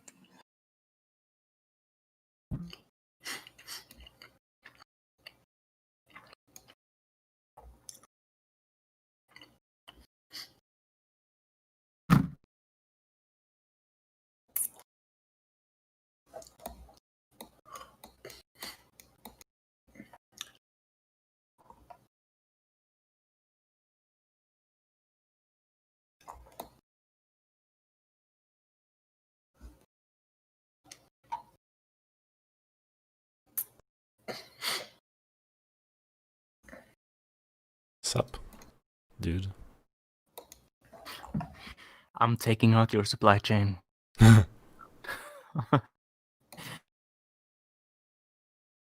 If I just had 5 more steps, fuck. Yeah. Oh, are you winning? Are you winning, son? Man becomes overnight millionaire after a meteorite crashes through his roof. Wait, you don't get a ballista when defending, right? A ballista? Yeah, you can't use a ballista while defending. That is true. The town. Yeah. Well. Well. Rip. Good luck. You too. Wait, what's happening? Who's attacking? He's taking my tower next turn, or town next turn. Oh. Easy, boys. Yeah. Took out the strongest player. Game over. I lost 2 weeks of units on a fucking F-rate, and they're already growing back. It feels so fucking bad. I'm honestly, Argsas, we're gonna get rolled by cocaine and cooked off at the cup. Dude, Like soon, on day 1 next month, dude, I'm gonna have so many units. I'm gonna kill these griffins. I'm gonna get these imp catches. I'm gonna get so much money, dude. Hell yeah. All right. It's gonna be 1 hour 40 minutes just to fight, evil right? eyes? Oh my god, that's so many evil eyes. I can't kill that. Oh no. It's probably gonna use up. It's probably closer to 99 use too. up. Oh wait, do I have blind? He's gonna use up his entire timer just fighting things. Yeah. I don't have blind. I don't have slow. I don't have anything. If you get the pendant of free will, I know where the seer is who wants it. Yeah, and get like 5,000 XP. Yeah. Feels worthless.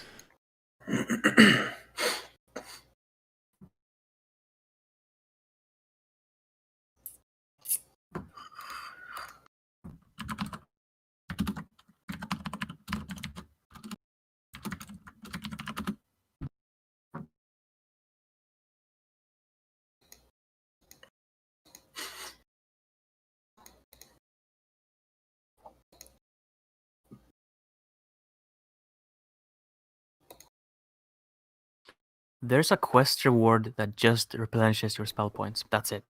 Really? Yeah. That's garbage. Christ.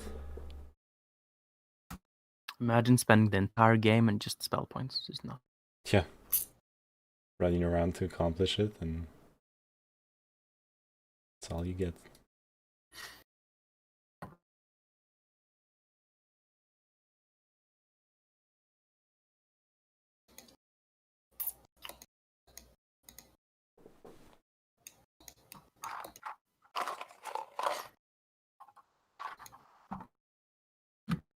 Let's make a new Heroes of Might and Magic that plays exactly like 3, but with a better interface.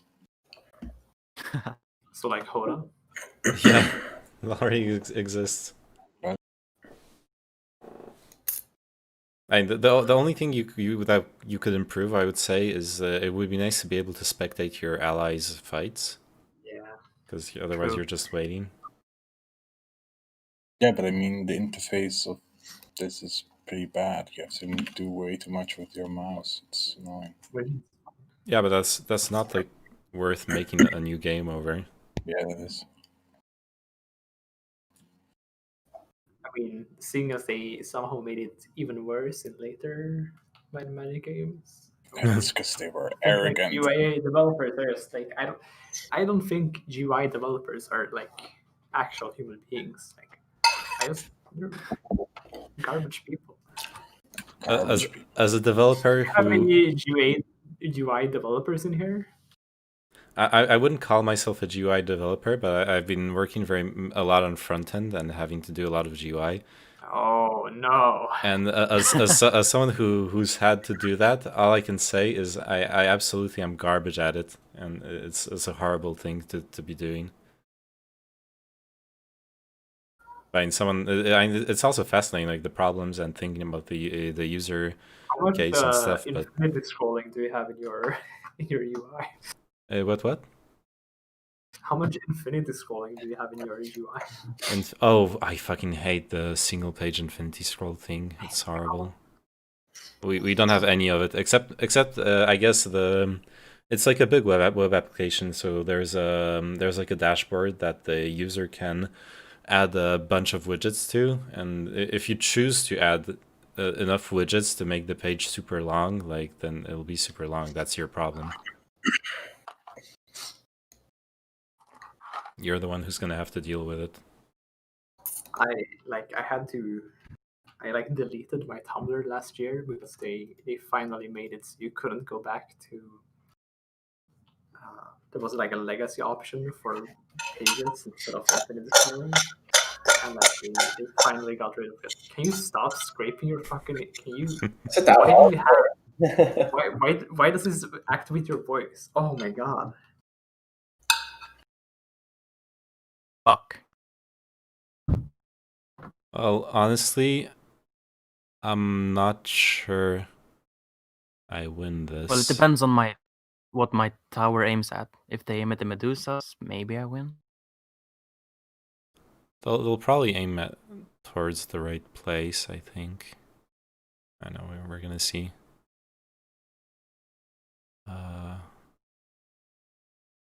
I love the towers. Like they always shoot at like either the most useful or the least useful targets. Yes. 5 Medusas gone. How does it feel? Wait, this can my guy teammates doesn't spectate fly? you? Oh, he does fly. Can my teammates look at your stream, or is that cheating? Yeah, sure. I don't mind. Oh shit, I should have cast a spell. Fucking fuck. I get to play still.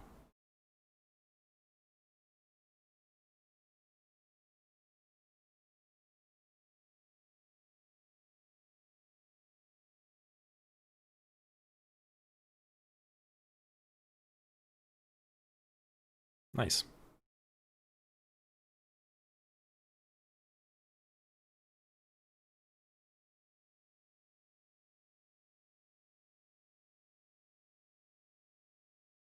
I should have played Doom on Nightmare. What? Why? It's too easy. Oh. Nightmare is actually really hard. That's all I'm gonna say. Oh, you slowed my manticores. That's what you did. I was wondering why I couldn't do anything with them. Alright.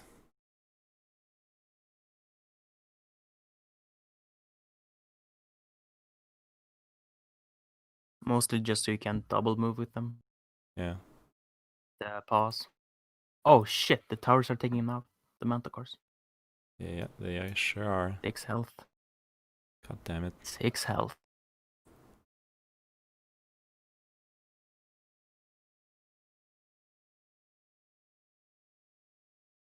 I'm gonna fucking lose here because of the towers. This was a bit too ambitious. Yeah, maybe. Probably. Dude, Nagas are tanky. 110 HP. Yeah.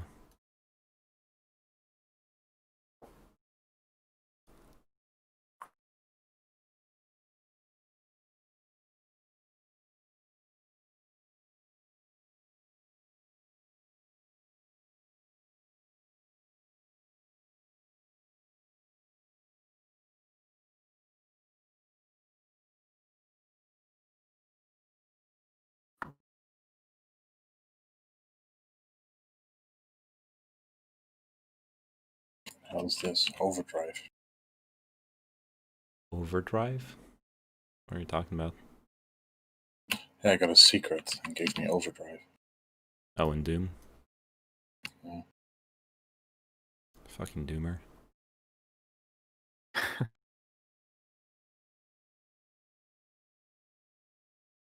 Any bloomers in chat? I'm a broken bloomer. That's just a complicated way of saying Doomer. I no joke. I got one of those. I got like a light therapy lamp thing. Yeah. It's not even like a medical. It was only like $100. It was like $100. I mean, not like super cheap, but it's not even like a real like medical device or whatever. It's just a bright light, and all I do and I like just wake up and shine it in my face for like 20 minutes while I fuck around on my phone. That seems to be like pretty helpful. I don't know. I mean, I live in Canada, so. All right.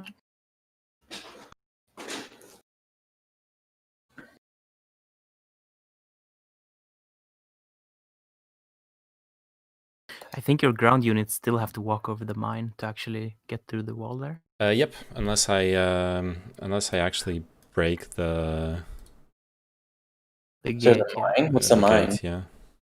The mines. Well, all the fully upgraded castles have a moat of some sort. Oh, okay. But if you can't see it, it's like a trap thing. Yeah, exactly.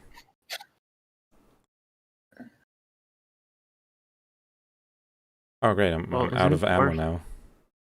That's just perfect. Isn't it worth tanking? Just tanking the mine? I can't go through yet. It's not even fully broken. Oh, okay.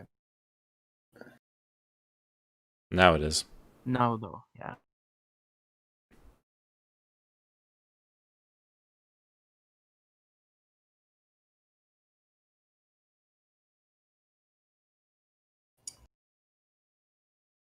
You can blow the mine and attack its gargoyle with the harpy, and it will flow back, and then you can attack with the troglodyte probably. But you already fucked it. Oh fuck! The pathing fucked me so hard there. Oh no! There we go. Oh no, the towers! Oh, they do so much damage. What level tower is that, or is that's just what comes with a castle? That just comes with the castle, yeah. So there's 3 of them, so as you can see, they do a lot of damage, and I cannot kill those golems in time to win this. I'm out of mana, out of the units. Alright. You didn't run away, why? I'm sorry, Argzats. Where's the leggings? What the fuck? I wanted those leggings. Why did you run away? Wait, what were you doing? No. It's day 7. Oh wait, I could have. Oh shit! It was still my turn. Oh god, I was the one attacking. I'm sorry. Yeah, I messed that up. He could have waited one more turn and then gotten like a month of dudes. Yeah, that's what I thought he did with the supply chain, but he just didn't. I could have, but you would have gotten dudes as well, and you have better unit production than I do. But your turn is before mine. Isn't that the point of the supply chain? Oh fuck! Actually, that's correct. Oh my god! But I don't have enough money to buy out my units. Okay, I would have. All right. Okay. I thought you had some fucking 200 IQ supply chain set up before my turn. Like... That actually, no, it wouldn't have worked because you would have been able to take out my scouts before. That was the plan, yeah. So yeah, it wasn't gonna work anyways.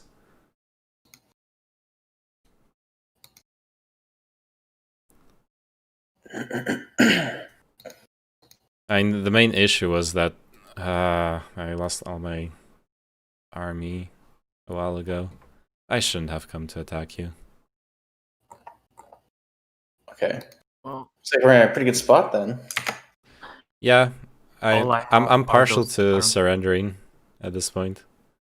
All I have are the iron golems. I have nothing other than the 18 iron golems at all. True. Well, no, you actually have the 2 stacks of like gremlins and pixies that you brought to kill my scouts. Oh. True, like 5. Like 20 pixies. Like, what is that? I guess you're not gonna take my town at least. That's something. No, that's Cocaine's job for sure. Oh no. He's already coming. Hide your level 5 mage guild. He's coming. You think I have a level 5 mage guild, really? I don't know. Or does it just give you like insane spells that are like super broken, or? Yeah. I mean, there are bad level 5 spells, but a lot of them are insane. The 5th one just gives you one single spell, and it's usually really good. Yeah, unless you play tower. Tower can get access to an extra spell of every slot with the building. Yeah, with the library. Yeah. Yeah. But yeah, there are some. The best level 5 spells are Town Portal, because it lets you teleport through all of your towns. If you have expert Earth magic, you just open a menu and click, and boom, you go there. Then you have Fly. I think that's a level 5 spell, so you can just fly over obstacles. And then you also Armageddon too. Yeah, no, Armageddon is a level 4 spell. Oh, okay. And it's kind of iffy because if you don't have fire resistant units, then it doesn't do that much for you. But the best single target. Sorry. You can suicide one hero and take out an entire army. That's true, actually. But then you yeah, that's true, I guess. But usually a hero that's casting level 4 spells has you've invested some stuff into him, and if he doesn't have a lot of spell power, it's not going to do that much damage either. Yeah. But I guess you could like suicide bomb with if you have a bunch of heroes with expert wisdom. So, but you cast a spell and then you surrender, so you can rehire the hero immediately. Oh yeah, true. Yeah, good idea.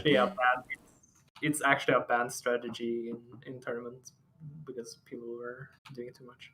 But I mean, the thing is to do that once again, you need like a maximum speed unit that's immune to fire. So, like the only unit that fits that would be like the Phoenix, basically. Oh yeah. You need a bunch of heroes with one Phoenix running around and casting Armageddon. That's like really expensive, you know. Aren't fire elementals fast? Yeah, but they are pretty fast. I think they're speed 9 or something. But if you're trying to defeat an army that has level 7 units, they're gonna have like angels that are speed 12 or dragons that are even faster, stuff like that. Yeah, dragons are gonna be spell immune.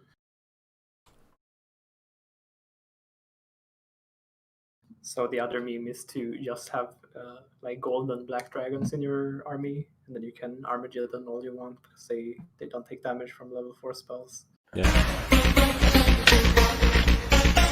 Power up with giant combo, like the full dragon set. It also grants you immunity to level 4 spells, I think.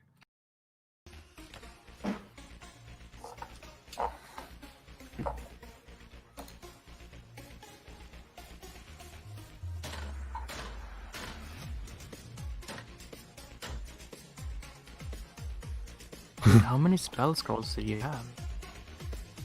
A bunch of them. I have like 7 of them now. Is one of them slow? No. None of them are good. The fucking level 5 scroll I got was garbage. What was it? Magic Mirror? Yeah, Magic Mirror.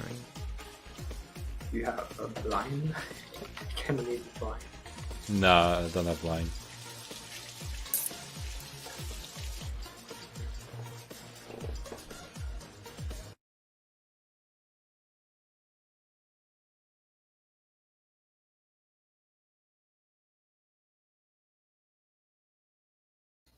All right.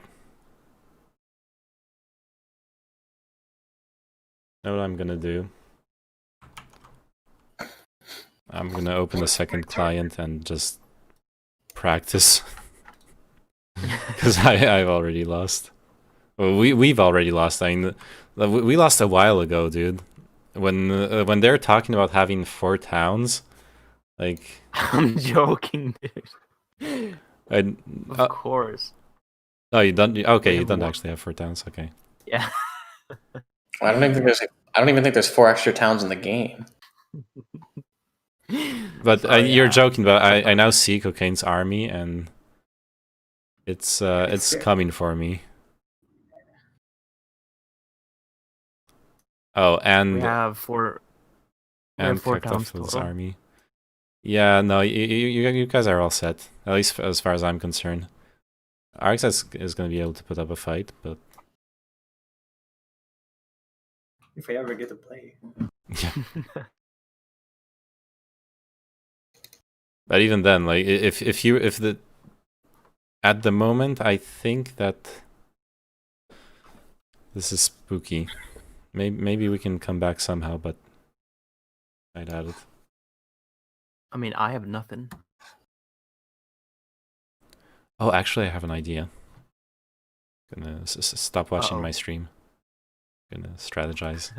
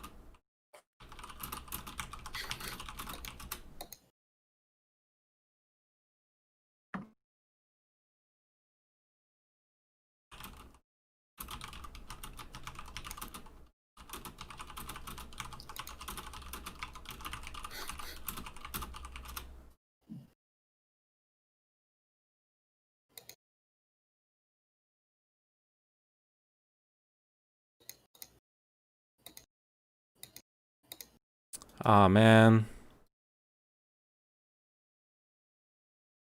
I should have waited to take your town, or to try to. Or actually, I just should have not gone to take your town. I should have gone to take that second town underground ages ago. Or I could have just rehost from load after. What? No. From load after. It's fine. Like afterwards, just to see if you can win my town. Oh no, the extra week of guys he would, right? Unless you can disrupt the supply chain. Because he could have he could supply the disrupt the supply chain. So what happened? I had to, if I was gonna wait one return, I had to go back and kill his little army, which would have been good. I should have just taken that. I would have had to go back I think and you could have. Yeah, and then once I killed your army, I don't know if I could have gotten back into position to get to your town in one turn. Maybe, but maybe not. It would be close at least. Yeah, and even then, I would have some extra units, but like honestly, the fight wasn't even close because your golems represent so much HP with all their defense, and I needed a lot more damage, in the end. They're like 35 a health each and 14 defense. Yeah. Or like lucky catapult shots. If my catapult had broken the gate earlier, then maybe something could have happened. Did you have the secondary spell for, or the secondary skill? No. Talent for it? I never take it. Yeah. If you didn't suicide the Medusa. Yeah, that also was terrible. Like, oh yeah, if the Medusa got like a lucky petrify, that would have been huge. Yeah. But the pathing is so dumb. If artillery and ballistics were the same secondary skill, it would be kind of worth. But it's so not worth that one. Yeah. Especially since you can just learn Earthquake on a guy with Earth magic. I always cast Earthquake, and it destroys like half of 2 walls that weren't previously attacked by the catapult. Yeah. I don't know. It never does what I wanted. Or like, oh, you killed the main tower. Like, oh, nice. I mean, I guess, but I wanted to open the door. All right, what can I do here?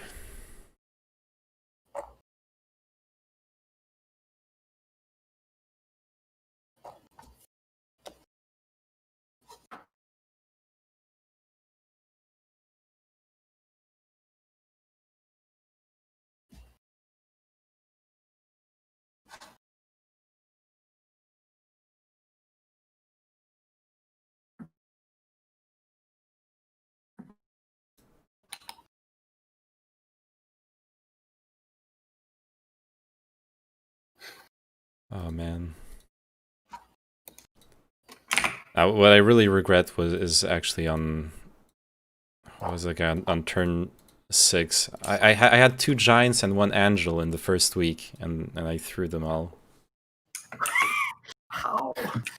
Because I got greedy, so I wanted to do I figured, oh okay, now I have level 7 units. I can go, kill another conservatory, get more angels, and then just snowball. Except it turns out conservatories are really scary. Like stacks of 30 griffins can actually one-shot your giants and angels. Was it a tier 4 conservatory? Yep. I think so. That's unlucky. Yeah. I could have also just scouted it with another stack first. Or go look with a scout.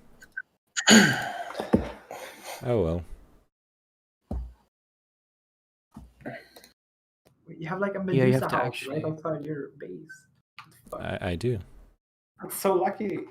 I don't have any dwellings.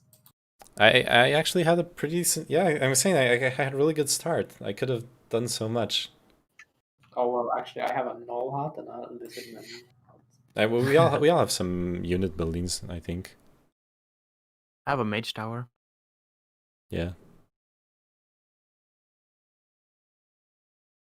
Yeah, Dark as My Soul, we're doing 3v2. Hoppen R, Kartoffelkopf, and Cocaine against Arxats and me. They're supposed to be beginners, but they're doing much better than me. They're doing better than everyone else. Like Hoppen R, Arxats, and me are the ones who are supposed to like have been playing this game for the past 2 weeks, and Cocaine and Kartoffelkopf are owning us. I think it's because they're playing it safe and we're just like ramboing.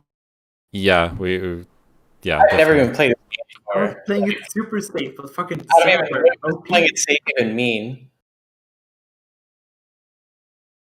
I definitely like did not play it as safe as I should have. Same. Oh god, this map has underground? Yeah, I started underground this map. It's randomly generated. Look at all the mystical gardens Arxats has.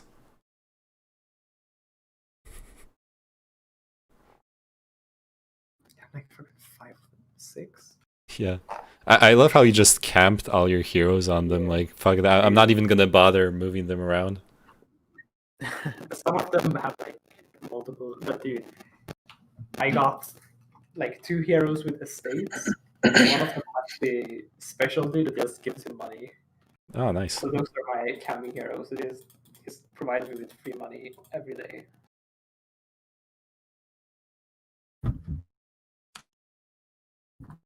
Lord Hart has the estates specialty, which gives him 5% increase. Yeah. It's such a stupid.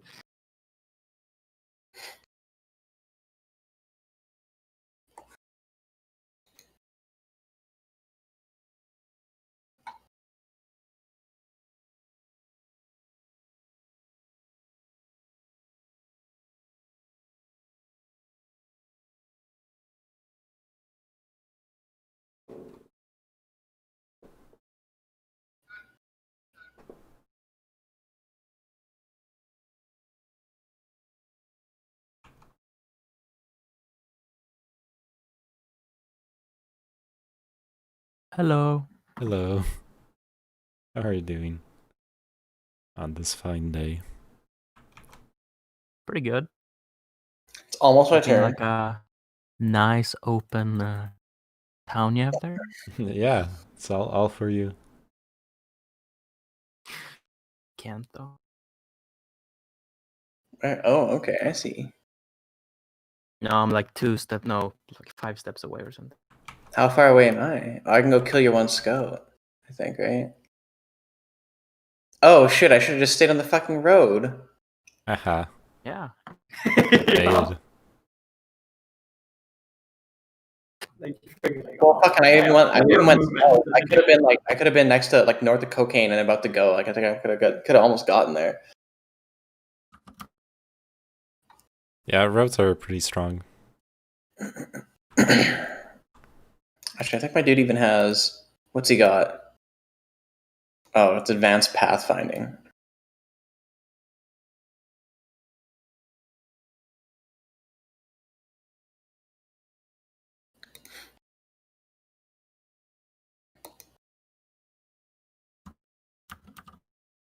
All right, that's all in, baby.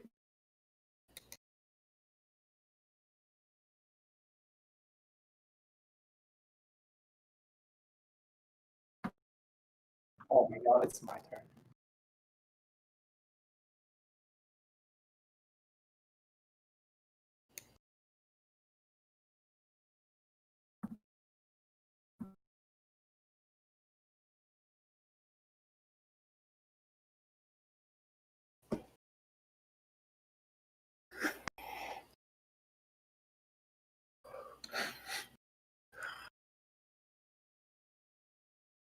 How many skeletons do I get for a Naga in the Transformer? I think only one. It's so bad. It's only got one skeleton. Yeah. Well, exactly. That's. Well, she has 6 arms. I don't know if that's one skeleton though. I'm not sure that's how skeletons work, but don't trust me. I'm not a skeleton master. Can't you make like one torso out of 4 arms or something? Those are some interesting mathematics.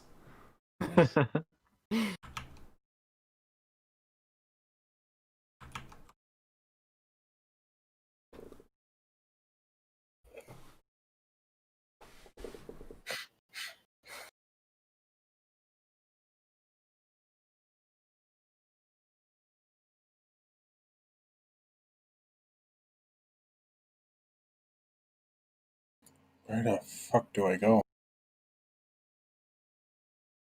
What do you mean? I mean, where do I go? Oh, in Doom?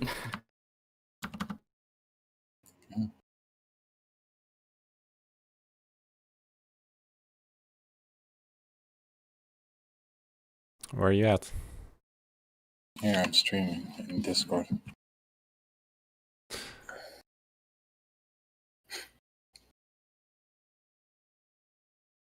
See it? Watch stream. Oh, wait, I think have I done this part already? What happened to your audio? To my audio?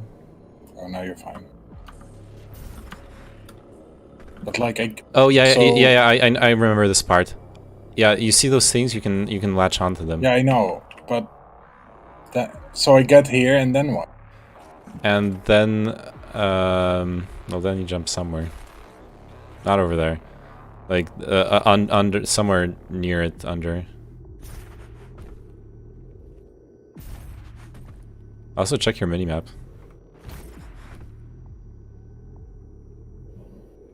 Oh, but fucking it doesn't. And turn it. Yeah, that's not where you're going right away. You're going underneath.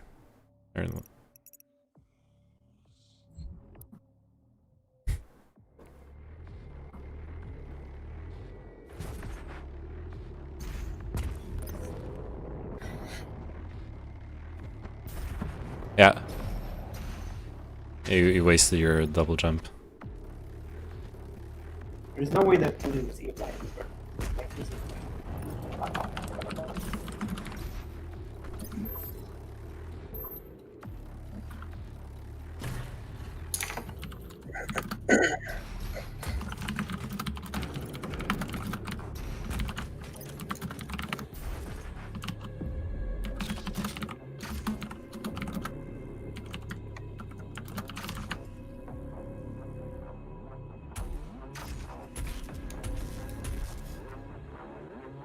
Yeah, how do you close a stream?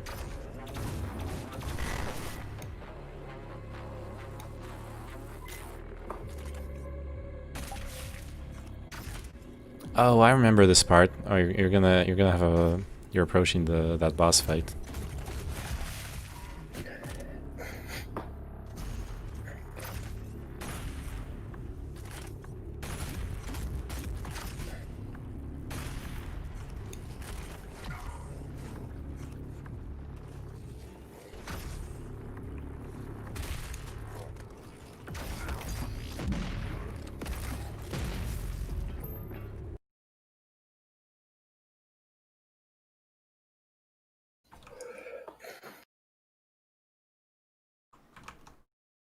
Is there a movement penalty to the underground terrain?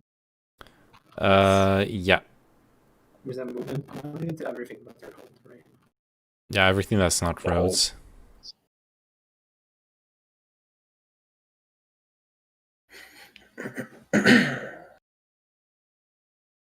But doesn't that fuck over people who spawn in the underground so much?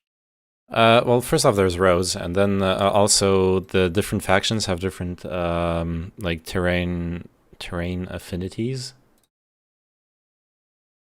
Yeah, yeah, you but always spawn your natural terrain. That's why you're in snow. Watch me all in on Neymar space and home. Villain's like, what now? Yeah. What are you nerds talking about?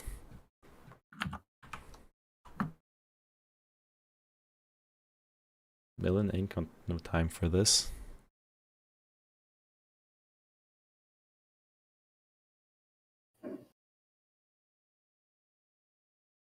I'll admit, I'm just like practicing openings in the like versus AI game while you guys are playing. Oh shit! I did like one level of transport chain. Nice. The guy's like so close now.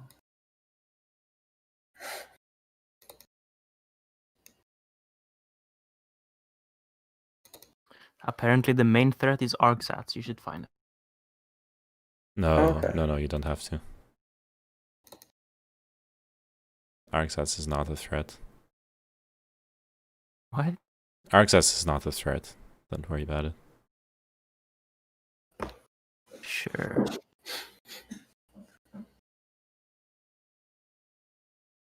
Which room should I take? Which room? I don't know. Yeah, look.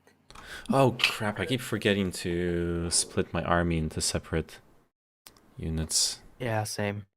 You know, the fight with my genies? Yeah. I thought about splitting them up, and it would have been so much better to have like 5 genies instead of 1. Oh yeah, casting more spells, of course. Especially with genies, yeah. I forgot. I don't know why. I keep forgetting as well. A lot of progress to go through. What were you asking, Turnit? Oh, I took a rune. I took the... Oh, the rune. Fiend rune. Yeah. This one is really good, I heard. And then...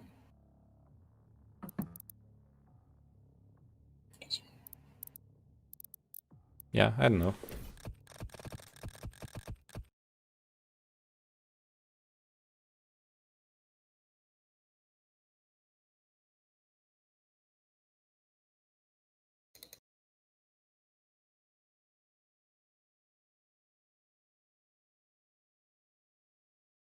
I think with the handicap thing, you two would have started with more resources or more gold or something. Wait, when you activate the handicap, you start with more? Yeah. Yeah, I think so. Are the lizardmen scary? Should I be worried about the lizardmen? I think lizardmen are level 2 or level 3 ranged. Okay, so I can probably poop on them. Yeah, they'll probably run away at this point.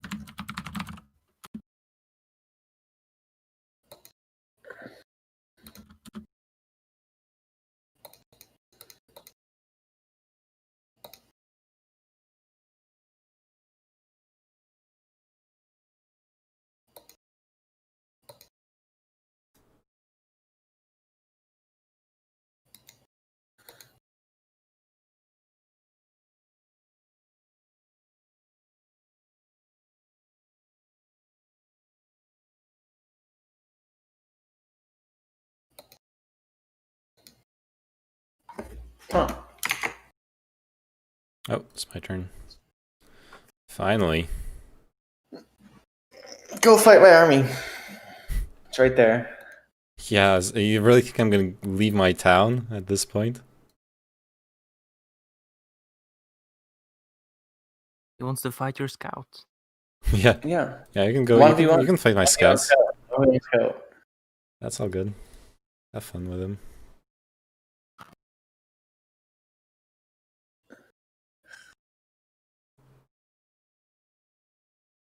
I'm chilling, okay?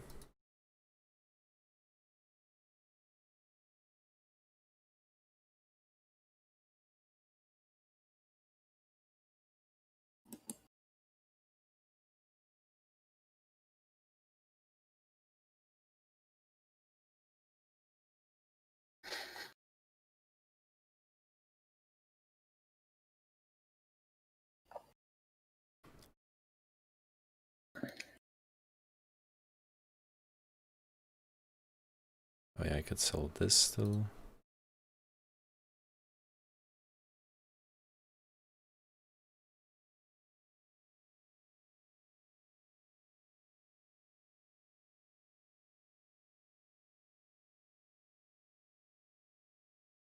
All right.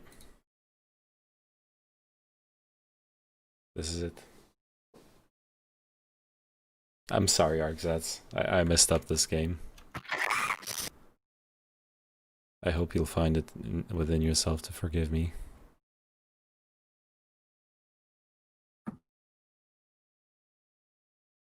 Doesn't even respond. That's how disappointed he is.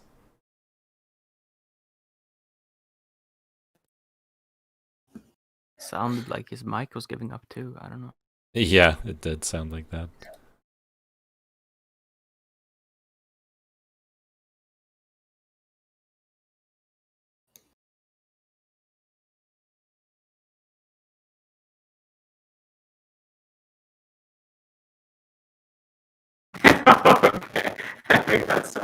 Oh god. Yeah, your mic's fuck? dying, dude.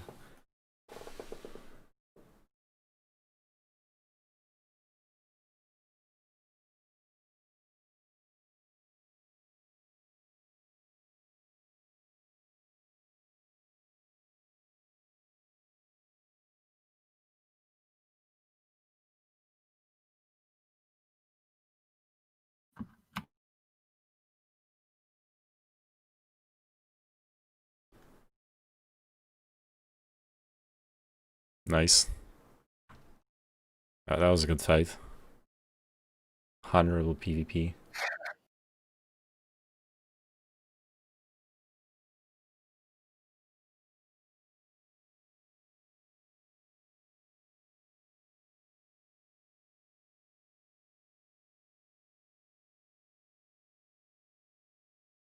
says that red is playing, but the blue timer is ticking.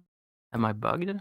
Blue. It says the current player thing can be bugged, but to me, blue is playing. Yeah, it's just that blue attacked me, so I was in combat for a second, but it was a scout, so not much happened.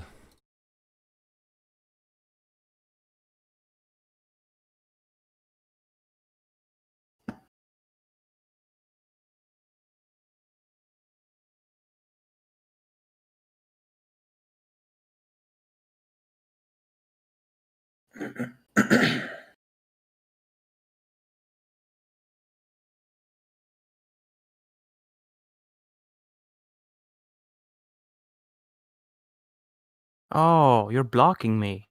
Cocaine. What the fuck? I wanna use this gate too.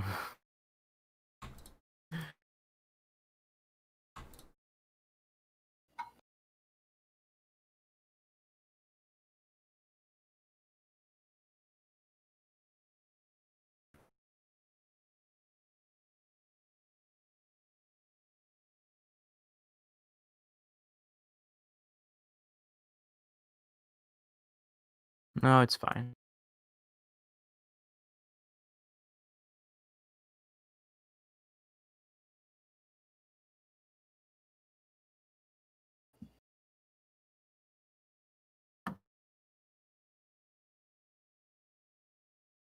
Now I have my own supply chain set up. Good.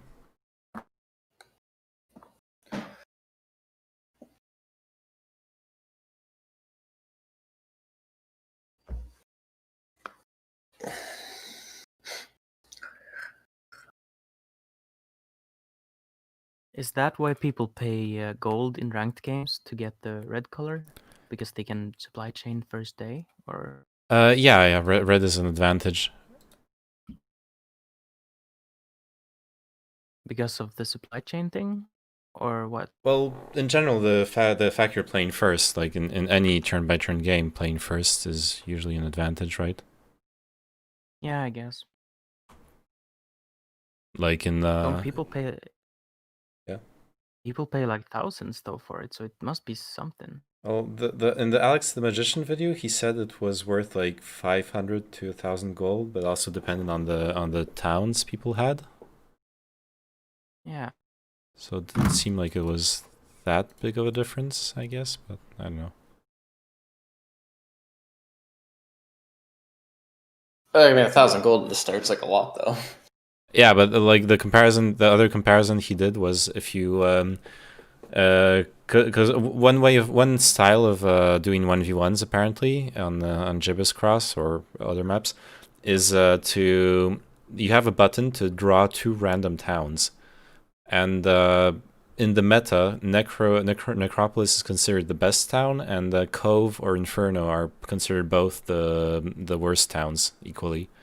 So if you're against, so if the 2 towns that are drawn randomly are are Cove versus Necropolis, then then he says that usually in like high tier play, the Necropolis player will be willing to pay up to like 6,000 or 7,000 of the 10,000 starting gold just to play Necropolis.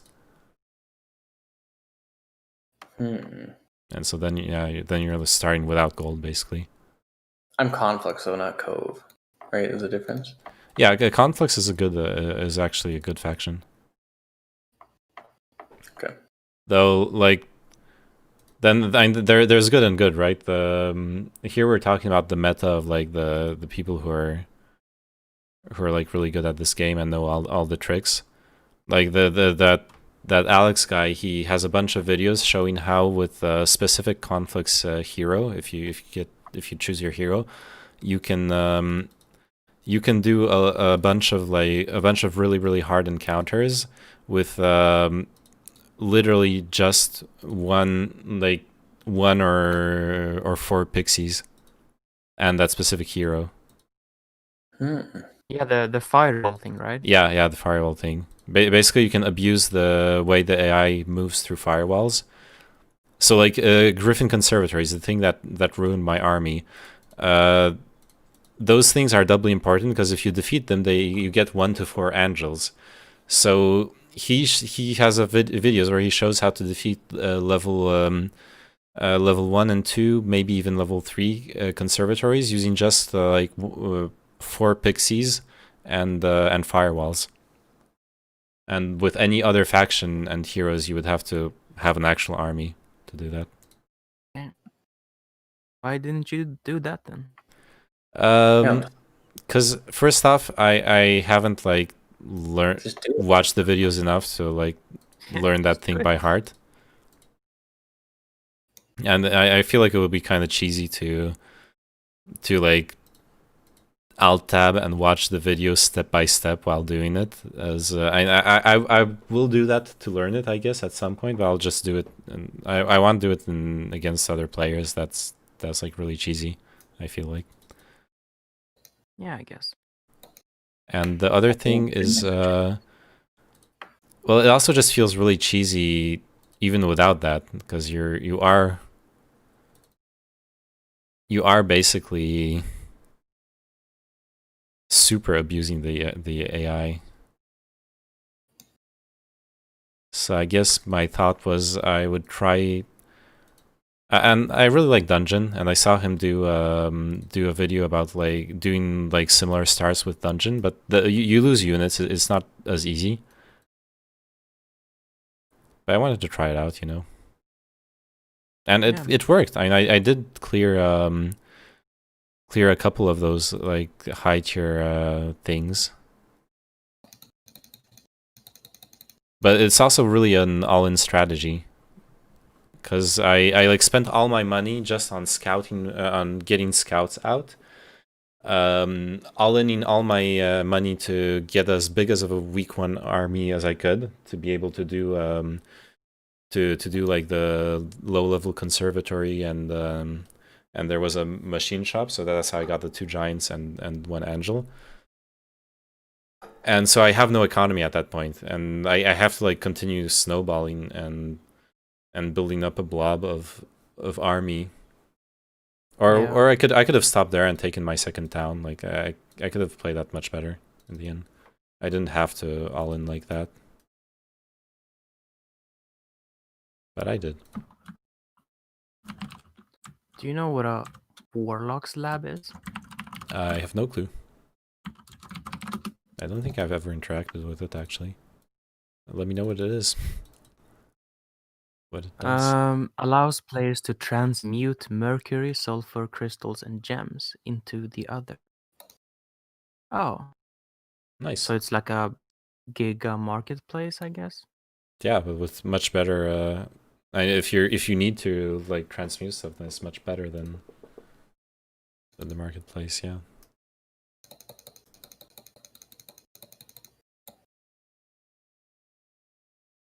I have 2 extra lives. Good job. I'm proud of you.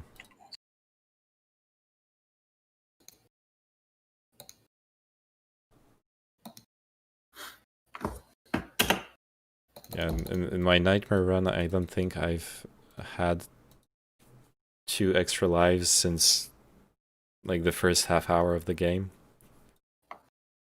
I like died 20 times in every arena. But last time I was playing, I'd start to like click together all the tactical options of having flamethrower to get armor, using the chainsaw regularly to get ammo, all that stuff. Just lost a life because of. Because of what?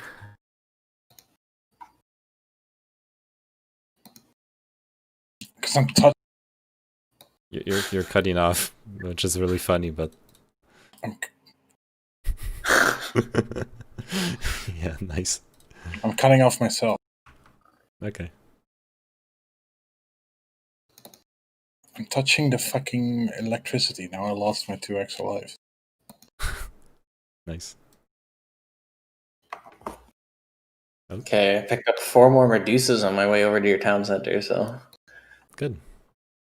Might be.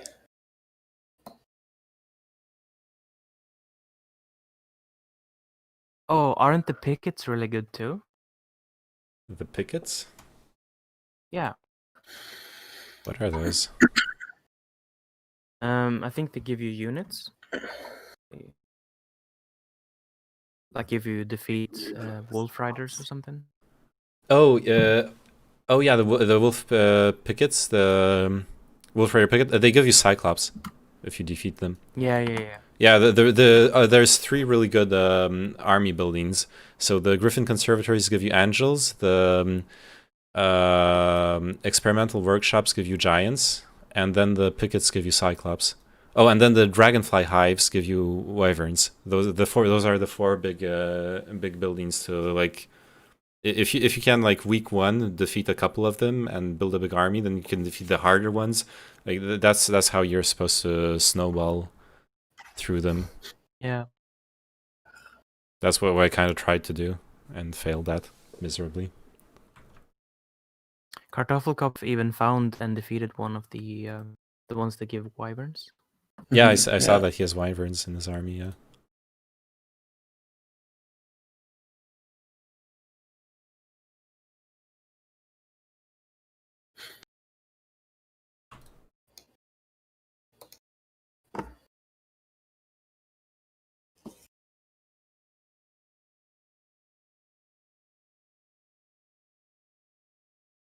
We're closing in. Yep. I feel the noose sliding around my neck. I have fuck all magic though, so I might just lose. I don't know. I hope so. That's all I can say. I mean, I have magic arrow on all my hero stats basically. Yeah. Oh yeah, that's normal. Yeah, I would be surprised if you had any good spells. That's for sure. Yeah.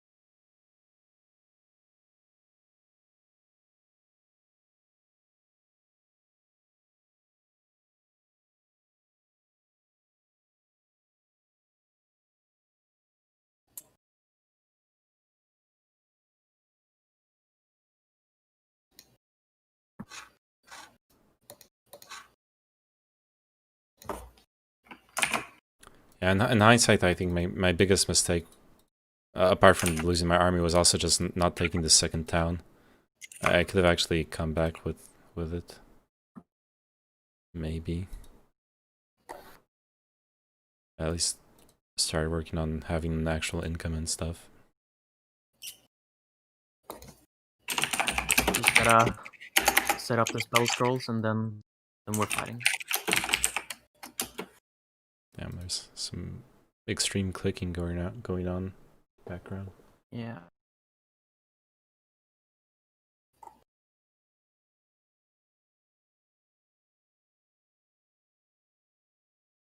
You ready?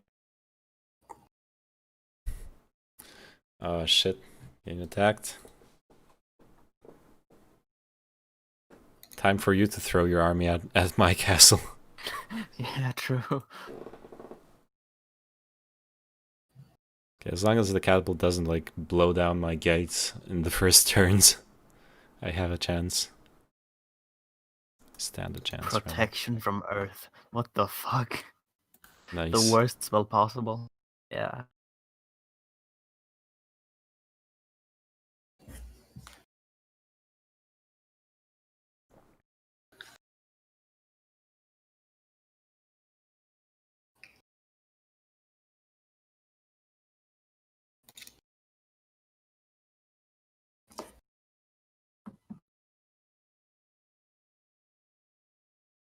Four of my units fly though, or 3, but the rest just kind of have to sit there, kind of. Yeah.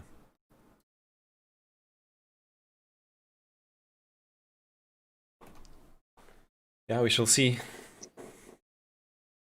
The moment of truth. Just walk into this moat. It's very comfortable. Yeah, sure. You're gonna love it. It's like a mud bath. Yeah, exactly. It's very relaxing. Oh, should I have like a ballista if I'm coming up on your plate? I don't have a ballista with my dude, but ballistas don't matter that much, really. I have a catapult. That's fine. You're gonna be fine. He has the ballista talent for triple. Oh yeah, I have advanced ballistics or whatever. Yeah. Nice. Or expert artillery. So it's decent, but it's not. So ballista's double damage and shoots twice, so it's quad damage.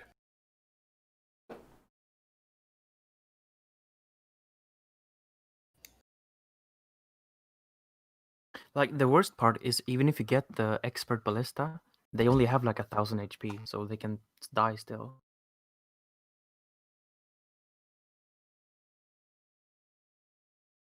So it's not like you can have an entire army of just ballistas. Yeah. Well, that and also they only occupy one slot. I mean, you only have one slot for them, so. Yeah.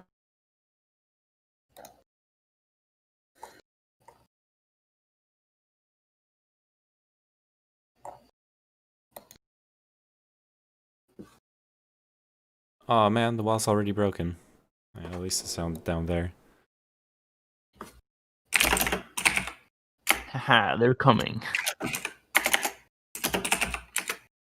Wait, if I walk into the moat on the top side, can I walk through the wall on the bottom side later?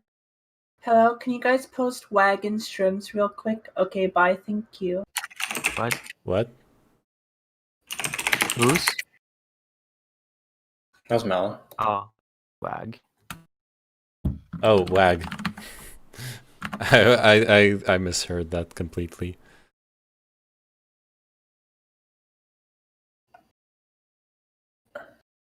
So if I walk into the moat, never mind. It's a dumb question. Stuff will happen. That's for sure. Oh, is that the forgetfulness thing? No. It's hypnotize. What the fuck? I can't attack him though. I can't kill my own unit. Why? Really? That's weird. Yeah. I don't want... Oh. It's only 12.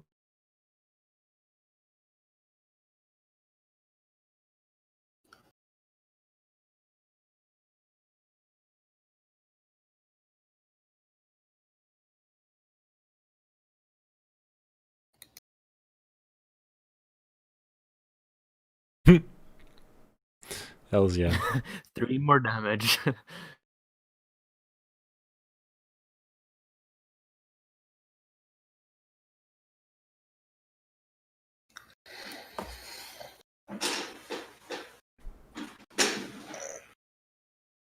Okay, let's experiment. I'm gonna try. From there, I should be able to walk through. I think.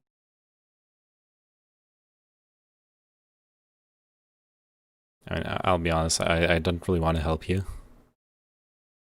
Help me. Well, don't. Oh, come on. What the fuck? Mirth. Oh, that's the morale one. Yeah. Yeah, they now have +2 morale.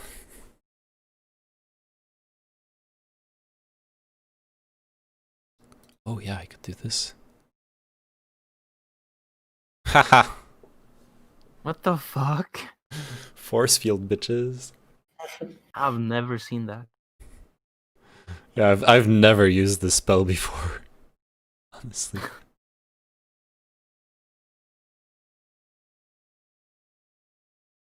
Oh, looks like we're taking the mud bath.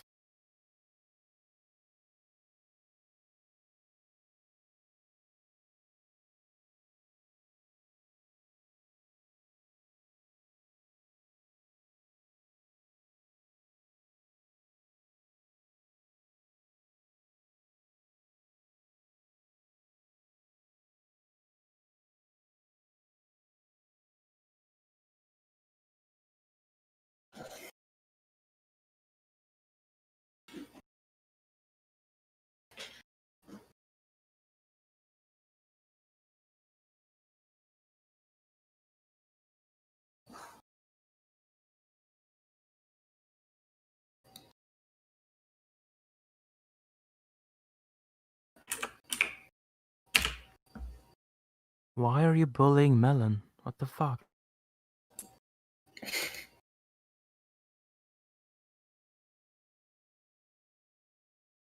Damn, 5 health left.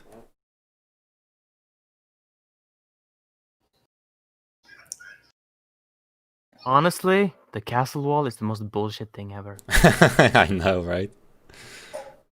Kind of is. That force field was super clutch. I'm pretty happy How with long does it how it last? worked out. At my current spell power, 2 turns. Oh, I could have just waited then. Fuck. Yep. Force field is a special meme spell. It doesn't scale with spell power. It's really annoying. Really? I had to use it in the Dragon's Lair campaign to fight the 3,500 Nagas.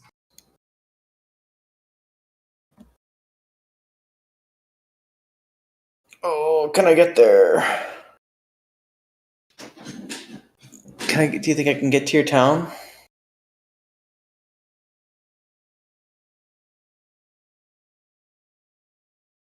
Five movement.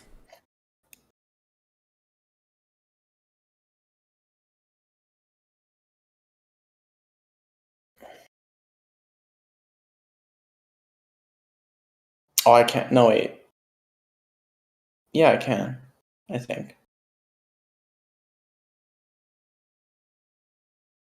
Oh, damage cool. from spells reduced by 75%. I forgot about that.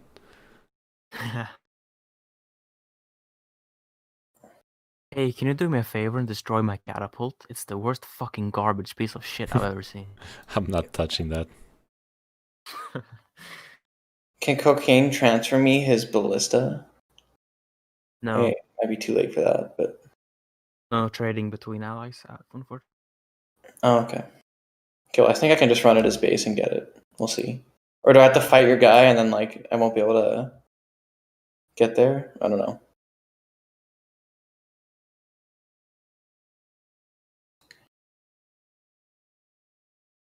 I'm just gonna kite you.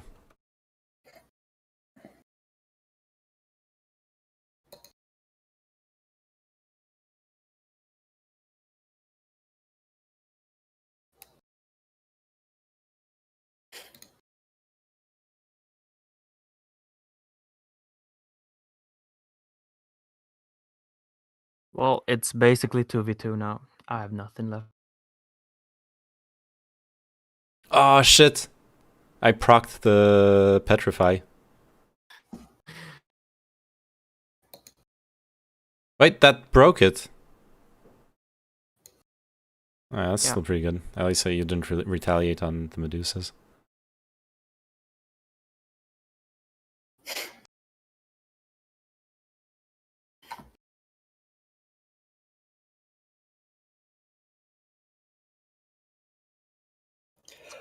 Well then.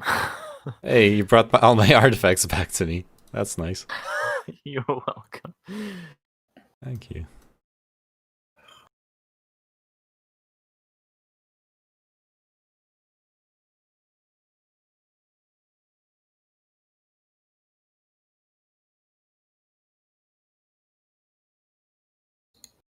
Yeah, taking castles down is hard.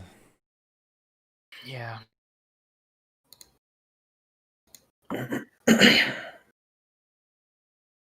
But the thing is, I can't do shit outside of like outside my castle, so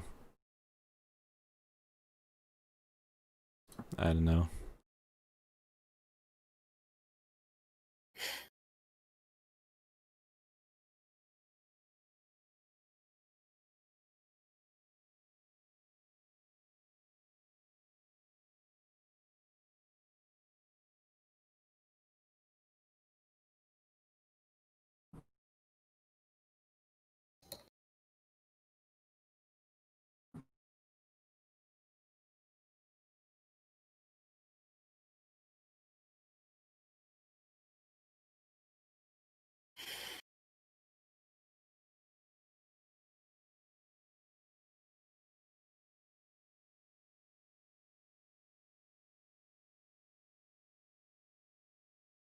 If I give up, can I watch your stream?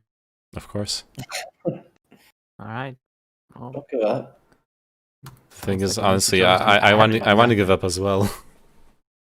I have nothing. I'm in such a bad position too. Like, the thing is, you have nothing, but you still have your allies. And I still have arcsats as well, but like, I don't know. You have 2 allies. I only have 1. The problem is that they don't have an ally. I'm basically worthless. Nah. I believe in me who believes in you. I mean, I have a mage tower outside my base. I don't even have one inside my base. Yeah.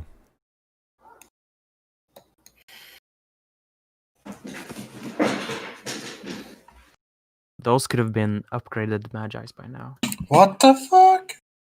What the fuck? I got, like, fucking punched around.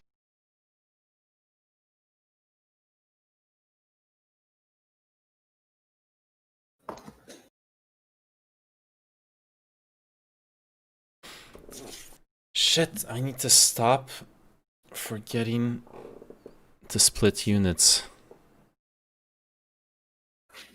True.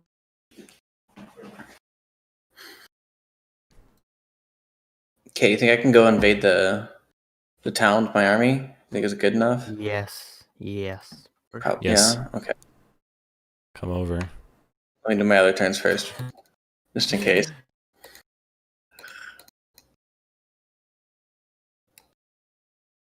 There should be about 7 bodies in the moat. Just ignore those. Yeah. Don't worry about them.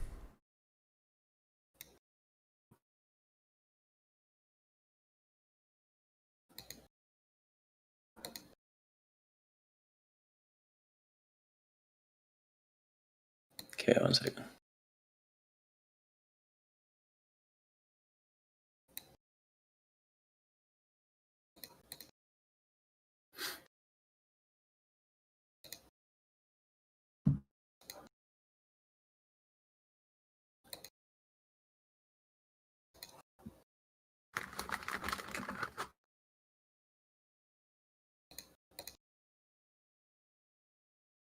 Oh, gold dragons.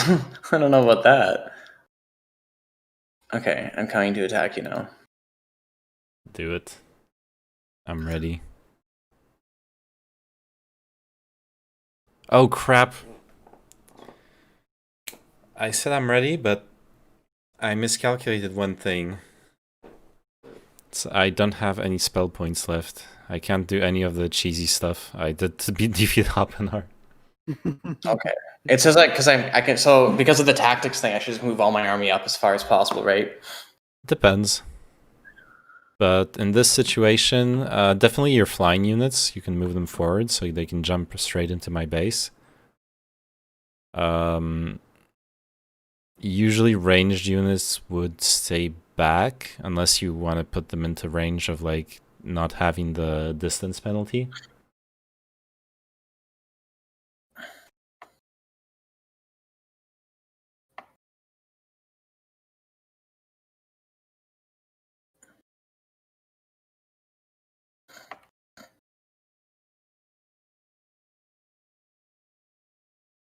Yeah, I can kind of just YOLO everything forward at this point.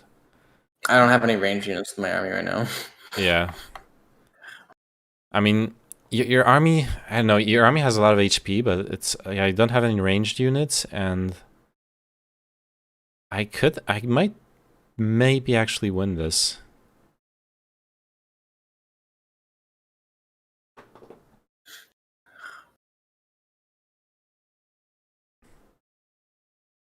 We shall see.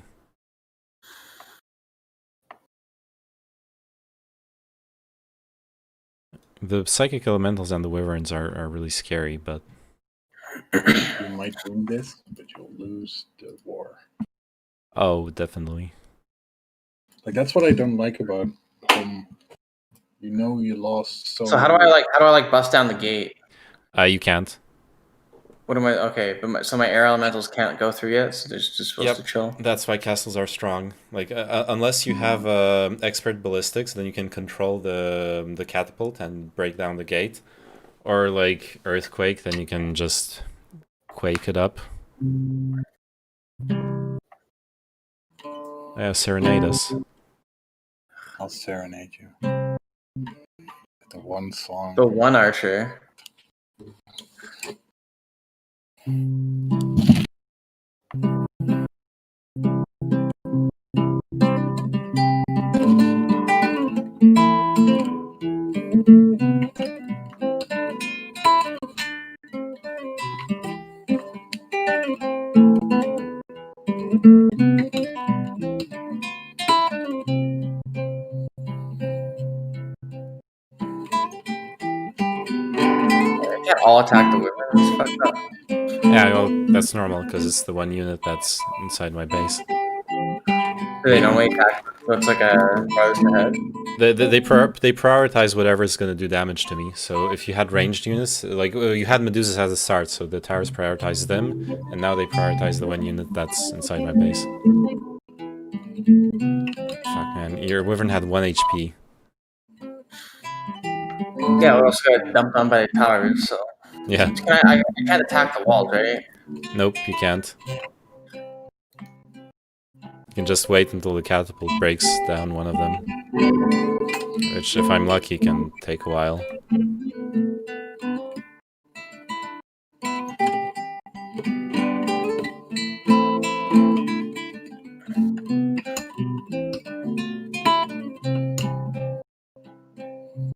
I can't block the catapult, can I? Like, I'm not like blocking it. No, don't worry about that. It goes over. Isn't gonna actually attack the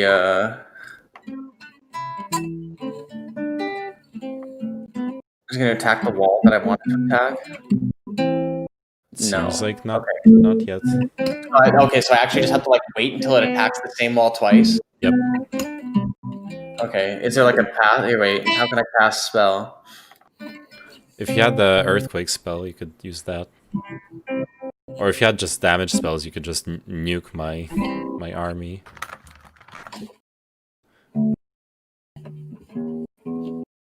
Tyrannid, you've been practicing. I remember like a year ago I heard you play some guitar on Discord, and you've made a lot of progress. I hope I did. But it's only on that one song. Yeah, but there's some like technical things going on in that song too.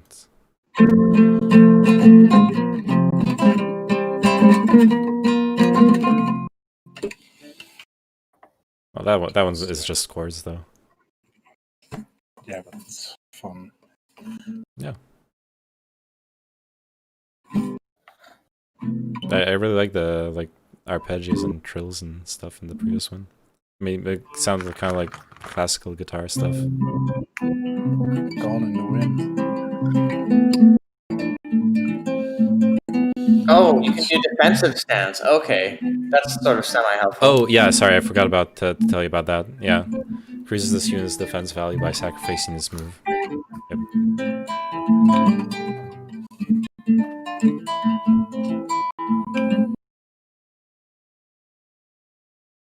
Also, honestly, on the one hand, you're in position to cross over as soon as you break one of the walls, but you're also in range for my ranged units to attack you without taking a damage penalty. Okay.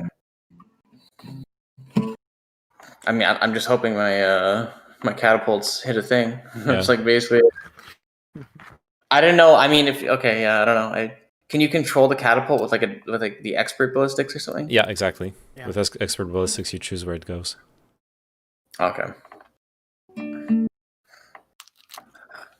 Which doesn't make expert ballistics a good skill, but in this situation, it definitely would have helped. Yeah.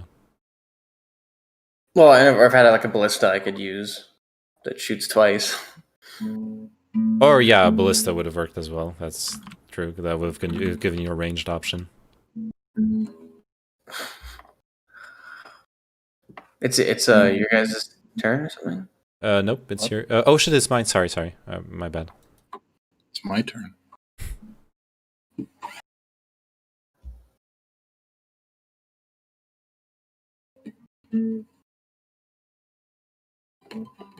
Now it's your turn.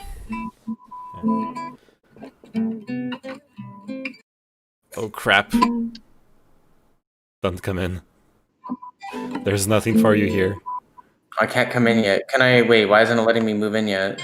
Oh, because walking over the boiling tar takes away your move for the rest of the turn. Does every unit have to do it? Cross over the moat, unless they're flying, yeah. If you want to go through, that is.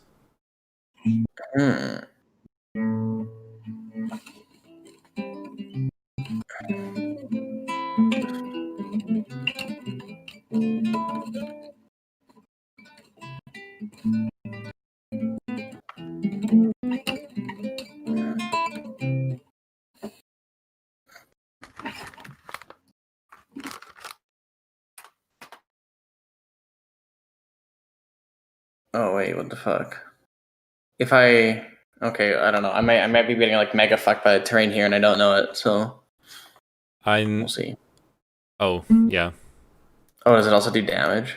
Yeah. Sorry, I should have said that. The moat does damage. That's what happened earlier to me when I attacked Hopinar, and then when Hopinar attacked me as well. It's why it's the other reason castles are so strong.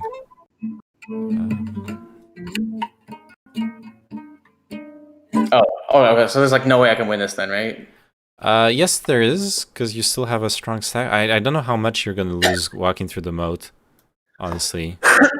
But yeah, at this point, it's a bit scary for you. Not gonna lie.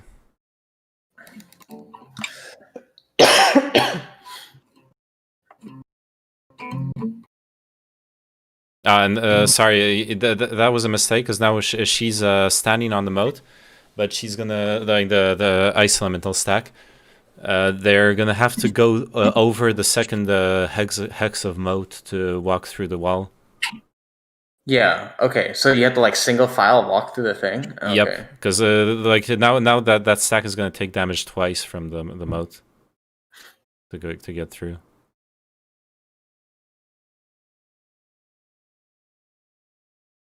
Okay. It's 90 damage, the moat. So I think it's 2 psychic elementals? No, psychic elementals are 75 HP, so it's 1 and a bit more. Oh yeah, there you go. He's suicided. Fucking moat. Fucking castle. Yeah. And you wanna see a nice meme? I can kite you with the harpies. Oh no. Oh, actually, I'm gonna do this. Ah, I was hoping to... Never mind.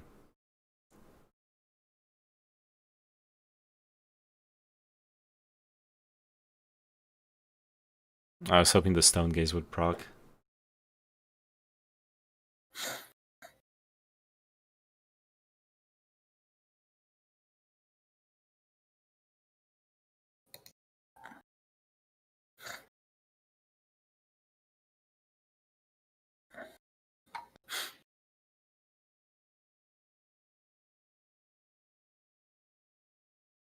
I actually thought you would win this. I thought you would win this as well, honestly. Summon boat, easy. Yeah, summon boat scroll. Pog. Okay, Arxats, we're still in the game. Nice. Apparently my castle is impregnable. Wait, well, reconnecting to the server. Are you getting that same message? No. Oh. Okay, it's fine. I hope we don't have desync issues because of this.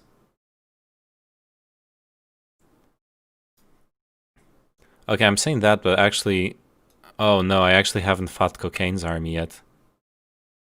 Okay, so now I've defeated... Okay, shit. Now I've defeated HoMM3, I've defeated Kartoffelkopf, but Cocaine's army, the biggest one yet. It's the final boss. It's the final boss, yeah. Shit, I don't think I'll be able to defeat this one, because the vampires fly... the vampires and the whites are flying, so they can go over the wall. Cyclops and the Liches are really good ranged units, so you can actually kill my units from over the wall. And even though I won the battles, I still lost a lot of units and used up all my spell points. So yeah, you're in a good position to finally take my town. Some strawberries. You eating strawberries? Yeah. Nice. I wish I had strawberries.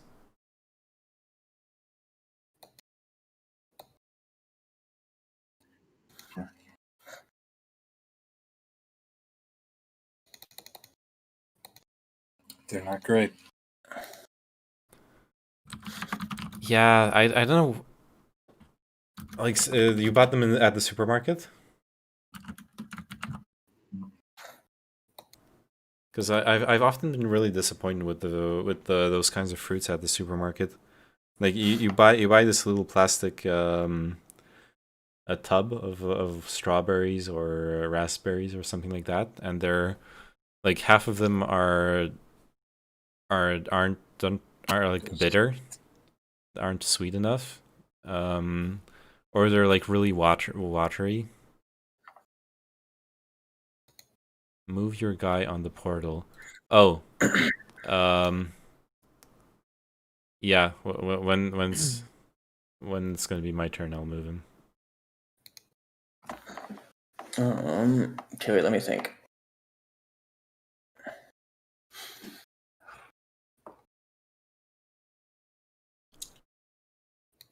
Okay, with all this, my like random dude who's hanging out in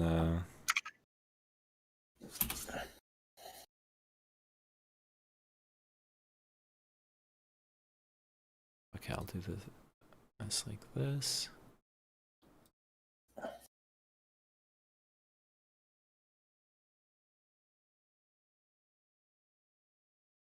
Awesome.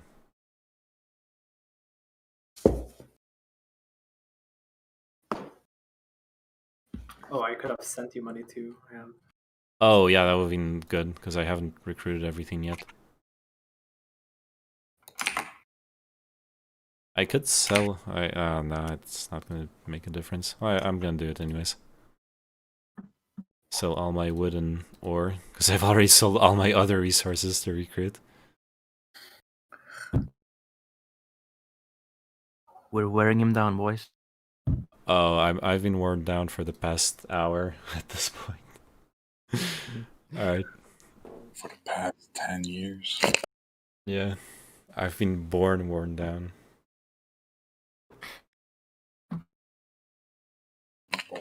Born.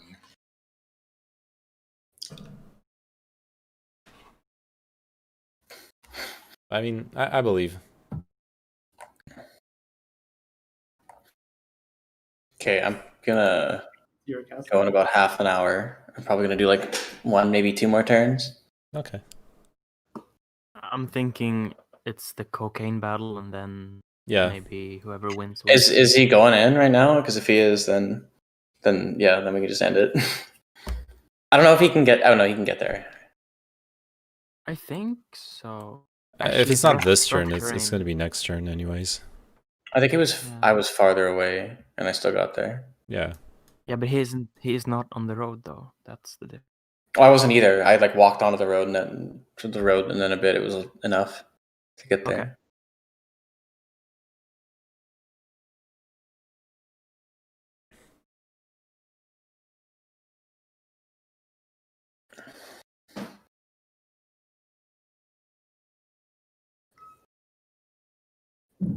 Cocaine.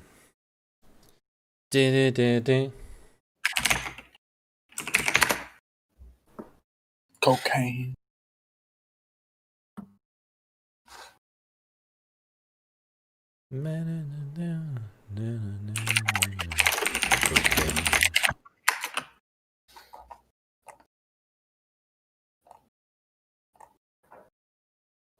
Ferret lol, ferret lol, ferret lol. True. I'm just waiting. Waiting for my death.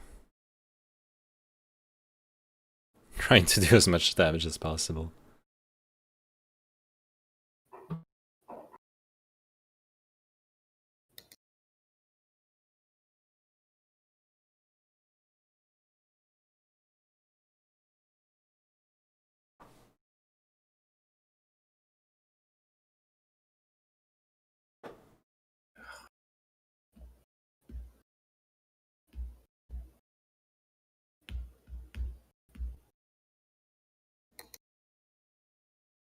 If we had chosen stronger monster strength on the map, would we have gotten better rewards too?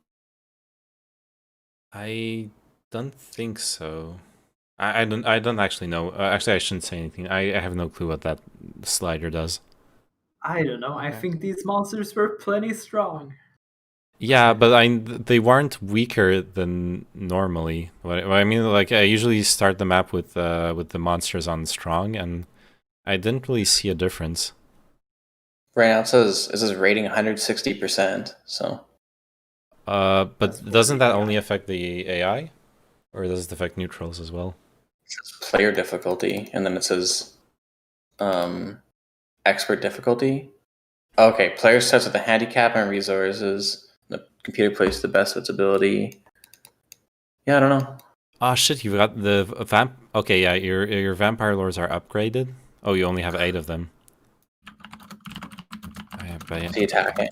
Or is it happening? Yeah, he's just killing my scout right now, who is in front of the town.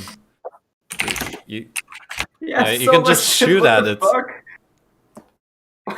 It's one centaur. Tactics phase, dude. Hey, here, I'll help you do this faster. Run away. Now you can attack my town. Good. Yeah, I lost. Between the vampire lords and the 2 ranged units, I didn't think I stand a chance. You shouldn't have had your hero visiting. Now if I retake, you can't get it back. Oh, I was gonna get it back anyways.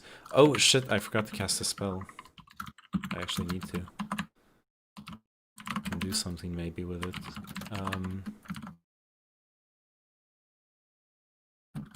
How do you have 67 mana? What the fuck? Oh, We're that's so lucky. because the dungeon. Never mind. Yeah, the dungeon has Oh, has a specific like a thing that doubles your mana. Yeah, lightning bolt is vampires or liches. And I'm looking to see if I could hypnotize something. All those spells I have are so bad. Oh, and the Cyclopses have siege or whatever. They can attack walls. Oh, that's cool. Oh yeah, that's true. I forgot about that. If you click hypnotize, it you say it affects no one because it doesn't do anything. Yeah. I've never seen anything that I could ever cast hypnotize on. Like, it never works. I cast it on against HoMM3. On what? On a stack of 12 gremlins. Okay. I guess it's only level 1 units, maybe? Yeah, they're level 1 units. That's the only reason I can do it. Such a bad spell. I don't know what I'm doing here. Like those vampires are gonna regenerate now after killing one of my stacks, so rip.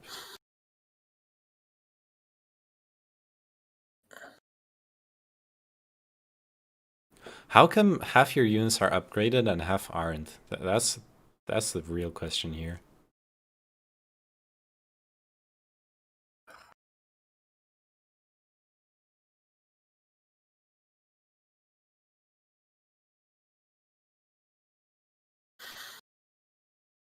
Oh, that catapult shot, so lucky. Yeah.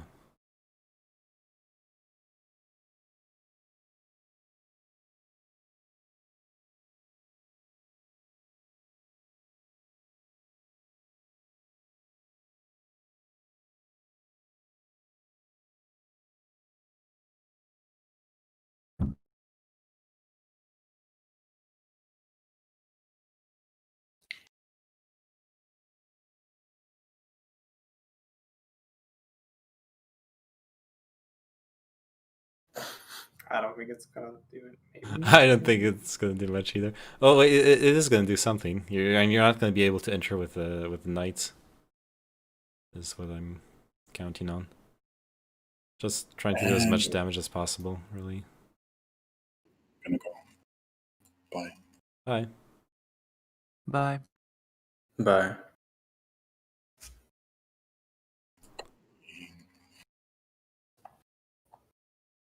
God damn, We never even debated. What happened with that?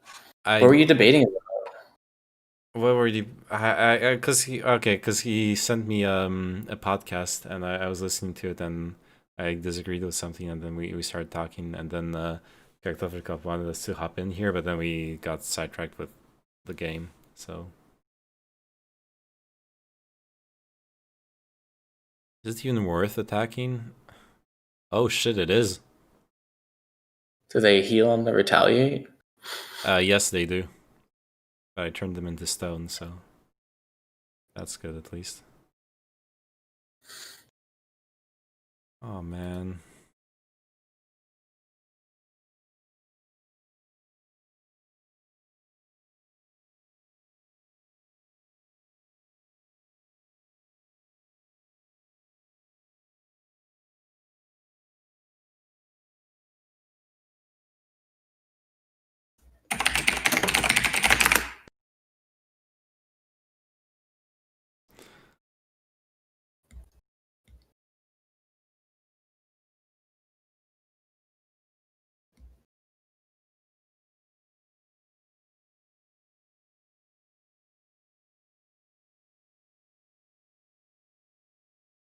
Ooh, I have an idea.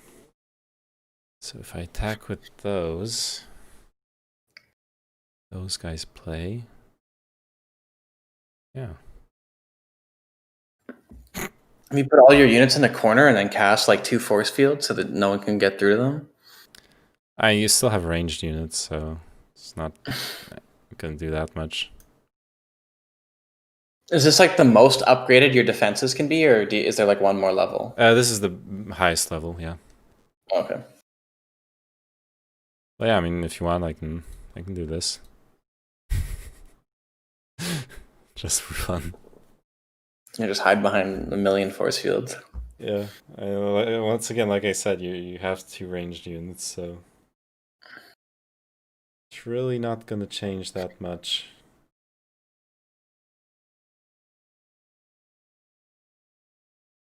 Cocaine.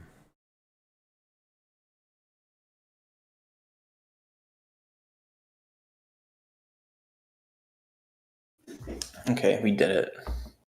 Yes. Finally vanquished the indomitable town. God damn it, all your vampires already regened. I want to run over you Oh, with what the fuck? What the hell?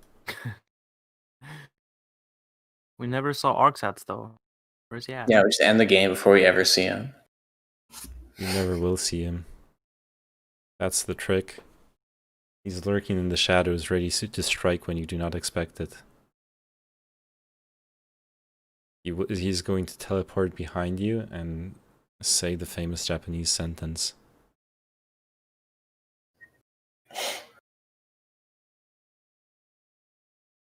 Oh shit.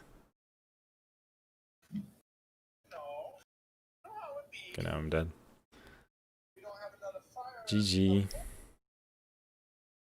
I'm defeated.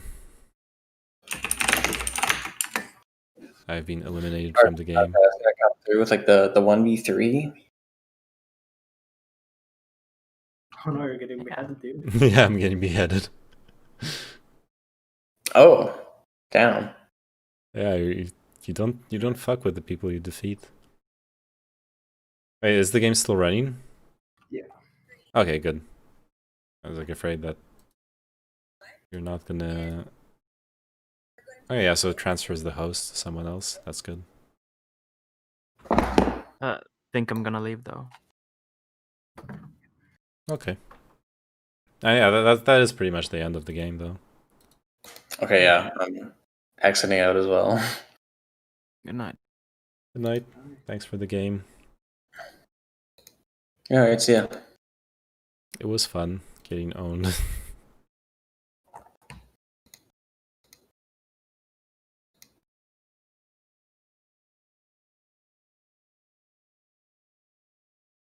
Alright, let's do that again sometime. Nope. They all left. Yeah, let's do that again sometime. I enjoyed this. I am enjoyment, happiness. Tired too.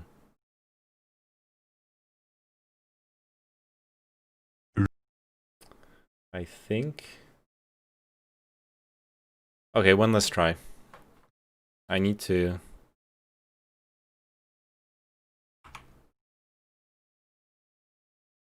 Yeah. One last attempt to figure this shit out. Jebus Cross, strong enemies. See if I can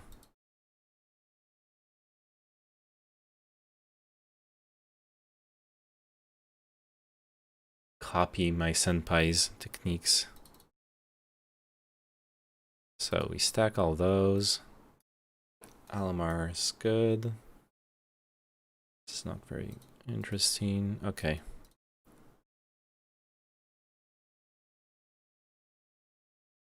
Good. Now Alamar goes exploring.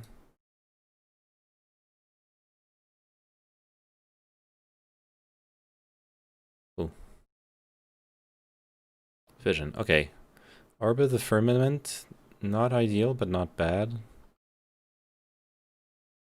No army buildings, really. Oh yeah, one conservatory here. And, oh no, this is untakeable. Horde of Grand Elves.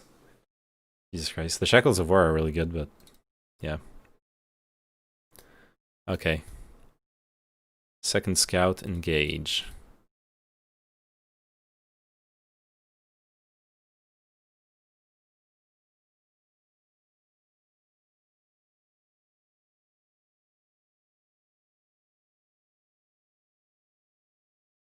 Ah, shit. Yeah, no.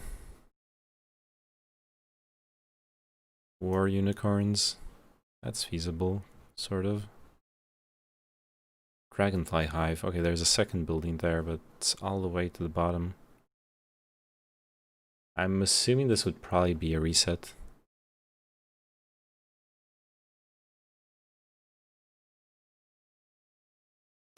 I want to actually practice the fights, not just reset seeds. I feel like a certain Minecraft speedrunner.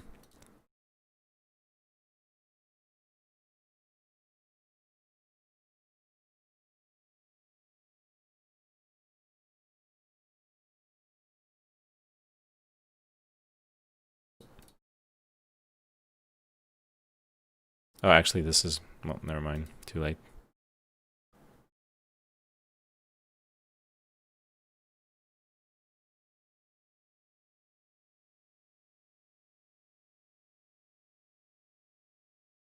Is this what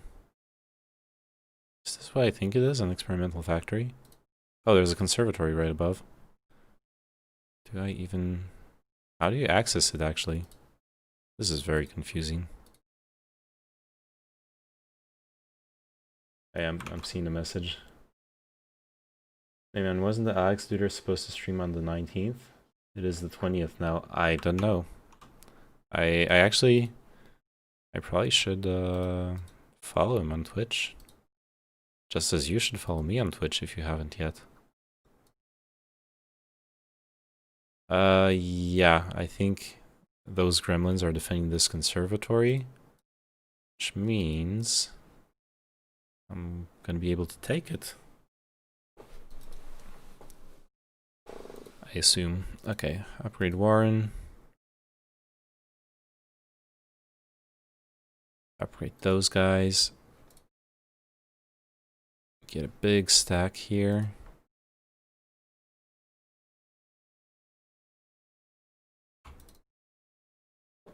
Have those out for scouts. Actually, let's get one more scout out here.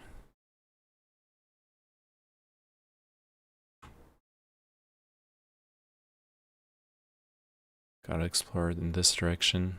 Oh god, it's blocked. Oh, Dragonfly Hive. Sea dogs, shit. Alright.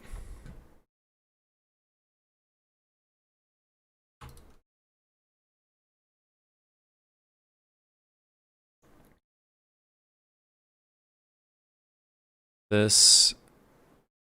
yeah, sure.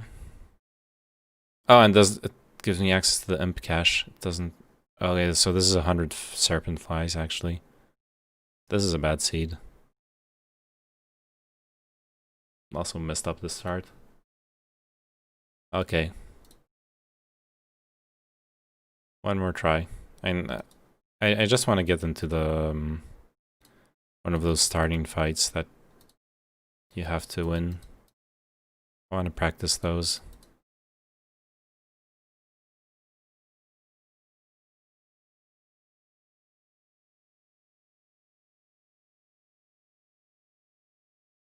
Sephiroth. Okay, yeah, I made the right choice. Let's explore this way. Get some gold. Let's go south.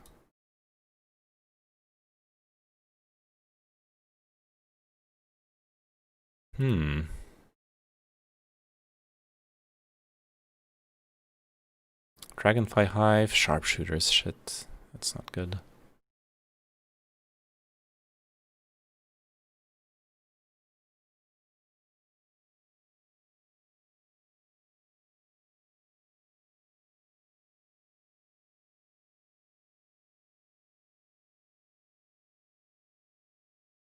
Nagas, that's pretty decent. from my understanding of this stuff. And one more scout. There you go.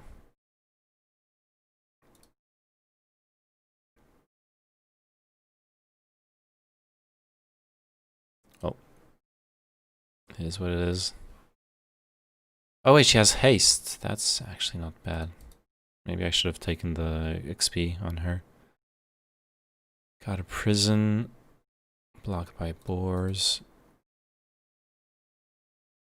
Yeah, no, this is not a good seed either. The only army building is over here that we've spotted at least. Alright, one more reset.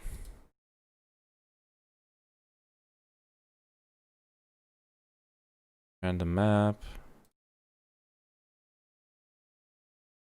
Dungeon.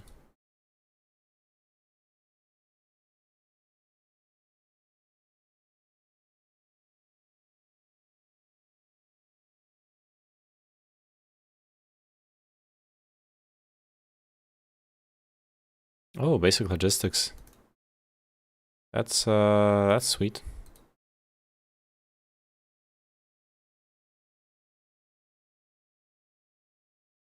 I believe in you.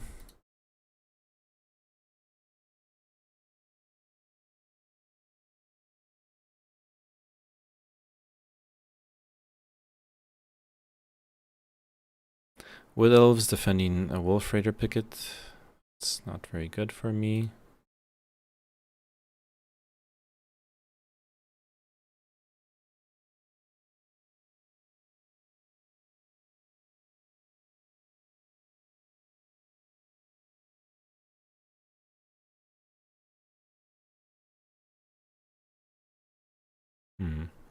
I got an experimental factory here. Layman playing home. Home. Before we start, you could do cheats to get vision everywhere just to see if there's something you missed. Oh, that's true. That's a good point. Correct.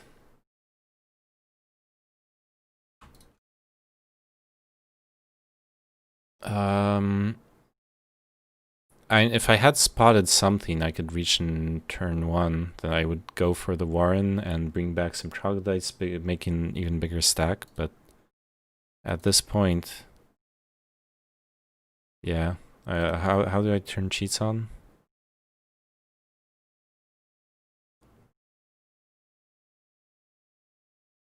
I actually don't know how to turn cheats on. Oh, I didn't even look at my artifact though. What was it?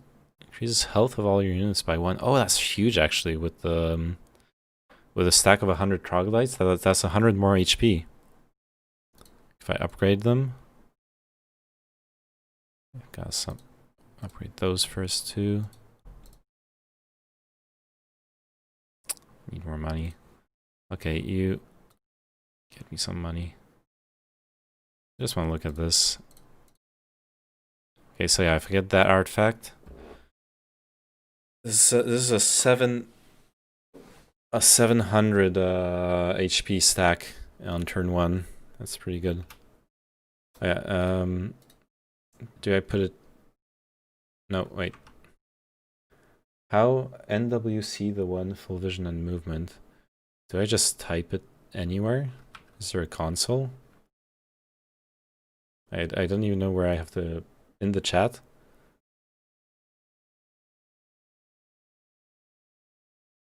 I don't have access to the chat. What the heck? Because I'm not. Just press tab. Oh, I see. NW. Okay, yeah, I see it. NWC the 1. Did I type it correctly? I did.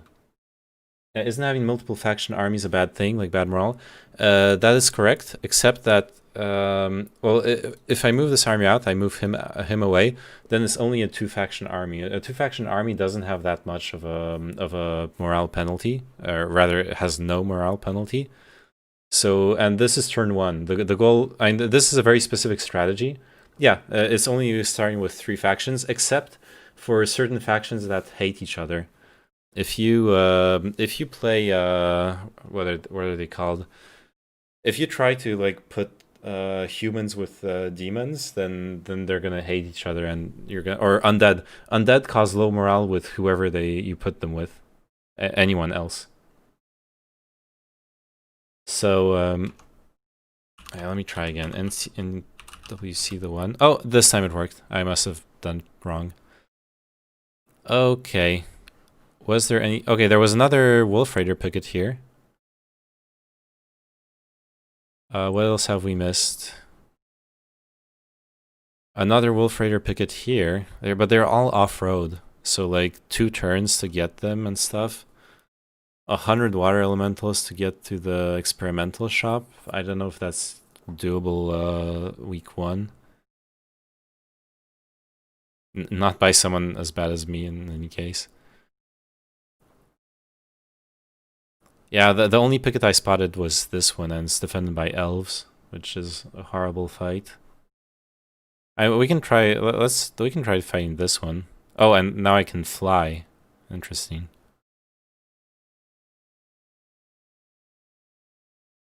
I don't want to engage them. Oh, and I have 5 archangels in my army, okay? Nice cheat.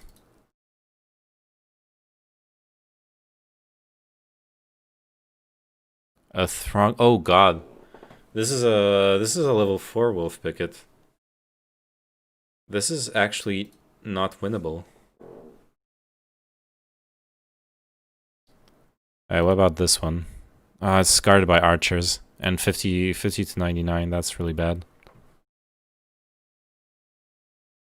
Rip.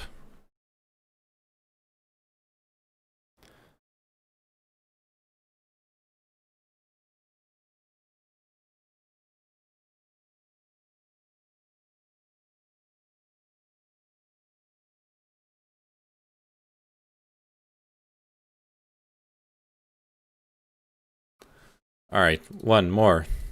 What artifact do we have? Oh no! A necromancy artifact. Nice meme. That's very lucky.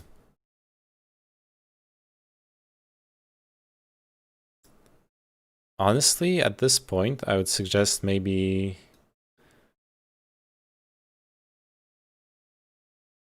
Maybe using Jedi as the main hero? I don't know. Ooh, Scorpicors, that's our main break. Ooh. Let's get out of the way. There's a stable here, which is really good. Then the Warren.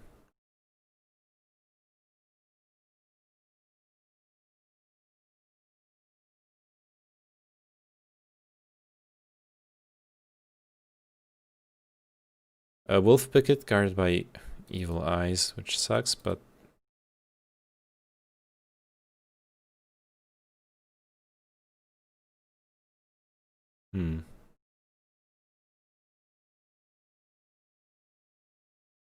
Yeah, the one thing that really irks me about this strategy is the...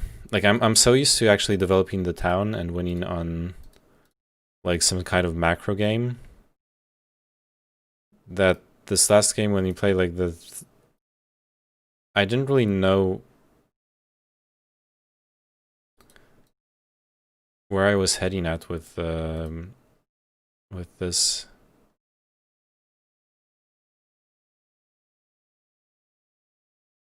Because you end up spending all your gold on just scouts and figuring out what's on the map, which in this case is not much.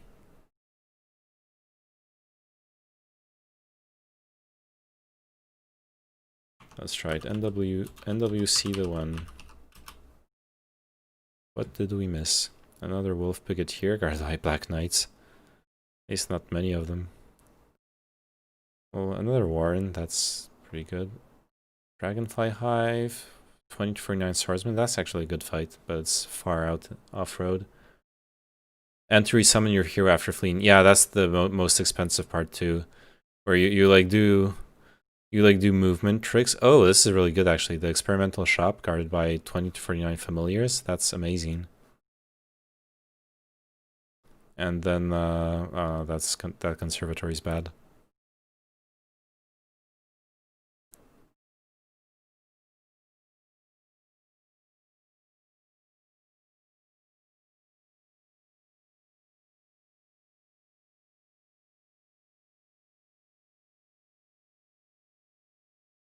Yeah.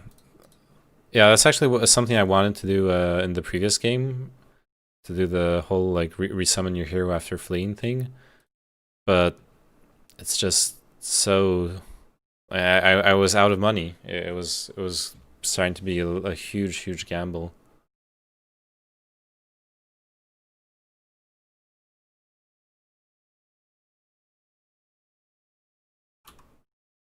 It seems really hard to get a good seed. I've rerolled so many of those, and none of them look half as good as the stuff he shows off in his videos. I feel like maybe it's learning. Yeah. Oh yeah, the Ring of Vitality again. I'm not sure, but I think that for this specific strat of stacking a bunch of level 1 units, this is probably the... Oh, Meteor Shower. This is probably the best artifact, maybe. I don't know. Are you using the JC template, XL map size? Oh, I'm not using XL map size. I'm using, is it supposed to be extra large? Yeah, I'm only doing large. Is monster strength strong? I don't remember if that's the usual setting.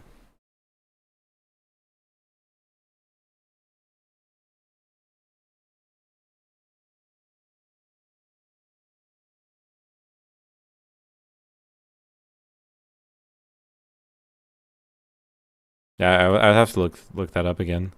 It would be really dumb if I'm like trying to practice this on maximum monster strength and then turns out that's not what you're supposed to be playing.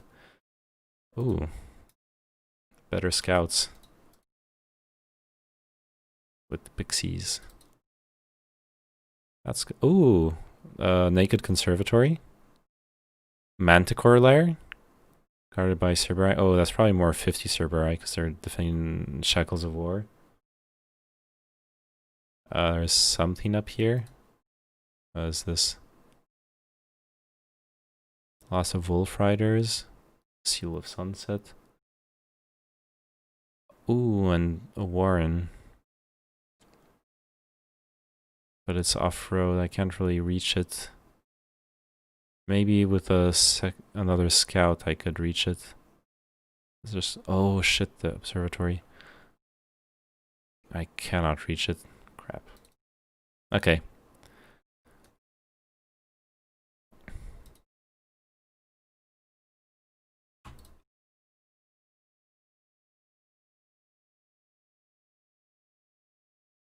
Let's explore this side.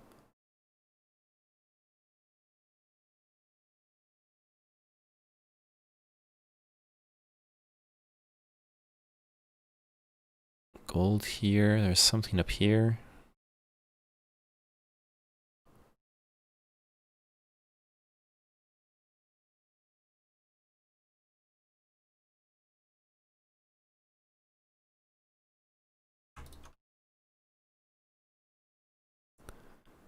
Can he, like, go grab those and then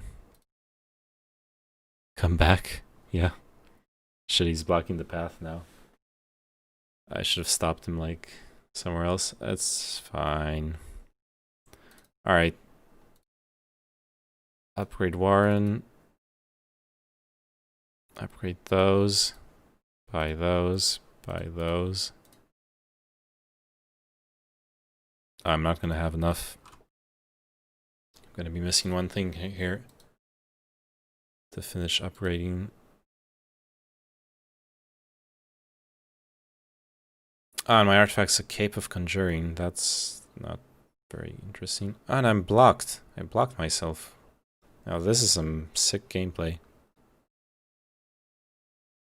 Let's just heal over here.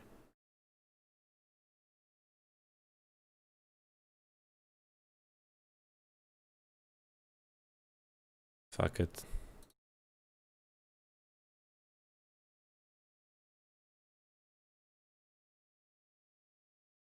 Oh, there's an experimental shop up here.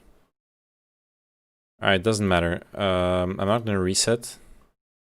I have things to try out here. Sit here, that way I can actually move. I'm not gonna make it anyways, might as well grab the extra gold.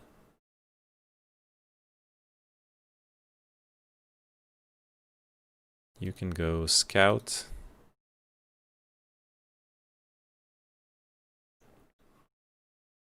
Cavaliers? Oh, and a dragonfly hive, okay.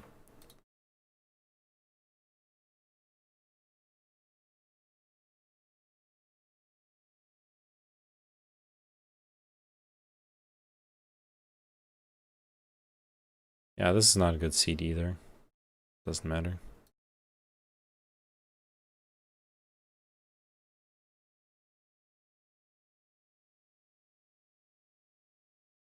$100 to 249 griffins. This is a loss. It would have to be a small one for me to stand a chance.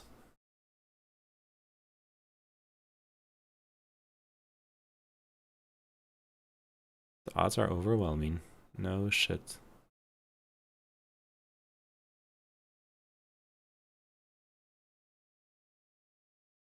I don't really know how to manipulate the AI though either. Like, yeah, at this point it doesn't even matter.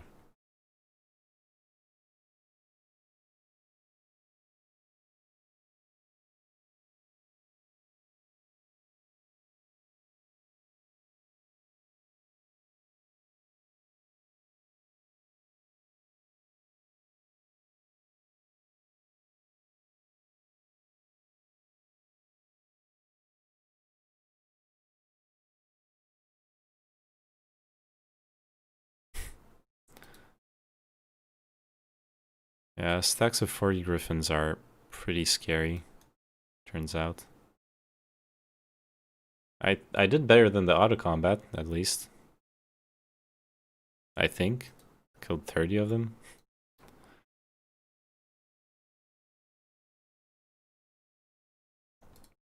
Alright, it's 2:40 in the morning.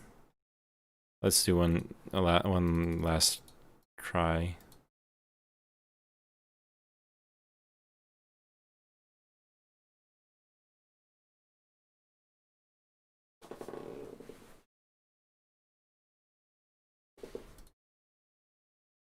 That's a good roll. That's not useful.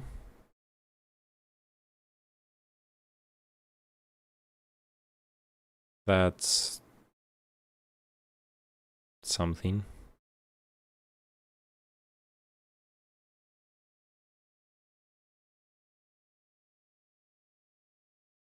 Dragon Utopia. Picket defended by Harpy Hags for also defending an artifact. It's not good.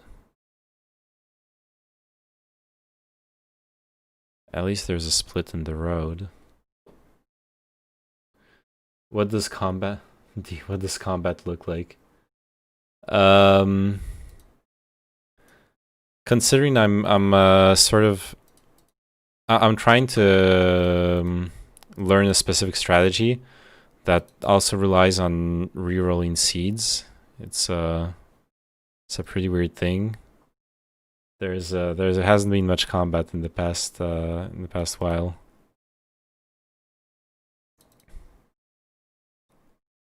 Well, there's a Manticore lair here at least. Could try to. Thing is, I could do the Manticore lair, most definitely, but then 20 to 49 sea dogs, probably more like 50-ish. I don't think I can defeat that. All right.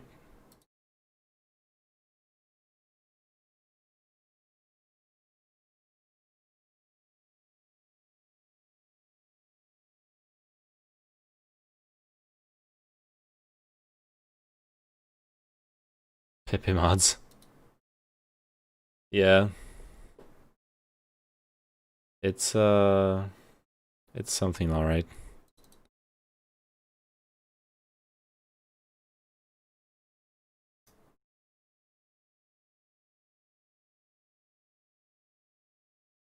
Ugh. Okay, I'll just recruit this. Buy those.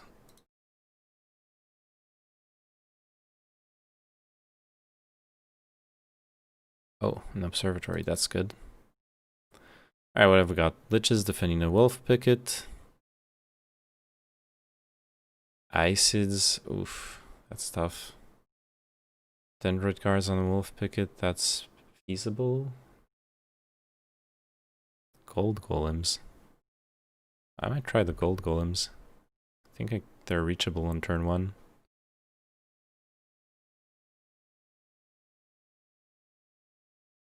Oh, this would be ideal, the experimental shop. Actually, no, it's too far in off-road.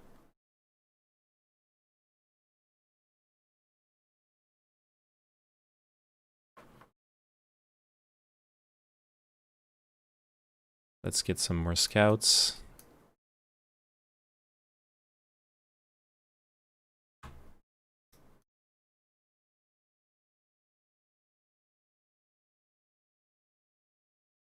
Protection from fire, yeah.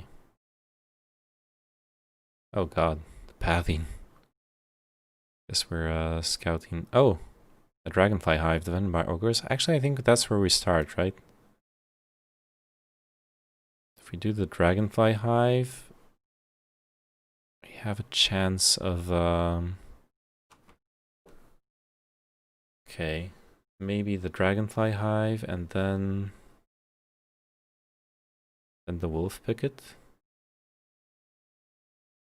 I don't know. It's worth trying. Upgrade those.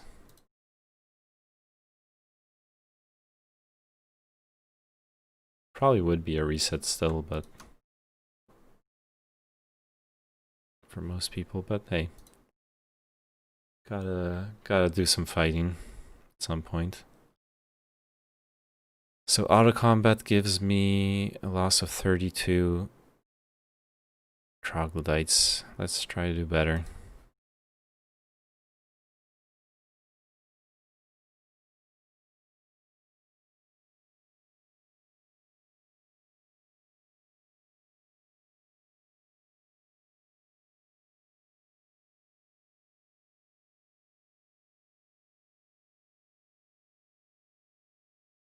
Ooh, hexagons. Yeah, this is a turn-by-turn... Well, the comments are turn-by-turn tactical, basically. There's some obstacles here. I'm gonna pause champ on all of my units to wait for them. This guy is basically just acting as AI bait to, like, soft CC one of the stacks, as they're gonna go over there to kill it. Should focus those guys are the upgraded version of those units. Oh crap. That's called I'm assuming you haven't played this game because you're asking like what this comment look like. That thing where the eagle appeared above his head, that's unlucky. That means they got a morale proc, which means they move twice in their turn. Okay. Dwarves, what do I do with them? I think okay, they all have speed 4, except those guys have speed 5. 3, 4, 5. I definitely pass this turn. Nice if I could take out one of those before they reach me, but it's not gonna happen. This guy's gonna step 1, 2, 3, 4. I could kite him one more turn if I just move over here. Perfect.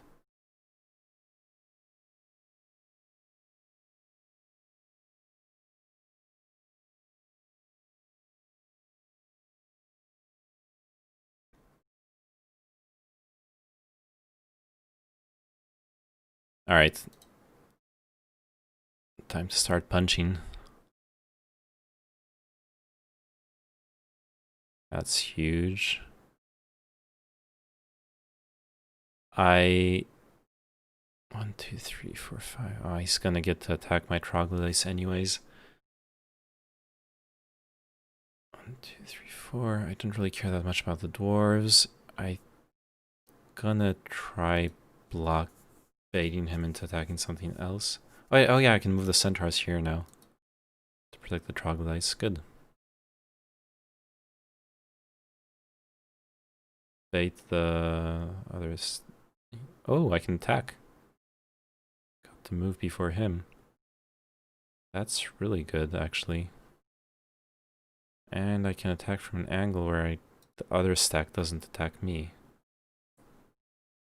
Okay, this is turning out really nicely compared to like the AI auto combat had me lose 30 of those units, and now I'm taking out all of the stacks with my troglodytes, with only lost some dwarves that I don't care about because they're not even the correct faction.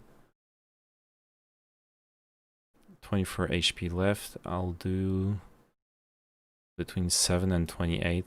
Very unlikely that I kill it. I think I just pass for now.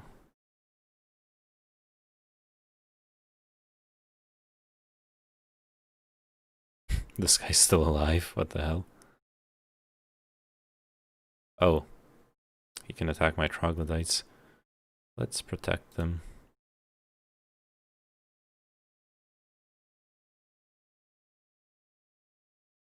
Perfect.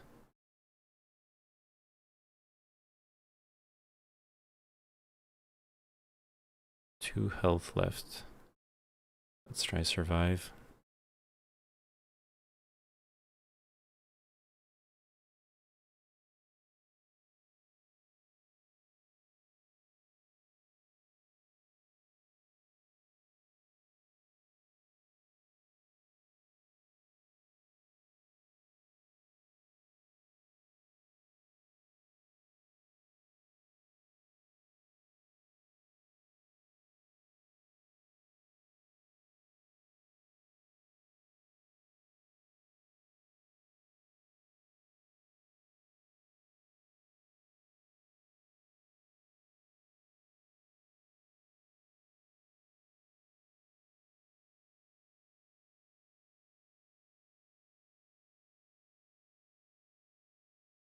Alright, I lost a bunch of the other units, but I'm fine with that. Now, oh, it's a small dragonfly hive. Cool. So AI has me lose almost all of my units. We can do better, I believe. Oh crap, I forgot to do one thing though. That's really bad actually. I forgot to split up my units. You always want to have all of your army slots occupied, even if it's just one stack of units, because you can block movement, and like you saw kind of what I was doing. I keep forgetting between fights to redo that. So this fight is going to go a lot worse than it should have because of that. Oh well. It is what it is. At least, yeah, at least they focused that guy.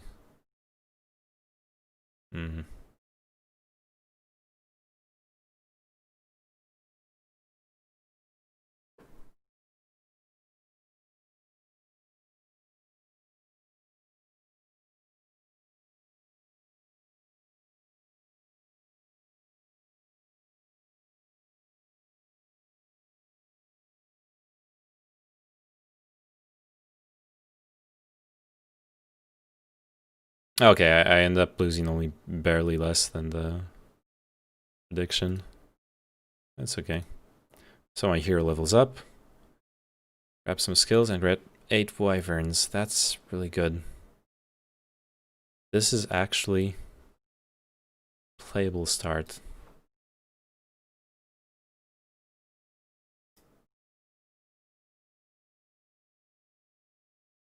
So I had like 100 of those, like 600 HP in units. Yeah, this is a net gain. Net gain for the army. Now what would be awesome is if I could find another one of those hives. And then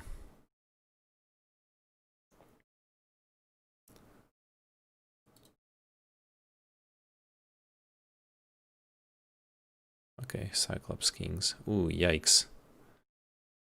This is a specificity of this map generation. It's that the middle area with the desert is where the best items and resources are. So, and it's always defended by a high-level guard. Here in this case, it's a very, very bad roll on the guard.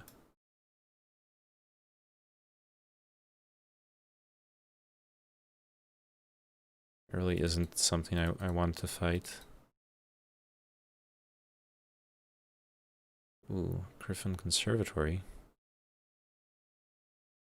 And a Sphere of Permanence. Ooh. Wait, no, the Sphere of Permanence, it's not... Yeah, it's not what I was thinking it was. I got confused.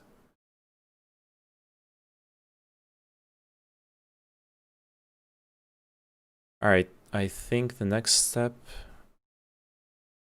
is probably not the Acids, because they're high level units. Oh yeah, the Dendroid Guards. Maybe. Maybe. Because if I do those...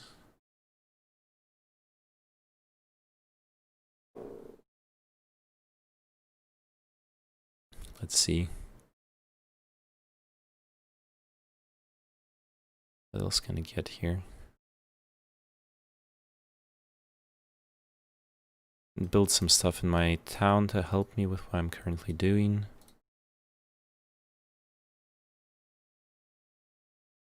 Either I go down here and try to do this Griffin Conservatory, which I think could be a good play.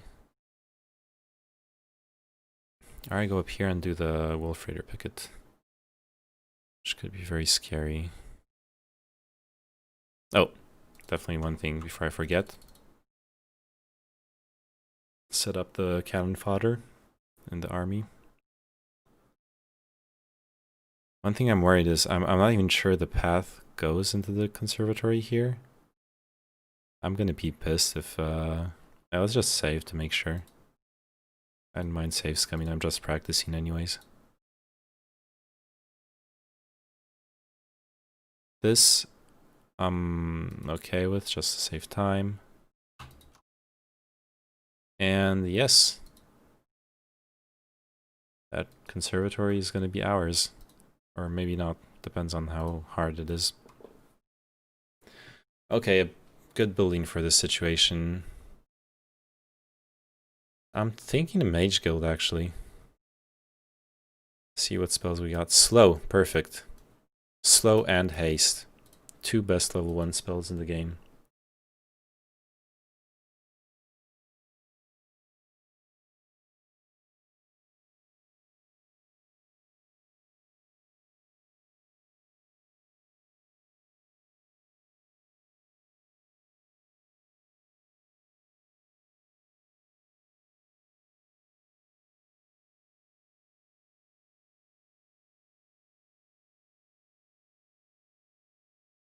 Alright, the odds are overwhelming.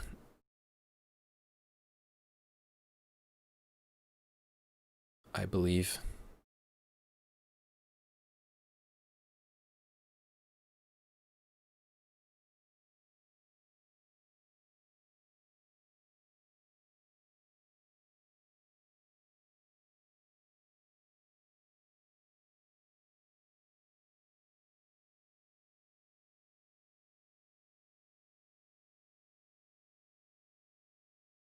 I should be baiting the AI away from my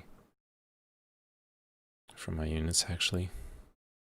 That's fine. Dish this guy off.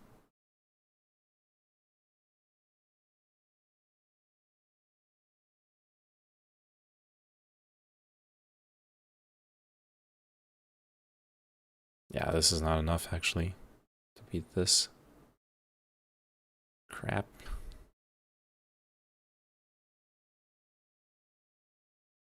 I thought 4 wyverns would be enough, but it is not. I need to... Which one was it? Was it this one? Yeah. Alright. Let's scrap that. Oh, wait, no. Let me at least get the XP on the way. So that is what I would have done.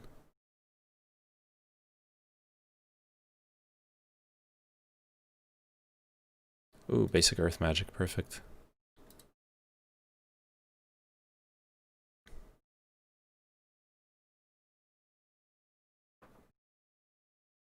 So I mean, at this point,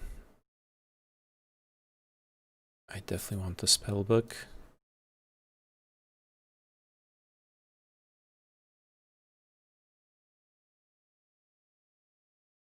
Nothing really good.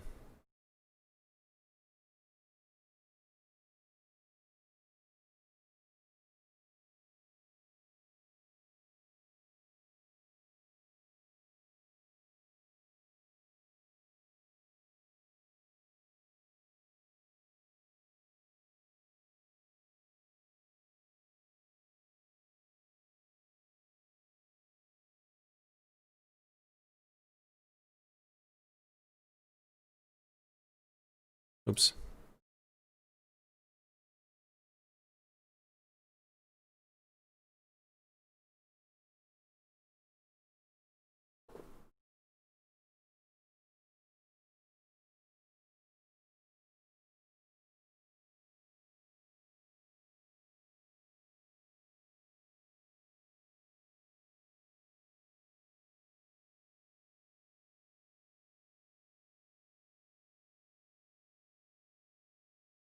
Oh, it only has one...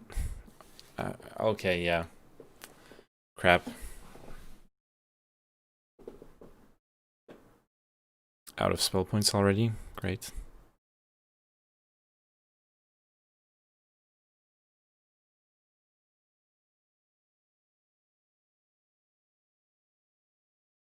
Alright, attack with one of the... those guys just to get the retaliation out of the way.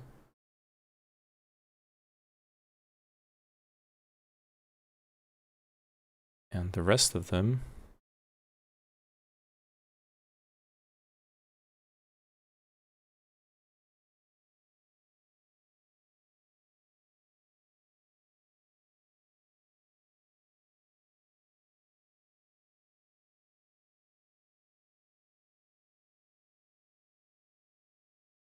I should attack anyways, just for the little bit of extra damage.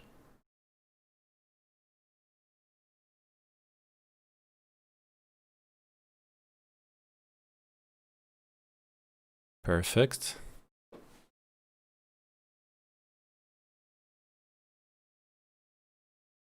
This guy can kite.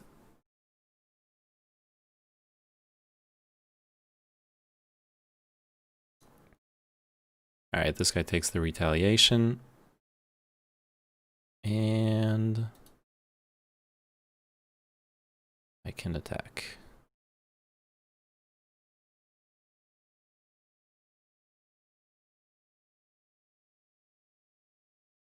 Nice. Only 4 troglodytes lost. Now that is a perfectly ran battle. But I'm out of mana now. I kind of wasted it, honestly.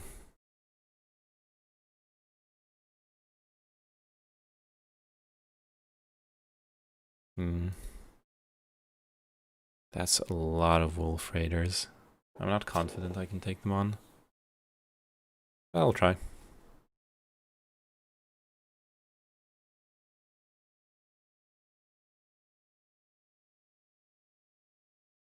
Oh god, the morale proc. That is not what I wanted. And another one. Another one.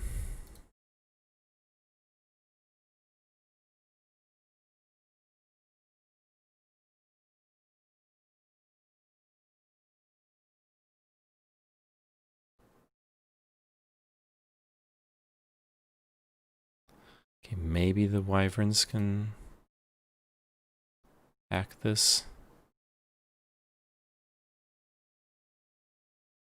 Not sure it's worth losing all of them to this, honestly.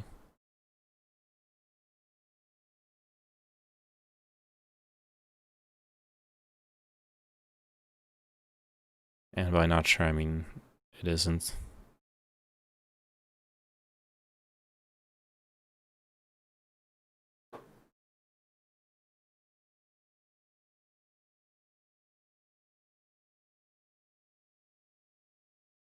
God damn it. Yeah, that was too tough a fight. You could move the army from your main, suicide, and rebuy just to get the mana back. Oh shit, yeah, I forgot about that. Yeah, we can try that. Gotta not forget that stuff. Is this the right autosave? Oh no, it's got the dendroid fight again. I should have saved before doing that. Well, it's really late anyways, and I gotta work tomorrow. But okay, that dendroid fight was really good. The dragonfly, the dragonfly hive fight was okay. Could have been better. I need to like be really careful about those camps and those buildings when they have a lot of units.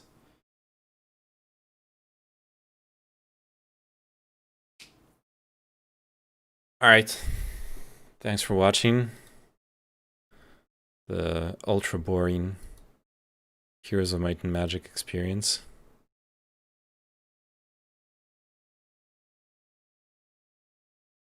I'll actually maybe I'll play some Elite Dangerous tomorrow because I really like those kinds of games. I'll stream some more tomorrow if y'all wanna watch. See ya.